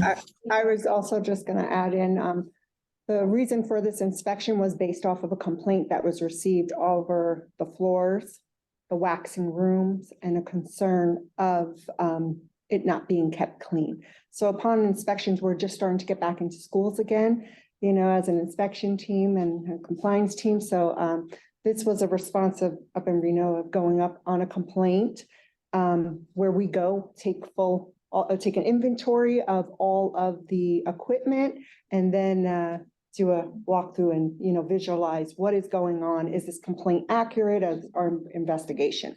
So. Thank you. Okay. Well, just so I guess the only thing I can really argue is I have plenty of sinks. The inspector didn't look upstairs, so I have plenty of shampoo bowls. Sorry, Anthony. Upon my inspection, I did ask your staff, the instructors, if there was any other inventory inside of the building. They said that upstairs was for storage, for like hair dryers and such. Otherwise, I would have went up there. I will, admit I did not go up there thinking it was just for storage.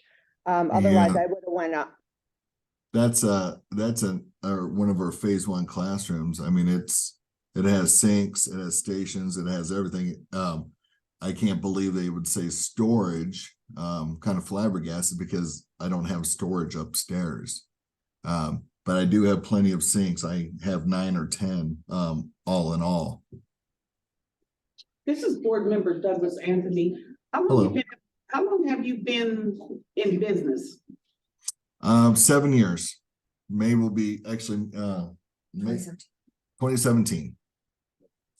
Okay, normally, it's everybody's discretion, but like if your floors are gonna collect all this color ASAP when it's presented on the floor, usually like every 5 years, they say you should update.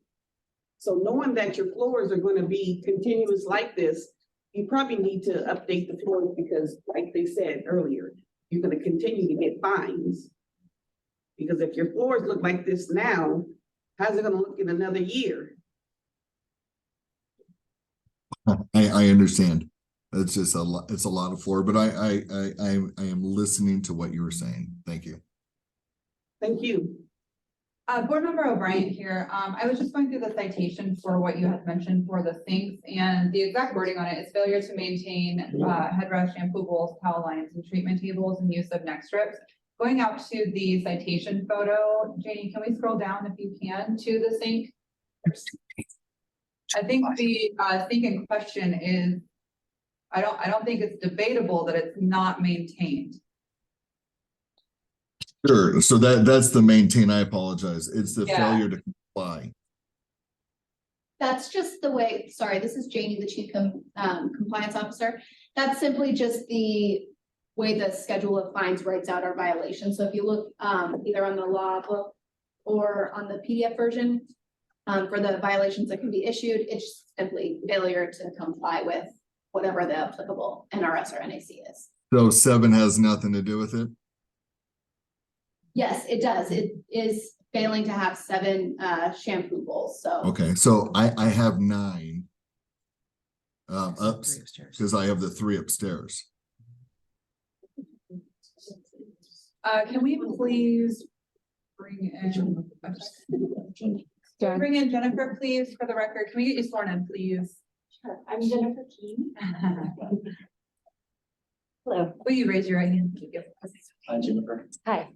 Swear the truth and all truth and nothing but the truth. Yes. Thank you. And can you state your name for the record and your title? Yes, Jennifer Keene, Inspector.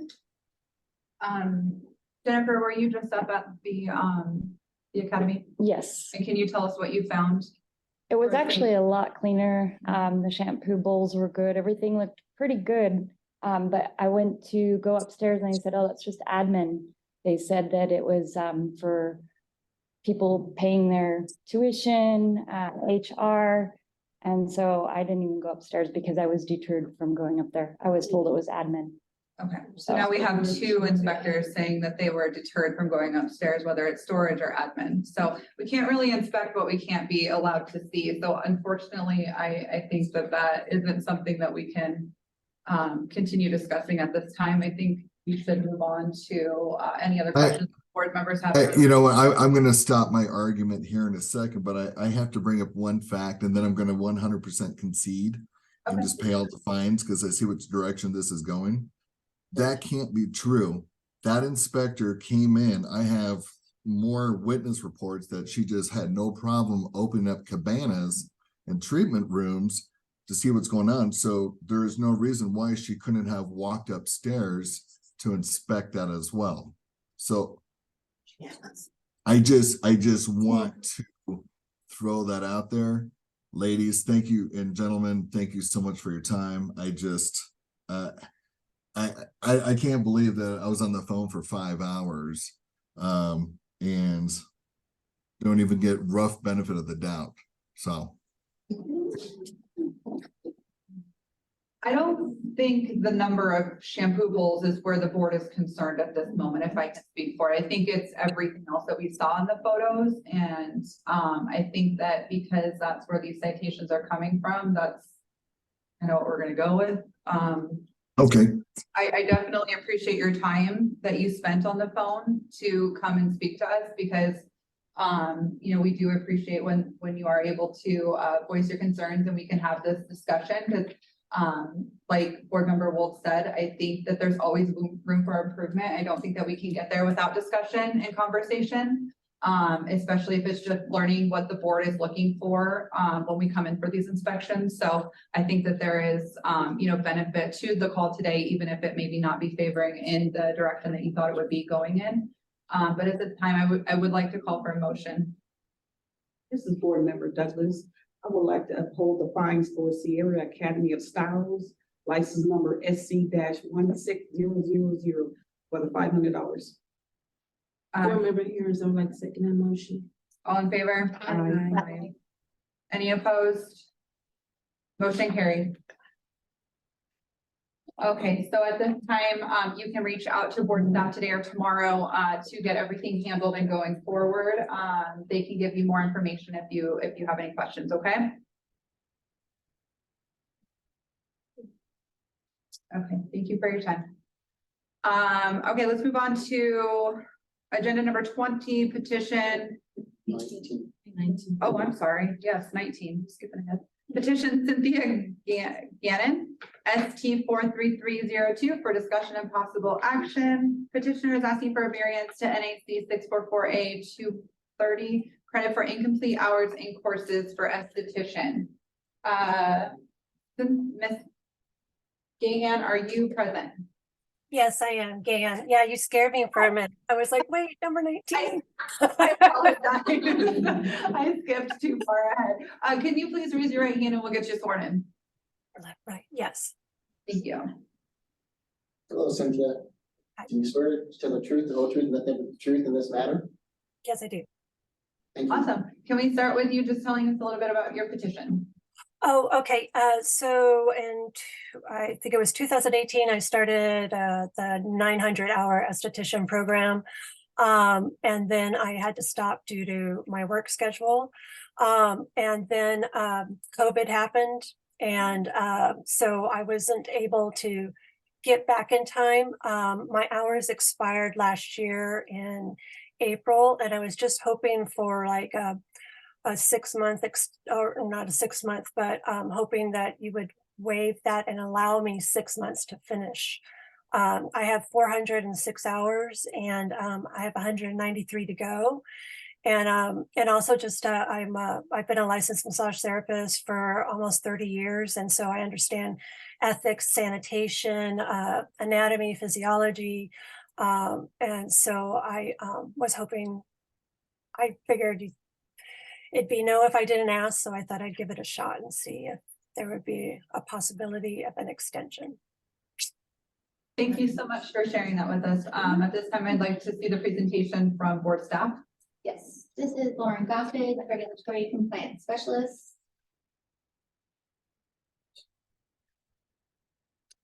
Oh, sorry. Okay, right there. We are on petition number 19 with Cynthia Gannon. She is requesting a variance to NAC 6448230, so credit for incomplete hours and courses. Her enrollment date was October 23rd of 2017. She withdrew on April 12th in 2018 with a total completed hours of 289.7. It would be at the discretion of the board if they wanted to make a variance to this NAC to allow her to have those hours in a letter of credit towards a new program, towards an esthetician program. And at the 4-year mark, we are what, a year and a half, a year and. Based on withdrawal date, right? Right.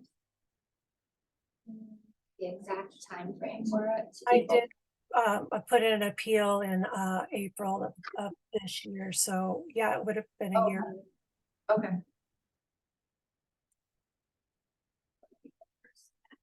So from April 12th of 2018 to let's say April 1st of this year, it's 4 years, 11. Okay.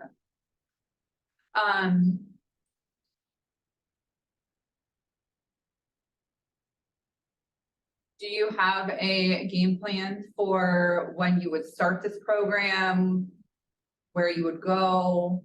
Yes, I was just, I do have a game plan. I decided to wait to see if I would get any approval or not, because if not, I was just going to give up on being duly licensed. So either finishing up at Milan where I started or going to the Redken. More likely Redken just because their hours are more flexible. So, but I just need to see if they'll accept me back as a student with the hours that I have. Okay, thank you for sharing that with us. Yes, Madam President, Steve McDonald for the record. We'll create precedent from the last board meeting that we did not allow to.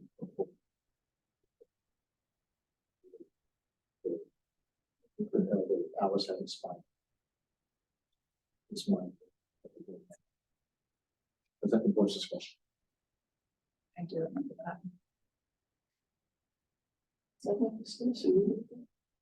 Wasn't that like 17 or so? Yeah. 17. So it was a little bit of a difference. This is 11 months.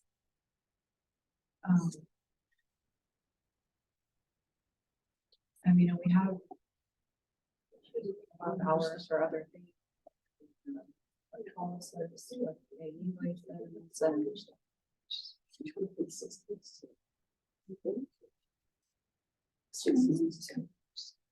To continue. How much longer is it to become an advanced institution?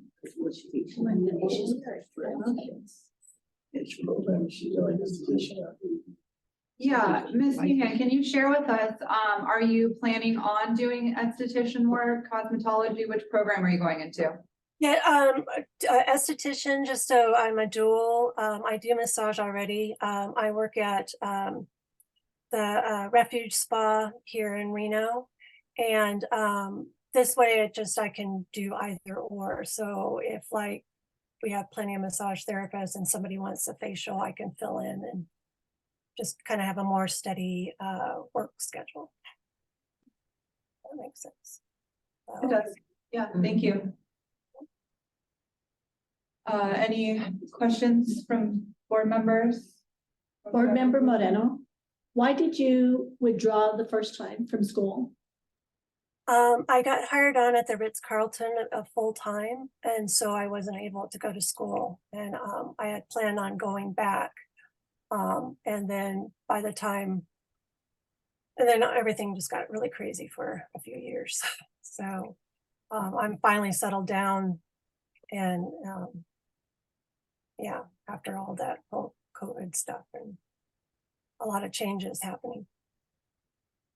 What, Board Member O'Brien, what does becoming an esthetician mean to you? Oh, basically I get to take care of the rest of the body from the neck up. So skincare and yeah, so hair removal, making people feel beautiful and fabulous. So, and of course, product knowledge. So, hope that answered your question. I just get to have more fun.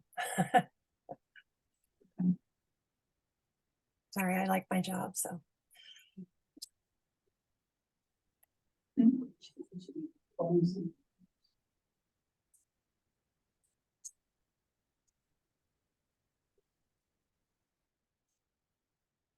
This is Board Member Jeffers. Stephen, I couldn't hear what you had said earlier about last meeting, or what did we?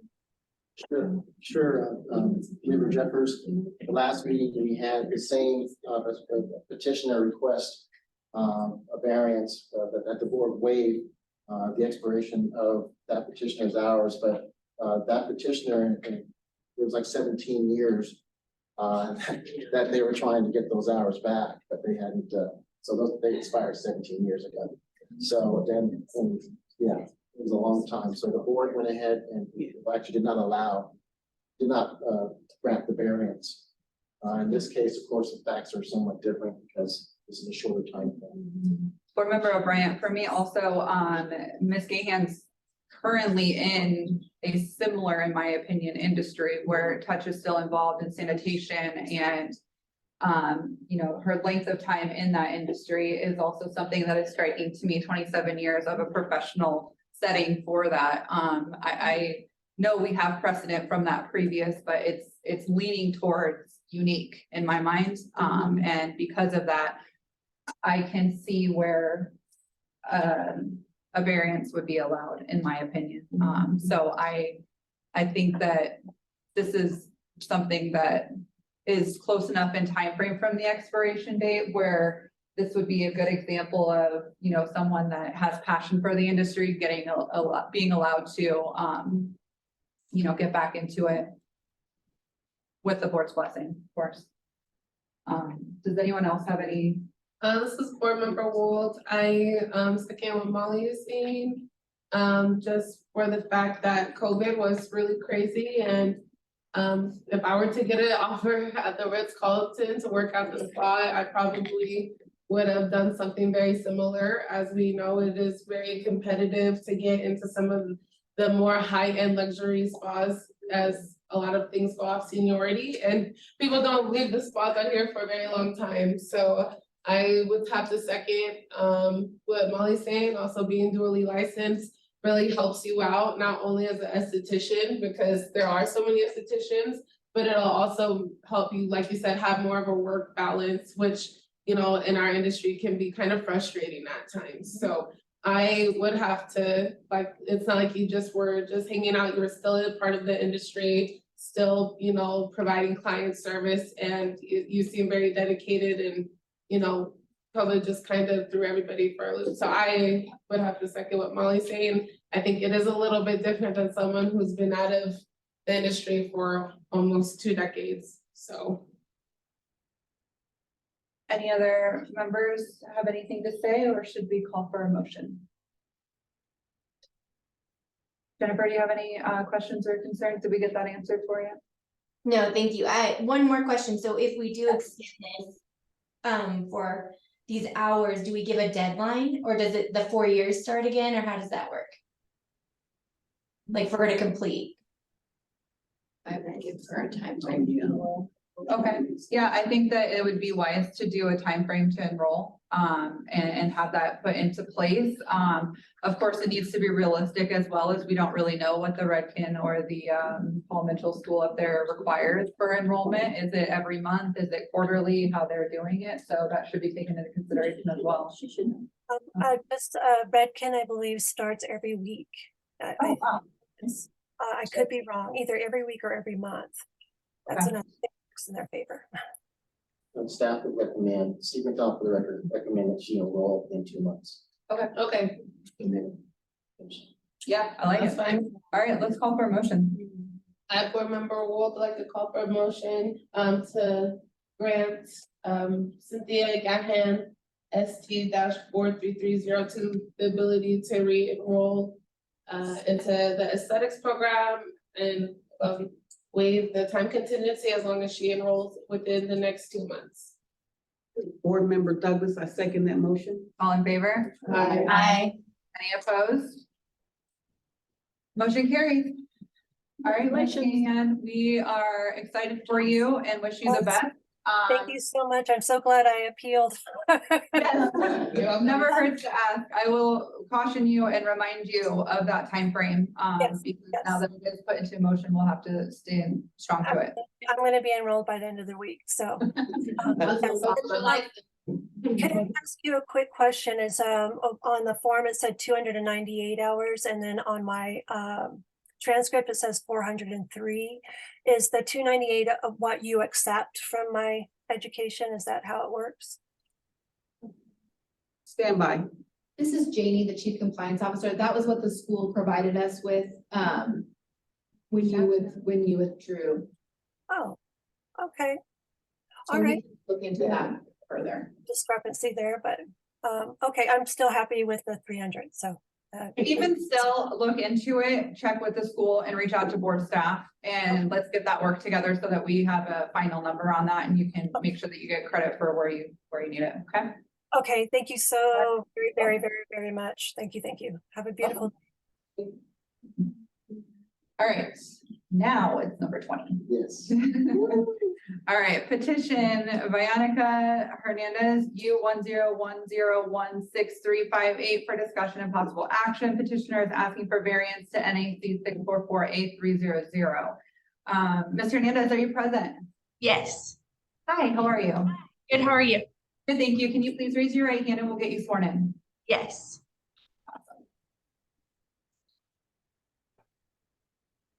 Hello, Ms. Hernandez. Hello. Do you swear to tell the truth, the whole truth, and nothing but the truth in this matter? Yes. All right, thank you. Okay, wonderful. Can you please tell us a little bit about your petition? Yeah, of course. So we also on this Zoom call, we have the owner, Maddie, present. She's somewhere in there. Just in case you guys have any questions for her. Is she going to be speaking on anything? If so, we'll want to get her sworn in.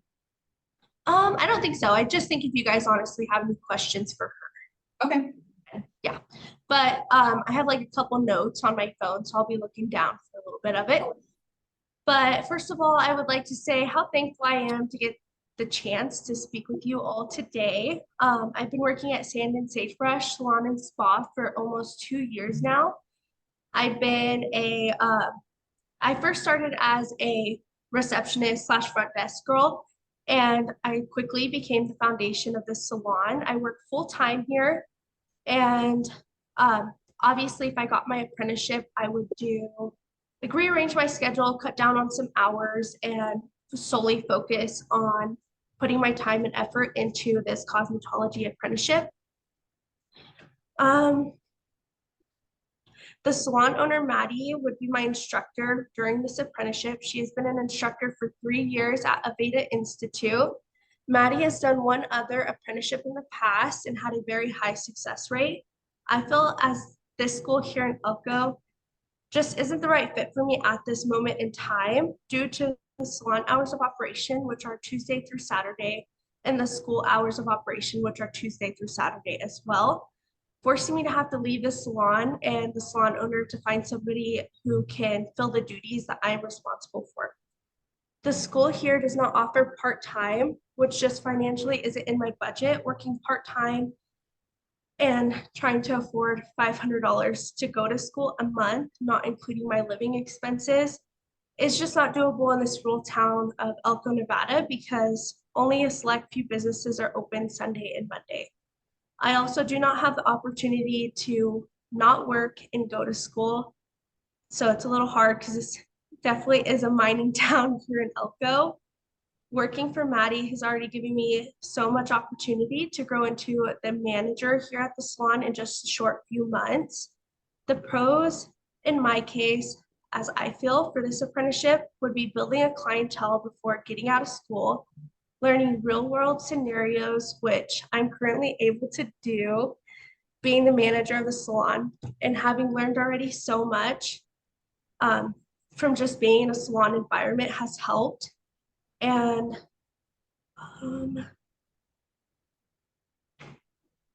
let me look, sorry. So here we go. Having learned so much in a salon environment, which would slow me down in a school setting, because I've already learned how to run my books, run others' books, and work in a salon is something I'm familiar with. One of the laws that I can confidently relate to would be NRS 644A.035, cosmetologist apprentice defined. Cosmetologist apprentice means a person who is engaged in learning the occupation of a cosmetologist in a cosmetological establishment and who is registered with the board to practice cosmetology as a cosmetologist apprentice.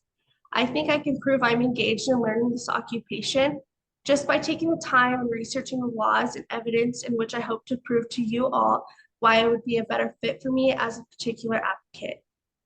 Another great thing about working at Sand and Sagebrush Salon and Spa would be if I got the chance to apprentice, I would need to find an establishment to be I wouldn't need to find an establishment to be regularly employed by during my training to receive credit for my hours, which would cover Chapter 272 SB 13.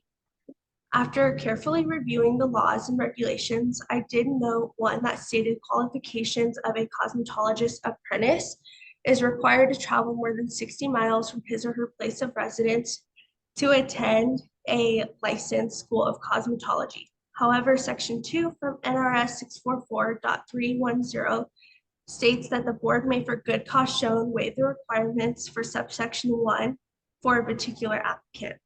Hopefully, by showing all of you the support from my team and engagement I have for this occupation will show you that I am a particular applicant. Thank you. Of course. At this time, we would like to hear from board staff.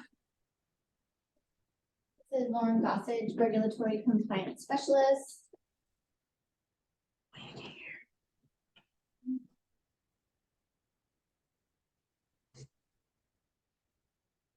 So as she stated, she is requesting a variance to NAC 644A.300, specifically number 2, A2, which is required to travel more than 60 miles from his or her place of residence to attend a licensed school of cosmetology.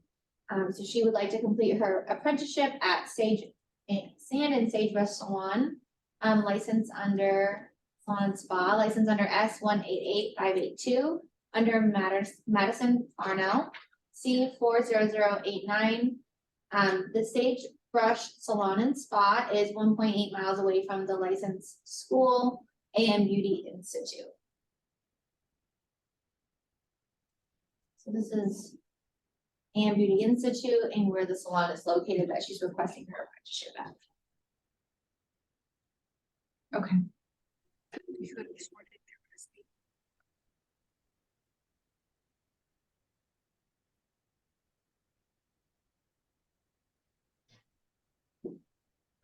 Can you guys hear me and see me? Can I get sworn in so I can say something? Oh, who are you? Who are you? Oh, sorry. That would be her supervisor. Yeah. Oh, are you the supervisor? Yes. Oh, sorry. Hi. She's gonna like testify and give evidence to support this variance. I'm sorry.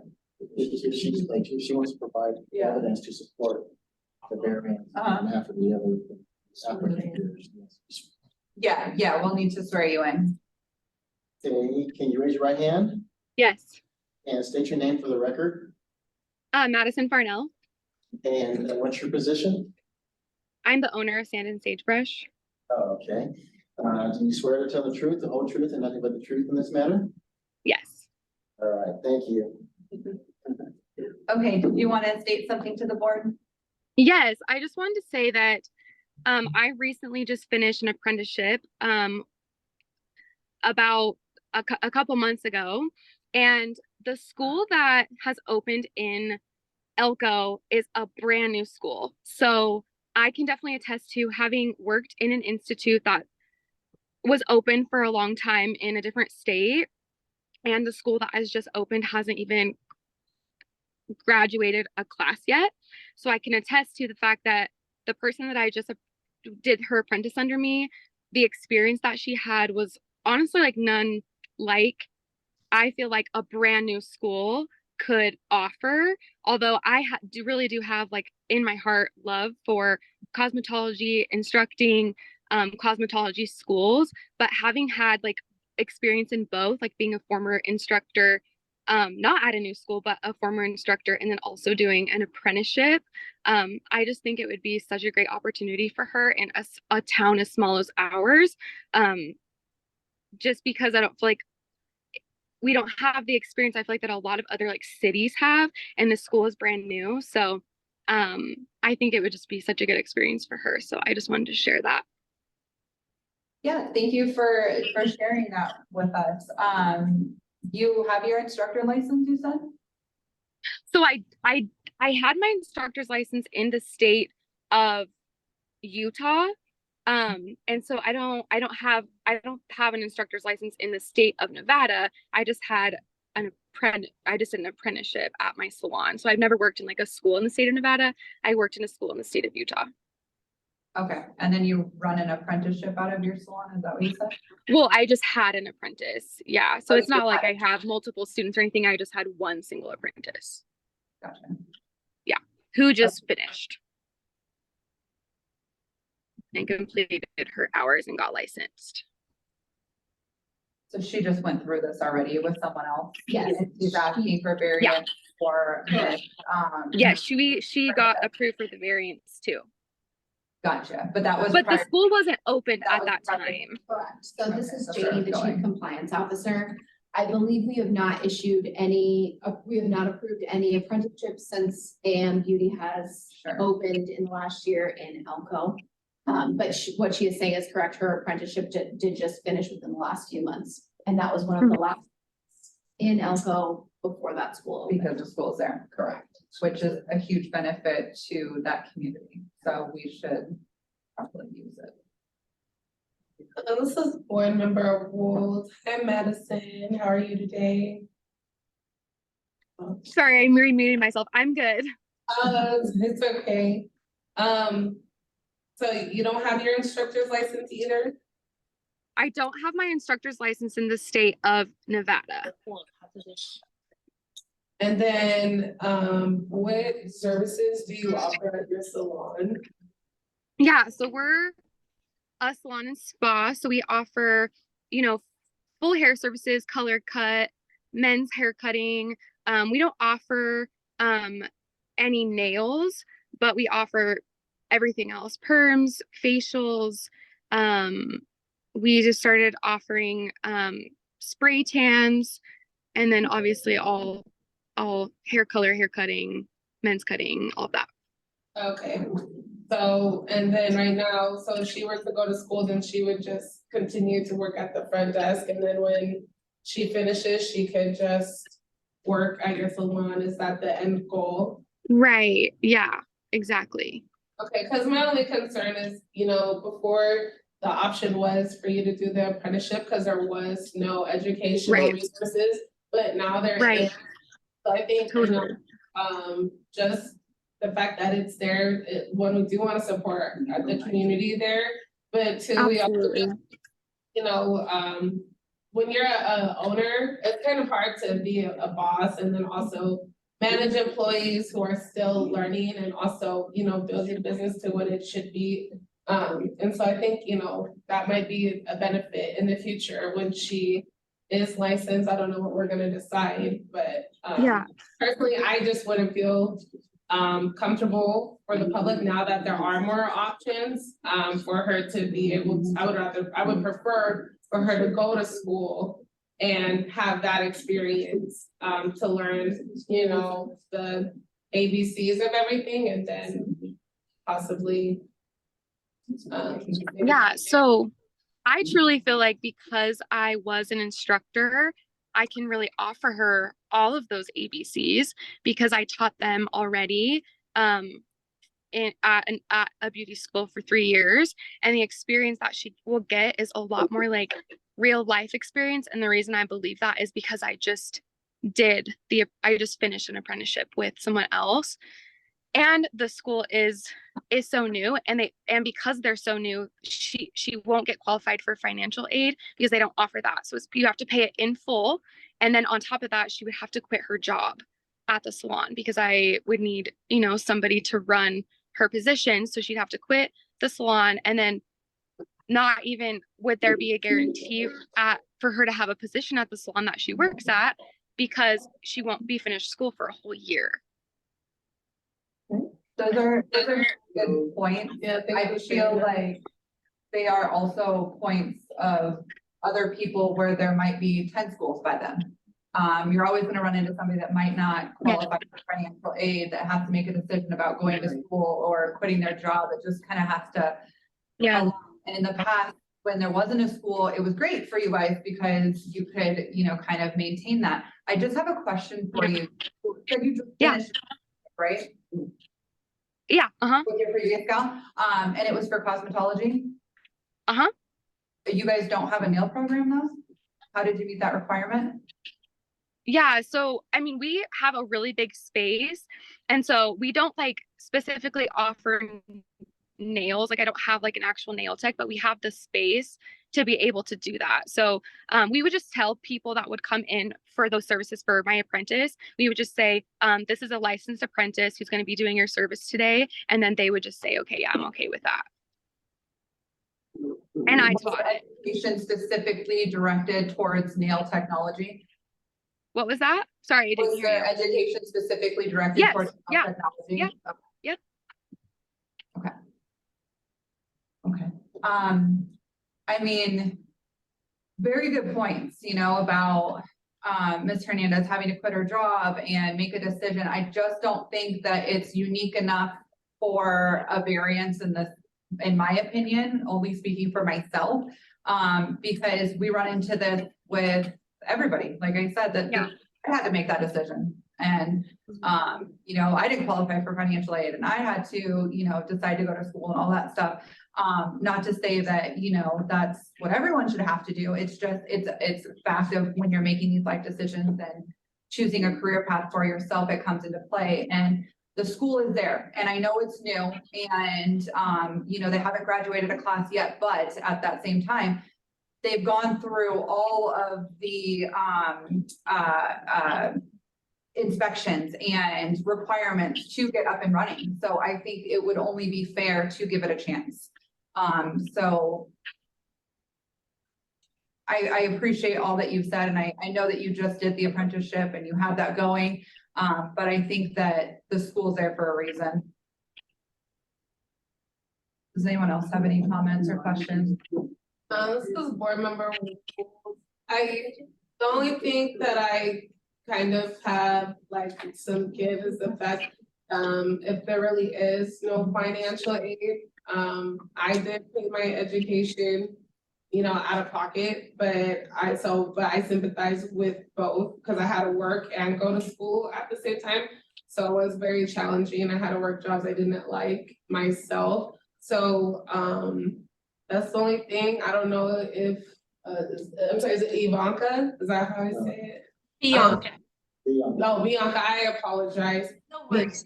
I would just recommend reach out to the school, see what options they have for you. If they do have any other types of payment plans. I know school can be kind of taxing sometimes, but it's worth the investment.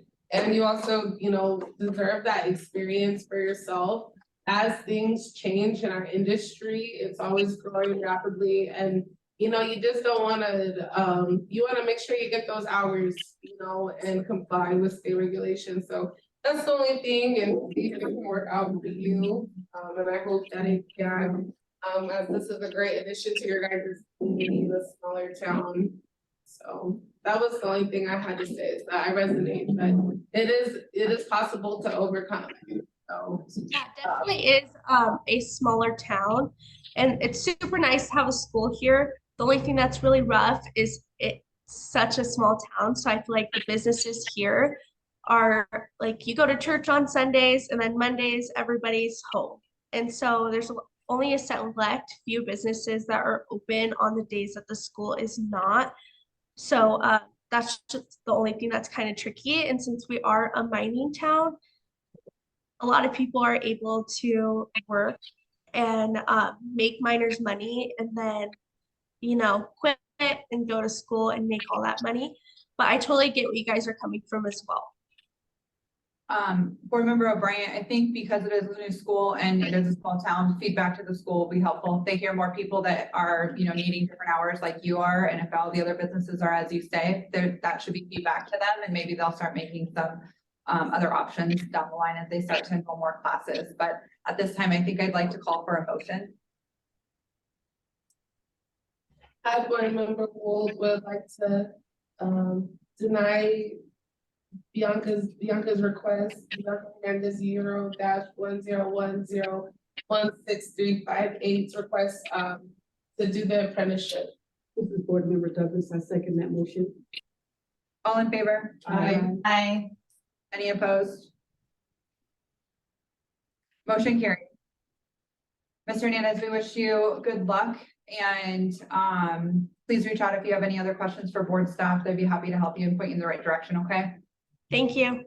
You're welcome. Have a great day, you guys. Thank you for your time. All right, let's move forward to number 21 on the agenda. This is for petition Trista Glenn E42595 for discussion of possible action. Petitioner is requesting a letter of credit from her electrolysis apprenticeship towards an esthetician program. Ms. Glenn, are you present? I am. Hi, can you please raise your right hand and we'll get you sworn in? Yes.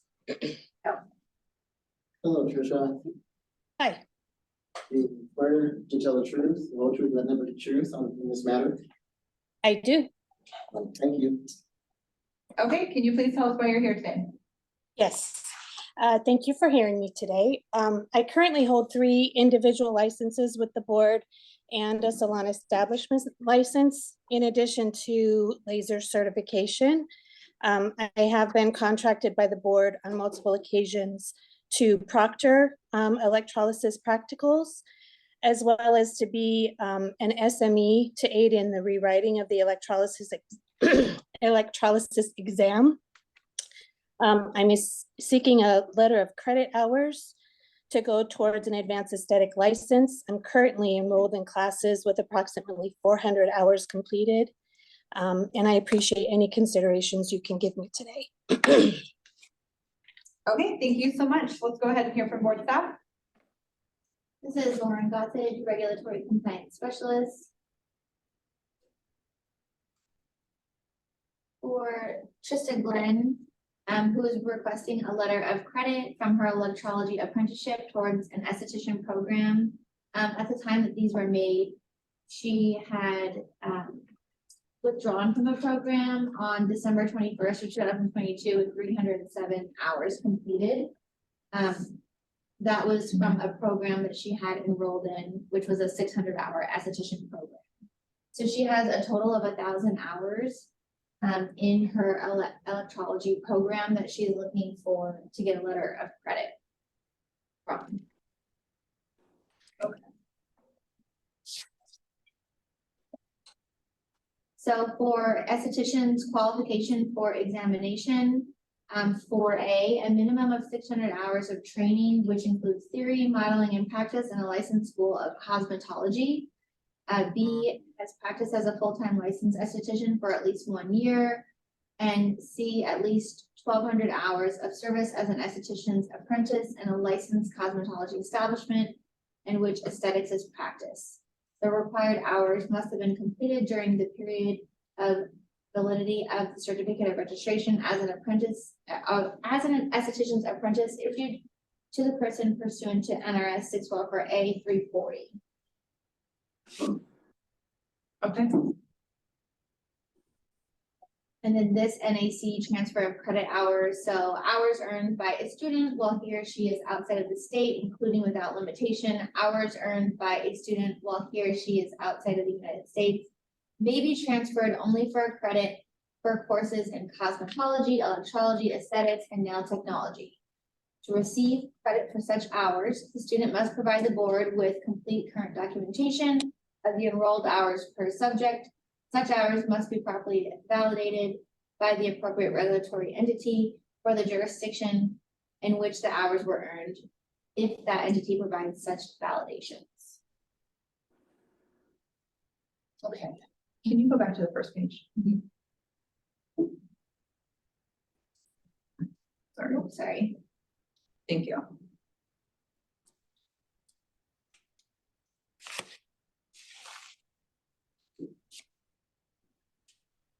Okay.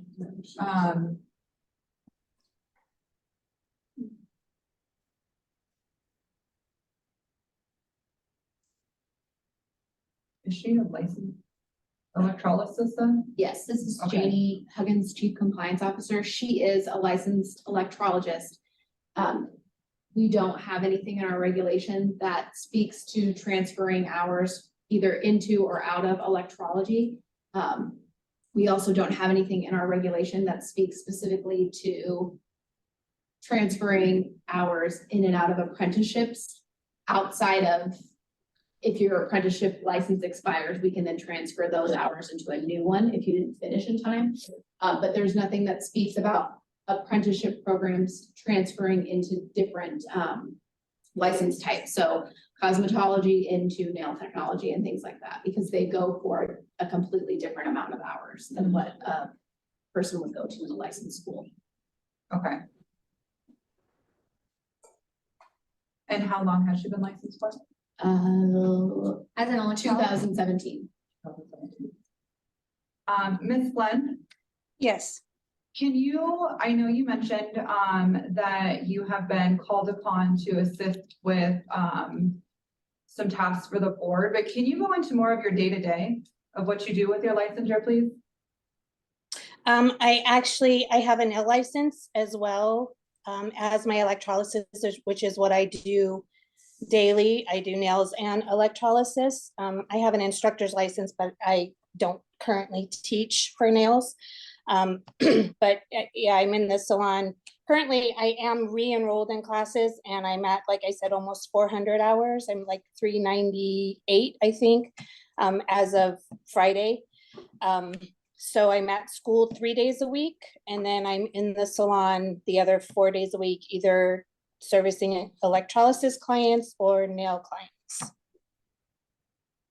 Okay.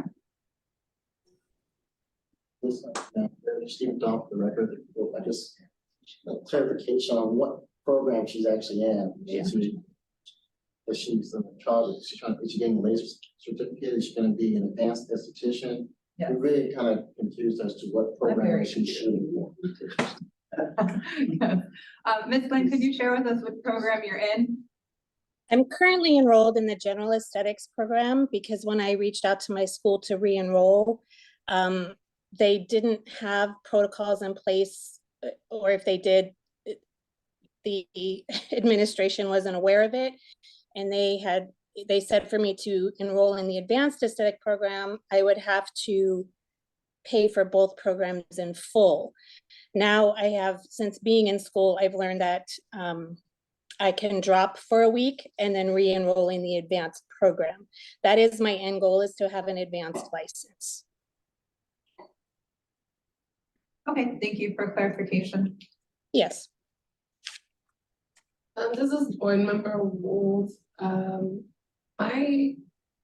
I guess concern, to the board staff is how much of electrology deals with aesthetics. I have an esthetician license, and even when I was in Idaho and I brought my license here, we never touched base on electrolysis. It was like a whole separate thing. So in my mind, I would just see this as if I wanted to get my nail license, it would be a completely different program. So that's, I guess my only thing is, we appreciate your hours in getting licensed and doing everything correctly, but I just don't see how, and I'm sure there are similarities in some relevancy, but I don't see how an electrologist license would be relevant to the esthetician license, because you cover a lot more skin and the different things that happen with the skin and aesthetics. And then over waxing, you go over lashes, you go over facials, peels, radio, all that other stuff. So I just don't see how the two could like correlate or really hold up to one another, I guess. And This is Janie, the Chief Compliance Officer. Since she did complete her apprenticeship for electrology here in Nevada, I can read off her transcript to you. The categories that we required at the time were sanitation and sterilization, client protection and draping, equipment. Sorry, it's not a clear printout. So something about equipment and instruction, I would say single instrument insertion, multiple instrument insertion, precautionary measures, immediate aftercare, home care, destruction of papilla, observation of demonstrations, observation of results of work, modeling, reception, desk, salon management. And she's more than welcome to correct me if I read any of that wrong. Can you see like the theory verbatim at all? There's nothing specific to theory as far as on her time cards. Based on what I'm looking at, we might have changed the regulations, but I can pull that up out of the Please. And what those services that were performed. Because I know for like aesthetics, you have to do theory, and then you gotta test on it and then practice it. So if it's not what they're doing in aesthetic classes, I just don't see how the two are relevant. Ms. Glenn, maybe you can shed some light on that. What theory were you given regarding skin during your electrology? Well, there's not actually a Milady electrolysis book. So, or if there is, I think it's from like 1987. And I did, like we did, like they said, there's infection control, like sanitation, and like we do go over histology of the skin, Fitzpatrick. Gosh, it's been so long. This is Janie, the Chief Compliance Officer. I have it pulled up from our NAC, but this might have changed since she was initially licensed and went through the program. It seemed like, did you complete 750 hours in your electrology? No, I did 1,000. On the 1,000 hours, they are required theoretical and practical training, 20 hours minimum in the following subjects: ethic, conduct, courtesy, telephone etiquette, neatness, salesmanship, professional attitude in meeting the public. And they are also required instruction theory, 250 hours in the following subjects: sanitation, electricity, electrology, thermology, dermatology, trichology, bacteriology, the peripheral vascular system, in parentheses, capillaries, the sensory nervous system, parentheses, nerve endings, and the provisions of chapter 644A and of NRS, which are pertinent to the practice of electrology. And then it goes on for another category. So this is board member Wolchester. My question is to you, what do you know about aesthetic services? Do you know the difference between hard and soft wax?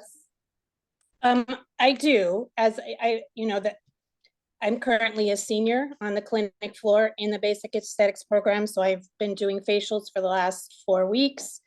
I haven't had any waxing on clients yet, but we have practiced in class.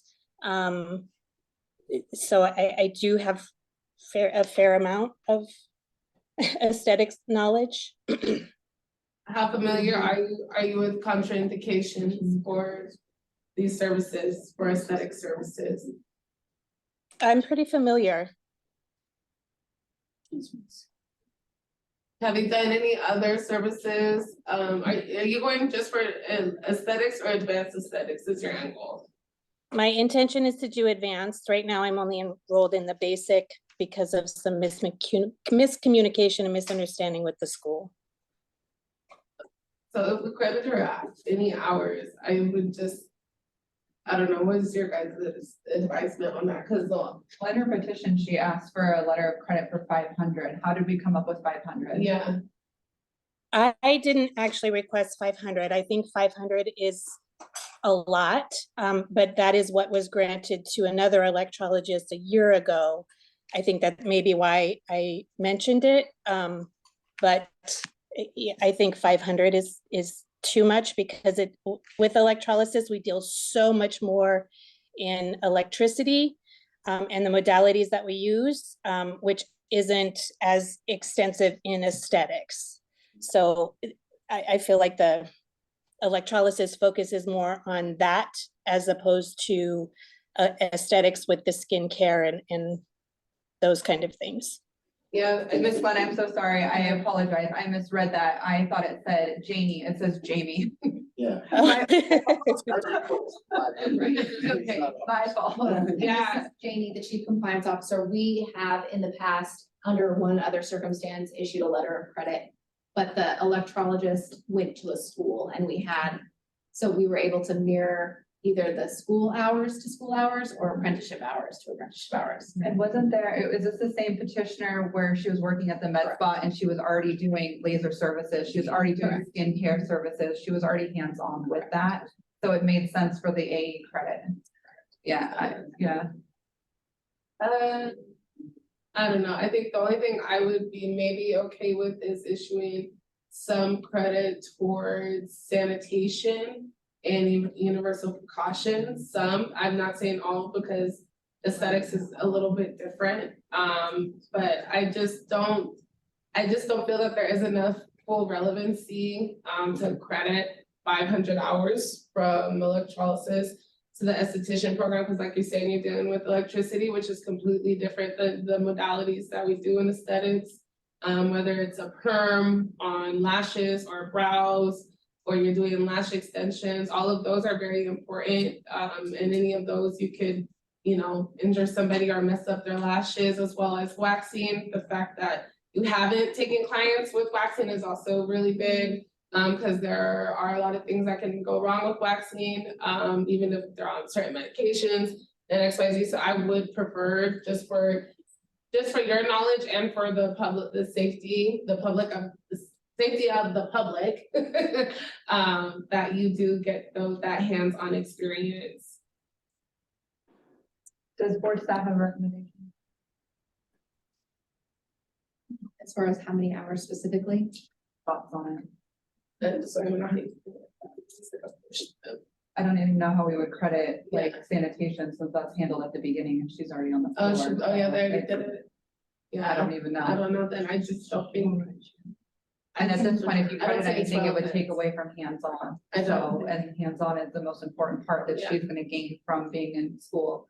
I think we also need to be very, very, very careful with AE at this point, Yeah, and anything that we do with that. yeah. So I can look at her transcript from her electrology program and compare it with the proposed curriculum for the advanced aesthetic program, since that's her ultimate goal and see what kind of overlap that is.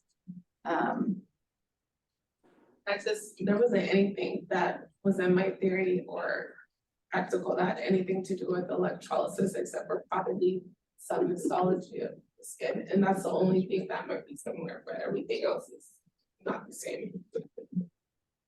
So in the proposed curriculum for the advanced aesthetic program, there would be a minimum requirement for theory and practical instruction in the following categories: skin analysis, client consultation, pre and post treatment protocols, contraindications, patient record keeping, facials and advanced facial treatments, dermaplaning, machine aided exfoliation services, hair removal, including the use of depilatories, waxing, tweezers, and lasers, chemical exfoliation, including alpha hydroxy acids, beta hydroxy acids, and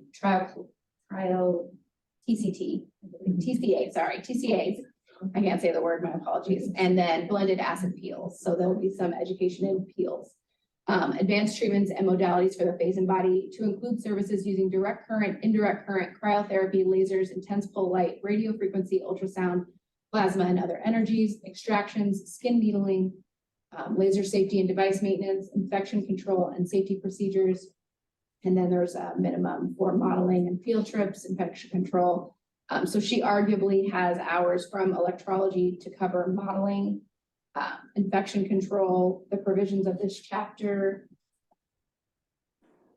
But a lot of the client consultation and skin analysis comes from the actual client being there and doing those skin assessments, which with facials is just really important. And I just, like I said, I don't think that it's the same type of relevancy. Just going through those programs my own self, I didn't hear a lot of anything electrolysis wise, because like I said, it's just electrology, whereas the modalities for aesthetics and alpha BHAs, AHAs, fibroblasting, all that stuff, they're their own service, and you won't know what to do with those unless you get trained in that specific service. Just like electrolysis, I couldn't tell you anything about electrolysis. I can't even talk, it's been such a long day. Yeah, so I personally, I don't feel comfortable with granting someone who only knows how to do electrolysis that many hours. I would prefer to see her just do it on the floor, even though it can, it might hinder her timeline, but we just want to protect the public and the safety and make sure that everyone's going through these programs, unless there is, 100% relevancy exactly to like what they're doing. Like if I was to join a cosmetology program and I already have my full esthetician license, then maybe they would credit my 30 hours that they would make me do. I think that makes sense, but I don't think it makes sense to credit electrolysis hours to an esthetician who is brand new and doesn't know anything about aesthetics. Or sorry, not anything, but is new to aesthetics. And not just aesthetics. I want to point out it's advanced aesthetics. Yeah, So that we're too. working with the other. It feels very much like nails to SD, in my opinion. Yeah. I don't know. Yeah, I feel the same way you do, so. Well, for the two SD, so. Yeah. Yeah. No. And not that we don't want to try to help and give credit where credit is due, it's just, this is, the public, and it's very much so about protecting the public and making sure that you are the most prepared that you can be, because once you're out there, you have access to absolutely everything. It's not just peels and hard wax, soft wax, it's lasers and, other modalities that really can hinder and harm people. So, any other questions? Sorry, we've been kind of commandeering the conversation. Anybody else have anything to add? I do have laser certification of 33 hours that I completed in 2018. I understand what you're saying, and I don't, because being a nail technologist and a nail instructor, I don't think nails and SD there's very little that crosses that would overlap other than basic sanitation.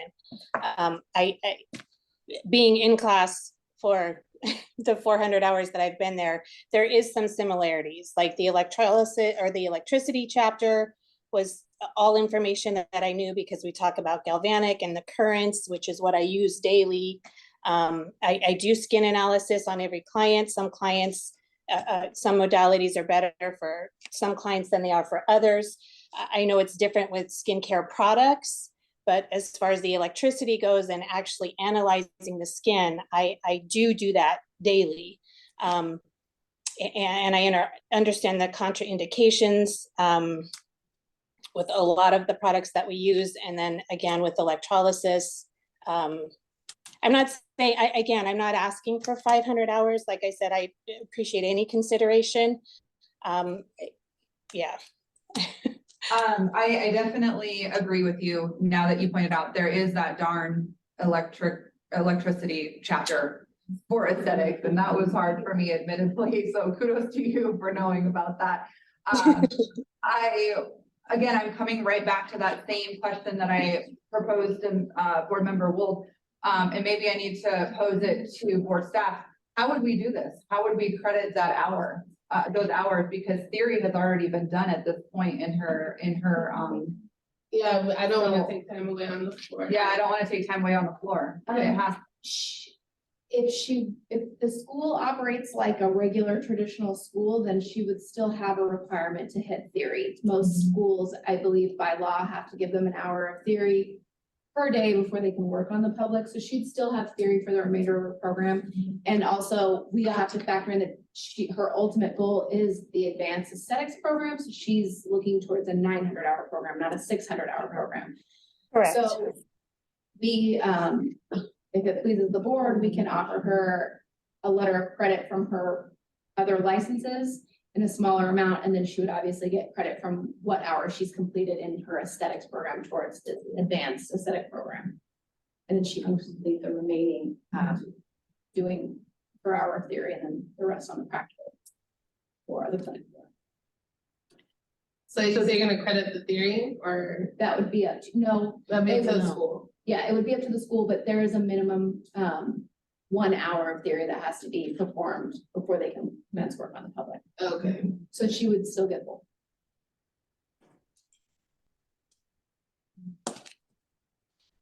So if we were to do the credit of hours, where would that pull from? We don't issue a letter of credit like that. We give them a number. Okay. And then it's up to the schools. I think in the regulations, the schools administer a test to decipher where they need the hours. Determine where it starts. Okay. Test. How about we recommend 100 hours total credit, and then the school can Yeah. apportion it. Yeah. She's obviously, has the knowledge and expertise from that, and there is some overlap. It was just, my concern was pulling off the hands-on portion. Yeah. She would still have a requirement to do both by law, just as a normal student, whether she was given a letter of credit or not. No. Okay. Does anyone have any questions? Any other concerns that they want to bring up before we make a motion? Board Member Moreno, you had said that you're in one esthetician class and you're gonna withdraw and then reapply for the advance? Yes, ma'am. When I first was inquiring about re-enrolling, the school, I don't know if they didn't have a process in place, but the administration of the school that I go to said if I wanted to re-enroll in the 900-hour program, I would first have to pay for the 600-hour program that I started and then pay for the 900 in full. I found out on the first day after I got back to school, once I had re-enrolled, that they will allow me to drop for a week. And then when I come back, it'll be a re-enrollment into the advanced program. Oh, okay. So I did not know that. Yeah, so how would they recognize those? I missed that part. I don't know, I just feel that, you said you got initially licensed in 2017, right? Yes, ma'am. Yeah, I don't know, I feel that the industry has just changed so much, and I know you probably want to be done sooner than later, but I also just don't want you to shortchange the floor time, because I mean, there's just so many more modalities, especially with laser and everything else, but I mean, I don't know how they're gonna apply your hours. I just, like I said, as long as it doesn't cut into the floor time of the new modalities of like all the things we just put up under advanced and things of that nature, like I don't have a problem with it, but electrolysis is not the same as laser, it's not the same as cryotherapy or fibroblast or derma, I can go on and on. It's just not the same. And so I guess that's just my only concern, as you know, I'm just protecting the public, so. Well, like Jamie said, with her being in for the AE, she'll be in school longer. Oh, okay. So it'll be 900, Oh, yeah, 900. that's She's right. already, like, we would have credited her 100, she'd be out in like, what, 30 hours? So. Goes and, should we, can that be in the stipulation that these 100 hours are gonna be granted upon like re-entry into the AE program? Yes, I would say that. Okay, That in all your right, motion, that okay, this is so that's specific fine. Let's do only a to the motion. advanced aesthetic program. Perfect, okay. All right, let's do a motion. Can I call for a motion, please? I, board member, would like to call for a motion to grant Trisha Glenn E-42595 100 hours to the advanced aesthetics program. It's Board Member Douglas, I second That's that it. motion. That's how we want to work it. But, well, this is Janie, the Chief Compliance Officer, just to clarify, you mean in totality, not 100 from her electrology program, you mean in totality, so 100 from electrology and then 400 that we believe she has from her current esthetician program, correct? Oh, one total. Oh, okay, So so let's say 500. 100 hours from her electrology program on top of the hours earned in her current aesthetics program. To go toward the AE. Well, yes, and I will reach out to the school right now to find out exactly how many hours she has to get that. So just for the record, a member of board staff can just outline exactly what the motion should say, and then all I need is for somebody to say so. And then somebody else can say the second. So we will issue Krista Glenn a letter of credit for 100 hours from her electrology program in conjunction with a letter of credit for exactly how many hours she has clocked as of today from her aesthetics program for a total. That would be transferred into her AE. Advanced aesthetic program. Okay, I can say it. Okay. Well, I just need to say, I just need somebody to say so moved. Yeah. That way it's laid out. Oh, did she say it? So moved. So moved. Okay, already done it. I second that motion, Board Member Harris. And then, do we need it laid out now? Now we need to vote. Now we need to vote. Okay, all in favor? Aye. Aye. Any opposed? Motion carries. All right, Ms. Glenn, do you understand what happened? 'Cause I don't know. Yes, I do. Thank you.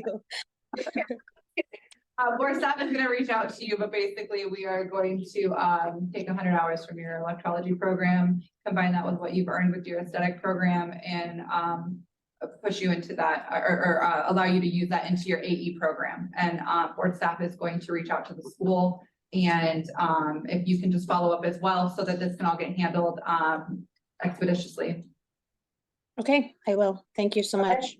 Thank you so much. Have a good day. Thanks, you too. Thanks.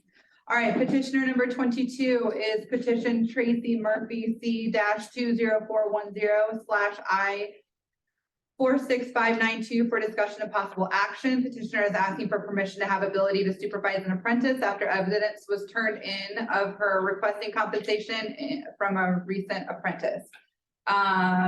Ms. Murphy, are you present? Ms. Murphy?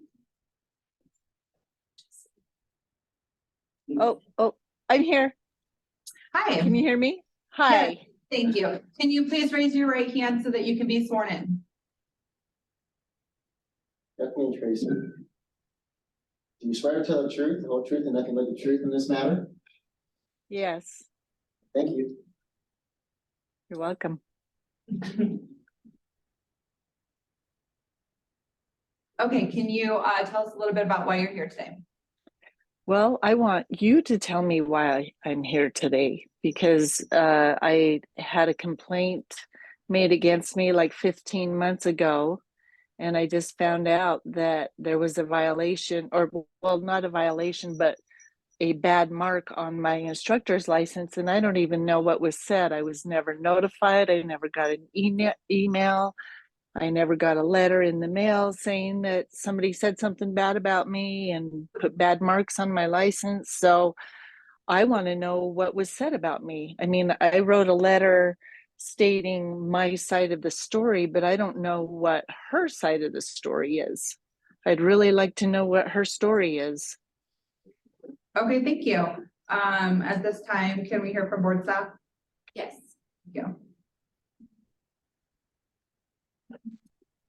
This is Lauren Gossage, Regulatory Compliance Specialist. Hello.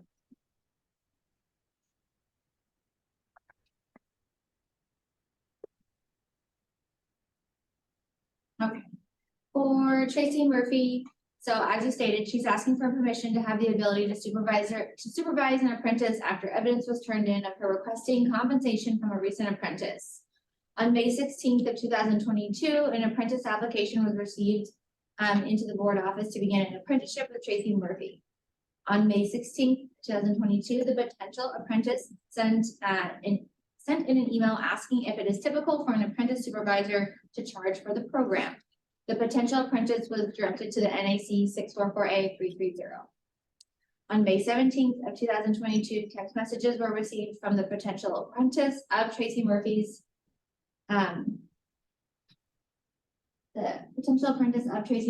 explanation for compensation. The money order for the apprenticeship was mailed back out to the potential apprentice account, and the potential apprentice account was closed. So pursuant to NAC 644A330, number 1, a licensed cosmetologist who has been authorized by the board to supervise and train a cosmetology apprentice and who is supervising and training a cosmetology apprentice shall not accept compensation for the apprenticeship either directly or indirectly. The following slide is the text message that was sent in to board staff, which prompted us to return and not approve the apprenticeship application.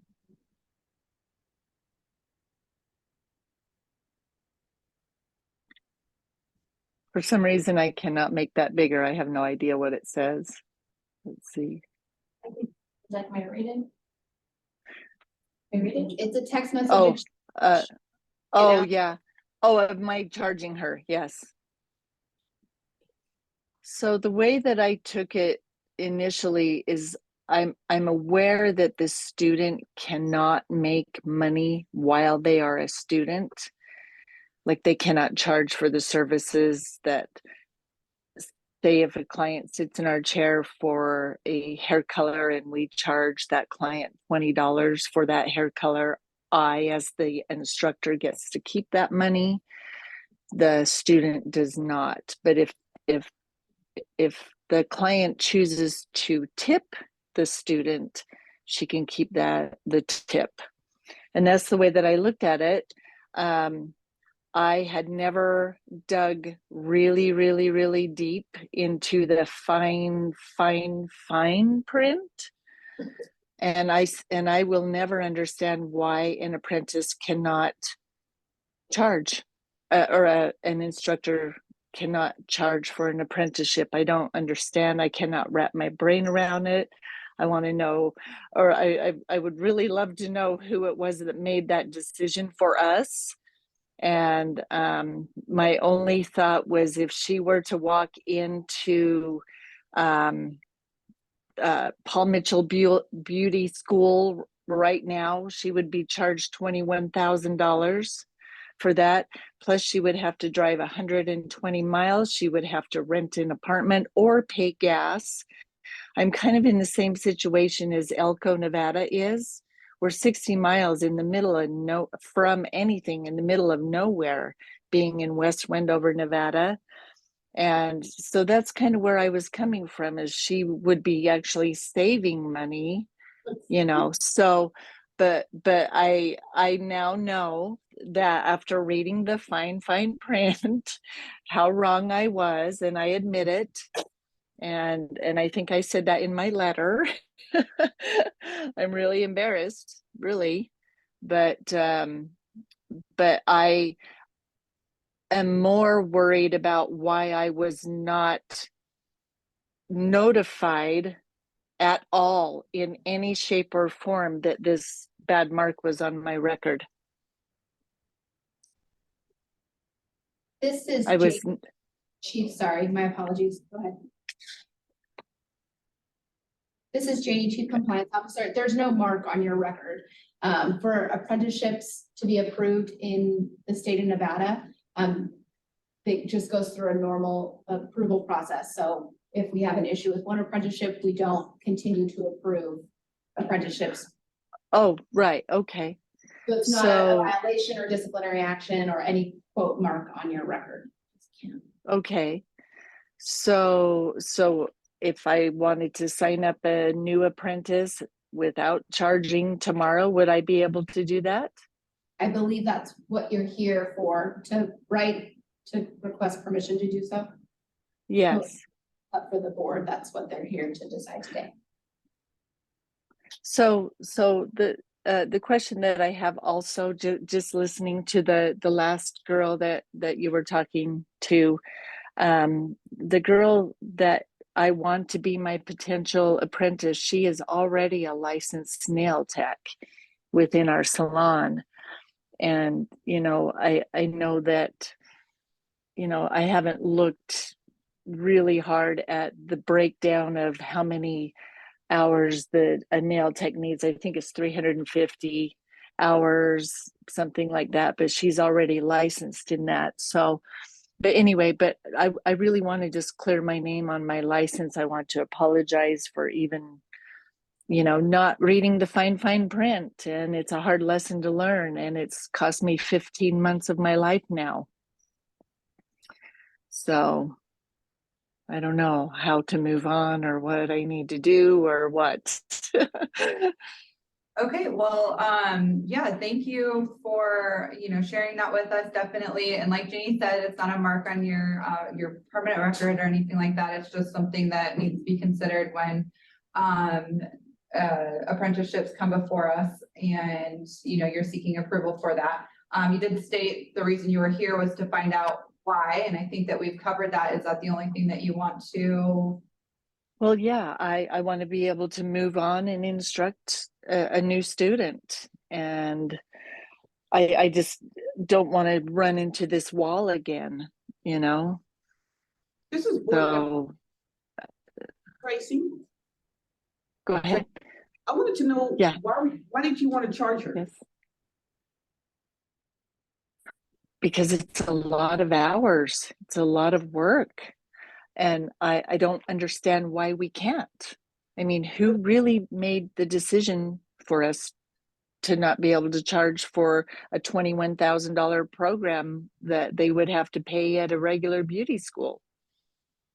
Yeah, but you know, I mean, honestly, why can't we?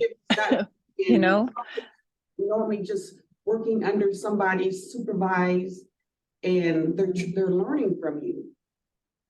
So I'm not understanding why you want to charge them when it's like a free service type. Well, I'm just coming from a regular beauty school aspect that they would have to travel 120 miles or more to, if they were to go to a regular beauty school. Like, I live in West Wendover. Any person that wanted to go to beauty school would have to go 110 miles to Elko, Nevada, or 120 miles to Salt Lake City, Utah. You know, and I was just looking at it that it would be a real money saver for them to stay in town, save the gas, save the rent, save the whatever, travel expenses, whatever. And you know, that's the mentality that I was coming from, but I know now that that's wrong. But you know, we're in the middle of nowhere. Yes, I agree. That is definitely the middle of nowhere, which is why the agency has allowed for the apprenticeship program to happen. Apprenticeships are not licensed cosmetology schools. That is the difference. Why you are not allowed to charge. An apprenticeship is a learning experience provided for those students, so they don't have to make those expenditures to go 120 miles, to have extra rent, etc. So that is why that is in effect for those rural areas where that's just undue hardship for them. But you are not a licensed instructor. You are not a licensed establishment for a school. If you were to take another apprentice, it would be for free because you are not allowed to charge. And I think that's what the board has to Right. do. We trust that that's going to actually happen. And I'm not sure that that's the case today. I'd like to call for a motion. Madam Chair, Unless- to add, yeah. this regulation has been on the books since 2014. Yeah. So it isn't anything recent. Yeah. This is 9 years old. So it's been on the books since 2014. Yeah, and I moved out of Nevada for several years. And I've just been back in Nevada for about 1.5 years now, or actually about 2.5 years. COVID brought me back into the beauty business, and I really believe that the beauty business is suffering because of the whole COVID thing right now. And I think that they can use all of the people they can get. You know, if somebody's willing to learn cosmetology, it would really help the industry greatly. Bertha Jackson. And I'm good at it. Chief Operating Officer. On that apprentice application, there is a section where the salon owner and the supervising licensee sign indicating that they will not receive compensation from the student or the apprentice. So there is a section there that was signed on that application that was originally submitted in May of 2022. Signed by the licensee and the salon owner. Right. So that was known prior to those text Yes. messages. Prior to the text. So that was when I was in the thought process of that the student could not make money. I had not wrapped my brain around that it was me myself that couldn't make money. It took me about a week to wrap my brain around, and I'm still like, who made that decision? You know, but you know, I don't know. All I know is I'm good at it. I trained Kelly Longson like 14 years ago. She's extremely successful, and I want to do that for another student. Did you charge in that circumstance? I did. Okay. I did charge her. That was 14 years ago. Yeah. Okay.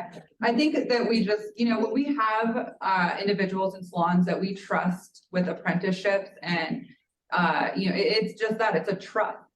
We trust you to do the right thing. We trust you to understand our rules and regulations and why we have them in place. And I haven't heard anything today that makes me believe that we're on the same page with this, unfortunately. And I don't think that we're there yet. I think that you're still kind of on that page of like, why is this? How do I change this? And that's fine. Like, make the changes and growth in the industry where you see fit. But today your petition is to have another apprenticeship, and I'd like to make a motion on that rather than keep going in circles about who made the laws and how long they've been in place. Right. This is board. Oh, go ahead. Oh, go ahead. This is Board Member Douglas. I would like to deny Tracy Murphy, license number C-20410, the apprentice program at the moment. Board Member Harris, I second that motion. All in favor? Aye. Okay, so this particular license is going to expire, I don't know, March-ish of 23. Will I be able to renew that at all, or are you going to, I mean, is that something else that I need to petition for? Or, you know, I'm really bummed right now. I don't even know where to go or what to say or where to turn or. Yeah, no worries. I'm not sure with what you're referencing, but going forward, I think it's best reach out to board staff and they can point you in the right direction and get that answered for you. Okay. They'll be able to guide you. Okay. All right. Well, Okay. thank you so much for your time today, Tracy. Hope you have a good day. Thank you. You Okay. too. Bye. Thanks, bye. All right. Let's do number 23, please. Petition Alicia Ricci, AP-1042 for discussion and possible action. Petitioner is asking for a variance to NAC 644A315. Ms. Ricci, are you present? Yes, I am. Hi, Ms. Ricci. Can you please raise your right hand so we can swear you in? Yes, let me turn my video on here. Hi, Ms. Ricci. Okay. Hi. Raise your hand. You swear to tell the truth, the whole truth, and nothing but the truth in this matter? Yes. Thank you. Okay, can you please tell us a little bit about why you're here today? I'm petitioning the board for a reevaluation of my apprentice hours that I did. So I got approved to do apprentice hours in a salon called Country Girls, September of last year. And about 2.5 weeks into my apprentice, the owner had gotten divorced, so she had to let go of the salon immediately. So she asked if I could take over so the salon could stay open. And at that time I said, yeah, you know, because I wanted to finish my apprenticeship. And so I did all my paperwork. I had the board come, they inspected the salon, I got all the licenses, and I finished my apprenticeship with the new salon name. So every month I submitted my hours, and at the end, I went to approve for my hours to go take my state test, and I was denied due to the fact that the salon name had changed. But at all my hours that I submitted were under the new salon name, and during the whole 1,200 hours, not one time was I denied my hour acceptance. Nothing was emailed to me, sent to me, nothing to the salon. And so now I'm sitting with my hours that I did. I did hard work. I worked full-time as a CNA here at the hospital, and I'm just asking if my hours can please be accepted. Thank you. Thank you for sharing that with us. Can we please hear from board staff? Yes. This is Lauren Gossage, Regulatory Compliance Specialist.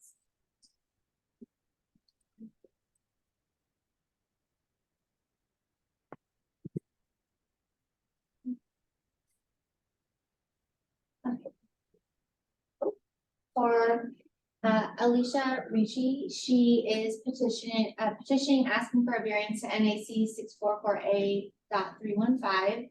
So the apprenticeship application, as she stated, was received on September 28th of 2022. The application was for Shannon DeSoris, C41892, to supervise Alicia Ricci inside of Country Girls Salon under S15079. A new salon application was submitted on October 8th of 2022 for a change in ownership and a new salon name. The new salon was licensed under Envy Girls S708274 with a new owner of Alicia Ricci. No new apprenticeship application was submitted at the time of the new salon application. So pursuant to NAC 644A.315.3, if an apprentice is unable to complete the number of hours of training required by NRS 644A 300, 315, 330, or 345, as appropriate with the licensed cosmetologist, hair designer, esthetician, tech, or cosmetology establishment approved by the board when the certificate of registration was issued, that certificate of registration is not valid for use with another supervising licensed cosmetologist, hair designer, esthetician, or nail technologist or cosmetology establishment. And B, the apprentices must apply for a new certificate of registration with different supervising licensed cosmetologist, hair designer, esthetician, or nail technologist, or different cosmetology establishment named as the site for training of the apprenticeship. So again, when she turned in her apprenticeship application, she signed off that she was aware of this regulation that was in place. And there was no communication once Shannon had stepped away. And No, Shannon was still my teacher. Nothing changed except the salon name. Same address, same supervisor, nothing else changed. Just the name. But the establishment listed, sorry, Bertha Jackson, the establishment where she had the permission was Country Girls. Regardless of the address, that specific licensed salon number F15079 was the only establishment that was authorized to provide that that apprenticeship program. Okay. Regardless of the location. Gotcha. And it is signed off when you apply. Yeah, it's in the apprenticeship enrollment packet. Yeah.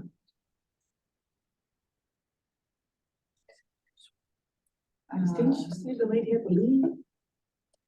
No, she got a divorce and she had to sign, so it's long immediately. So she sold this one to her. So basically, it's. But either way, the information wasn't sent in when the salon ownership changed. Because her apprenticeship hours are under the other salon. Right. Therefore not valid under her current Who salon. was accepting those hours? When she was in her apprenticeship hours, what did she say that to? First time? Fourth staff. When she. Where was it sent to? Yeah. So it was the Fourth staff, when she was sending in her hours, it was sent into a Board staff. So did you guys not catch it? So the timesheets, on the timesheet that is submitted by the apprentice and the supervisor, it's only listed apprentice name, apprentice license number, supervisor name, and then the current month and date, along with the dates and hours, and then signed off by the student and by the supervisor. On the summary report, yes, it does have listed the other salon. But when we receive them, we look at the hours and track the hours. Yes, it was an error on staff's part to not catch the name that was listed on the summary report, because we don't really go off of the summary report. We go off of the timesheets and the hours clocked. And for the record, it is on the application packet that in this circumstance, it is the responsibility of the apprentice to notify board staff that their supervisor or their location has changed. Correct. So there is a due diligence. There is a due diligence there. Yes.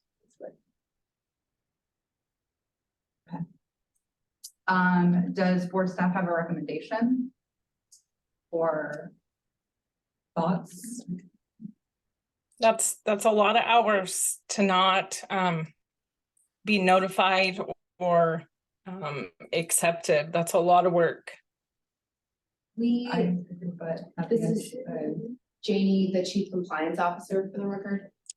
We were given some information, I think through a consumer complaint or either directly from the supervisor, that she was no longer supervising Alicia as of 5/22/2023, and that Alicia added hours that she did not actually do to those timesheets.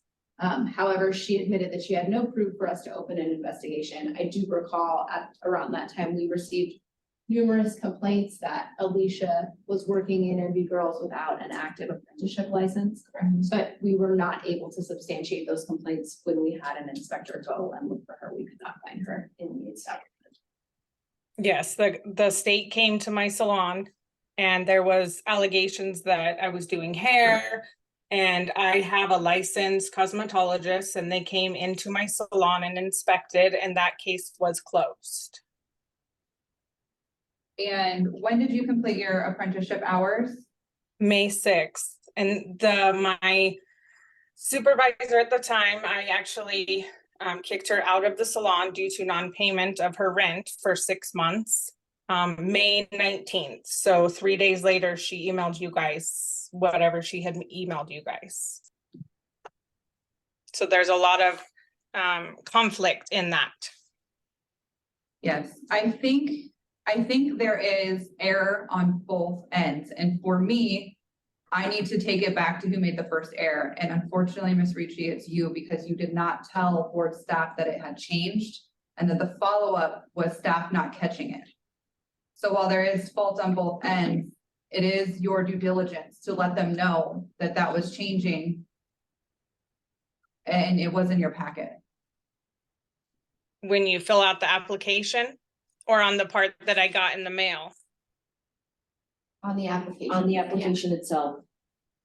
Form that's complete. Okay, Okay, by so then their- how do I go about doing this now? And now I don't have the supervisor, of course, but that's almost 1,200 hours, 9 months of hard work. And now what? Do you have are you still the owner of the salon? Is it still yours? Yeah. Do you Yeah, have I any am. numbers that work for you? I have one cosmetologist that is there part-time. That's all I have there. Just, it's me and her, but I don't do anything right now. So then she's only open part-time. Are you only open part-time then?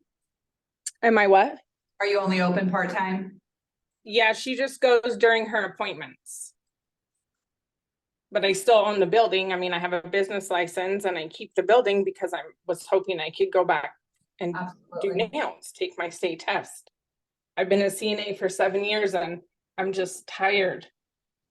Yeah. I still work full-time at the hospital.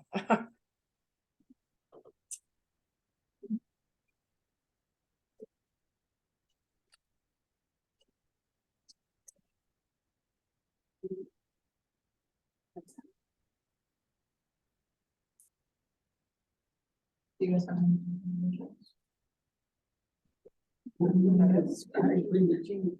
It's both parts.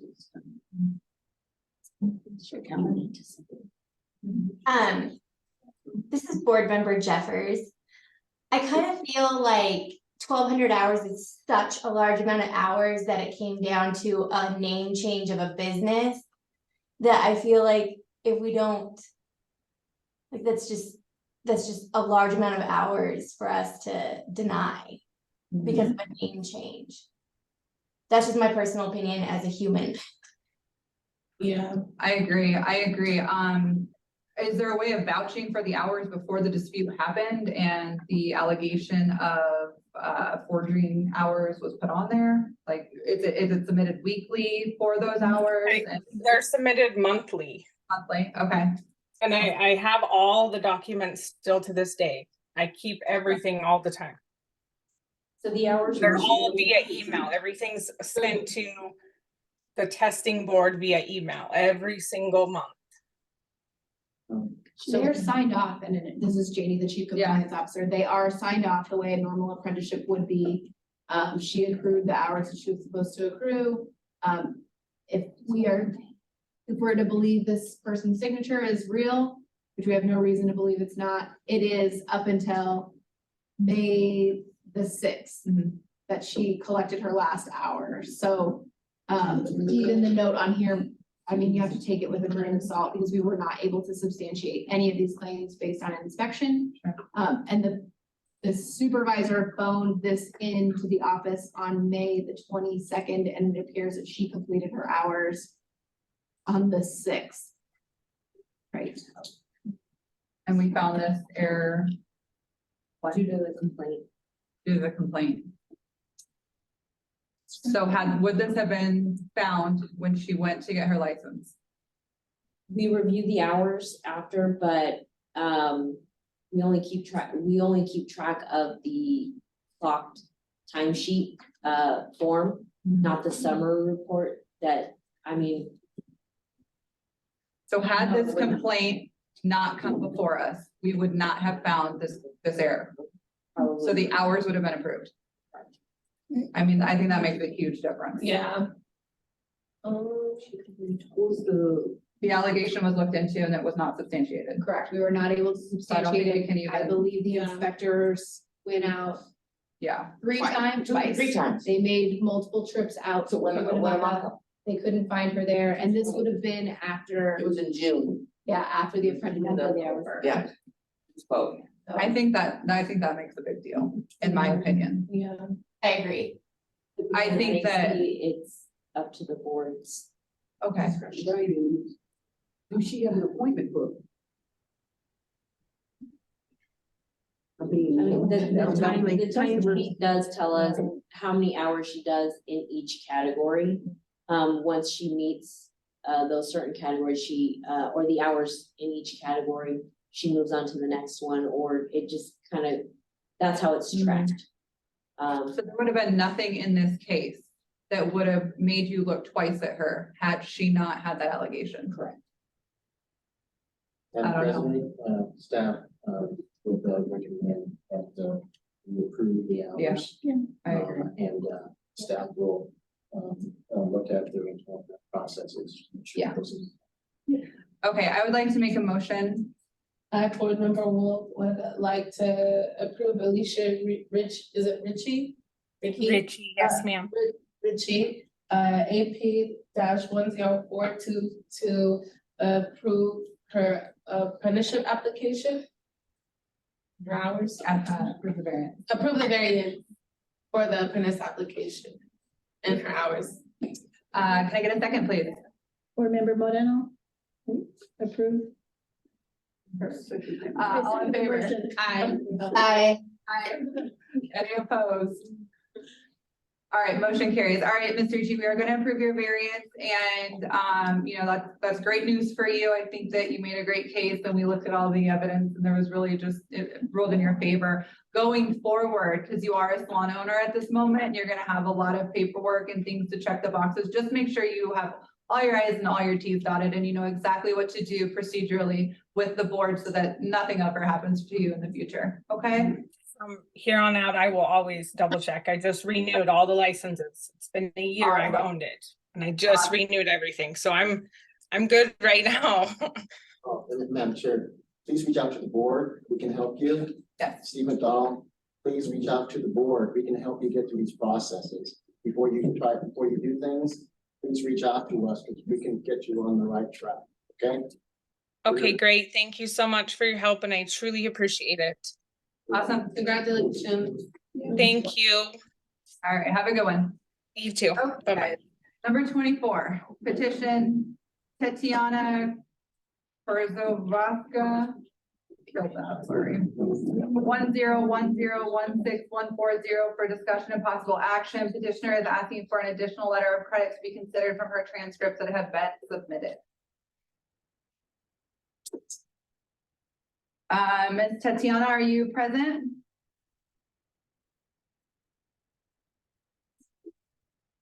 Can we hear from board staff and we'll check back? We recommend on this matter that If she's not here, she needs just petition. Okay, all right, so let's go ahead and make a motion for Ms. Tatiana to repetition, please. Well, it'll be Oh. Secondly, petition. Oh, because we're not gonna postpone, we're just, Right. okay, sorry. Yeah, Is it Okay. now? resubmit a whole new one. a whole new one. Yes. Okay, all right, that makes sense. Okay, can I get a motion, please? Board Member Douglas, I would like to deny Tatiana or somebody. Petition, U-10106140. Can I get a second? Board Member Moreno, second the motion. All in favor? Aye. Aye. Any opposed? Motion carries. Okay, that's all our petitions, you guys, good job. All right, we're gonna move on to agenda H, miscellaneous agenda items, financial reports for discussion only. Board members will review the financial reports submitted by Josephine Alaverda, Chief Accountant. Yeah. Yes, I'd like to introduce Chief Accountant, Josephine. She put together our financial report. We are currently in an audit right now, so it's going through, and the financial report will be modified after the fiscal year has been audited. So, but I do have it here. You can ask me any questions if need be. It was in the report. Yep, it was pretty straightforward. Everything was laid out nicely. Questions? No questions. You did a great job. Thank you for putting that together. Thank you. And also she's available, Yeah. reach her by You can- email, phone call, to answer any questions. Okay. Thank you, Josephine. She's been a little under the weather today. Oh. And then number 2, review for the annual audit. We are going to move that, postpone that because that's not prepared for us at this time. Correct, they're being done by the CPAs right now, and that won't be ready till the end of November, which will be presented to you in January. Wonderful. All right, that brings us to number 3, selection of board meeting dates for 2024 for discussion of possible action. Proposed dates, January 22nd, 2024, April 8th, 2024, July 8th, 2024, October 7th, 2024. Does that work for everybody? October 7th doesn't work for me, but. Okay. It should be better. Okay. Sounds good. Okay. All right, then, can I get a motion to approve those dates? Board Member Wold would like to approve the board meeting dates for 2024. Not say each individual day. No. Okay. It's the board member Douglas, I second that motion. Okay, thank you. All right, and then now we have Executive Director Stephen McDonald. Oh, I'm sorry. Oh, yeah, we did. All in favor? Aye. Any opposed? Motion carries. See, I just knew you guys was fine. All right, now we're gonna go to Executive Director Stephen McDonald, Board Operations Overview. For discussion only, Executive Director Stephen McDonald will give a brief overview of board operations. It will be extremely brief. I also want to thank the board members for hanging out. This is a longer one that we've had in months. We try to keep it as short as possible. It could have been longer had we not spelled that first item on the agenda. Just some quick highlights here. We're getting a brand new computer system online by the end of January 2024. We're relocating to the second floor of where we're at right now. Rest of the space and use saving money. The advanced esthetician grandfather clause that got passed in 2021. It's over. It ended at 12:01 on October 2nd, midnight. So we are happy that that is done. There's only 2 ways to become an advanced esthetician now. No grandfather clause anymore. We received from January of last year to October 2027 the application. I got a great staff, especially the Chief Operating Officer over there, Rick Jackson, and the inside staff, processing lots of applications in the last month. We have now 2,779 AE licensees, and we're working on the rest. I think that's pretty much done with that. Compliance, we're on track to be doing about 4 inspections per year per licensed establishment. So that is different from before in the past. We're getting more efficient, and we're going to use technology to assist us in doing that. As I said before, we'll be having a board meeting that goes over the highlights of the SB 229 that passed. It is in effect as of October 1. Highlighting what the changes are. And then we'll also have our regulations that go along with that. There's a council viewer for that to come back. Outreach, I continue to reach out to schools. That's where it all begins. Licensees and to industry experts, or actually talking to board members that are industry experts.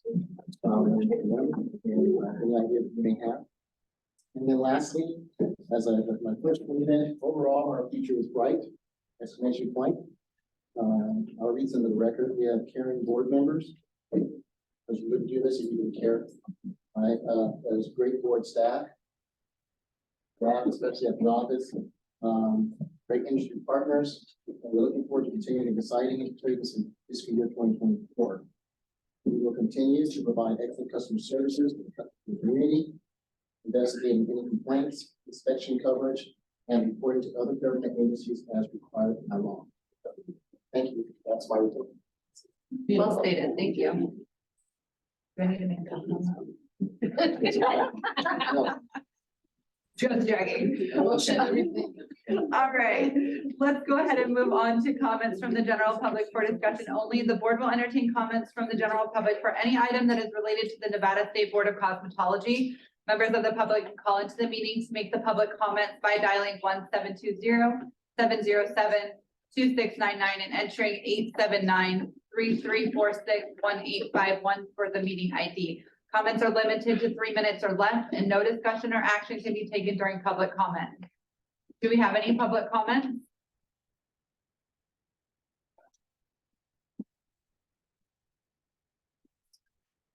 Do we have any comments from board members for discussion only?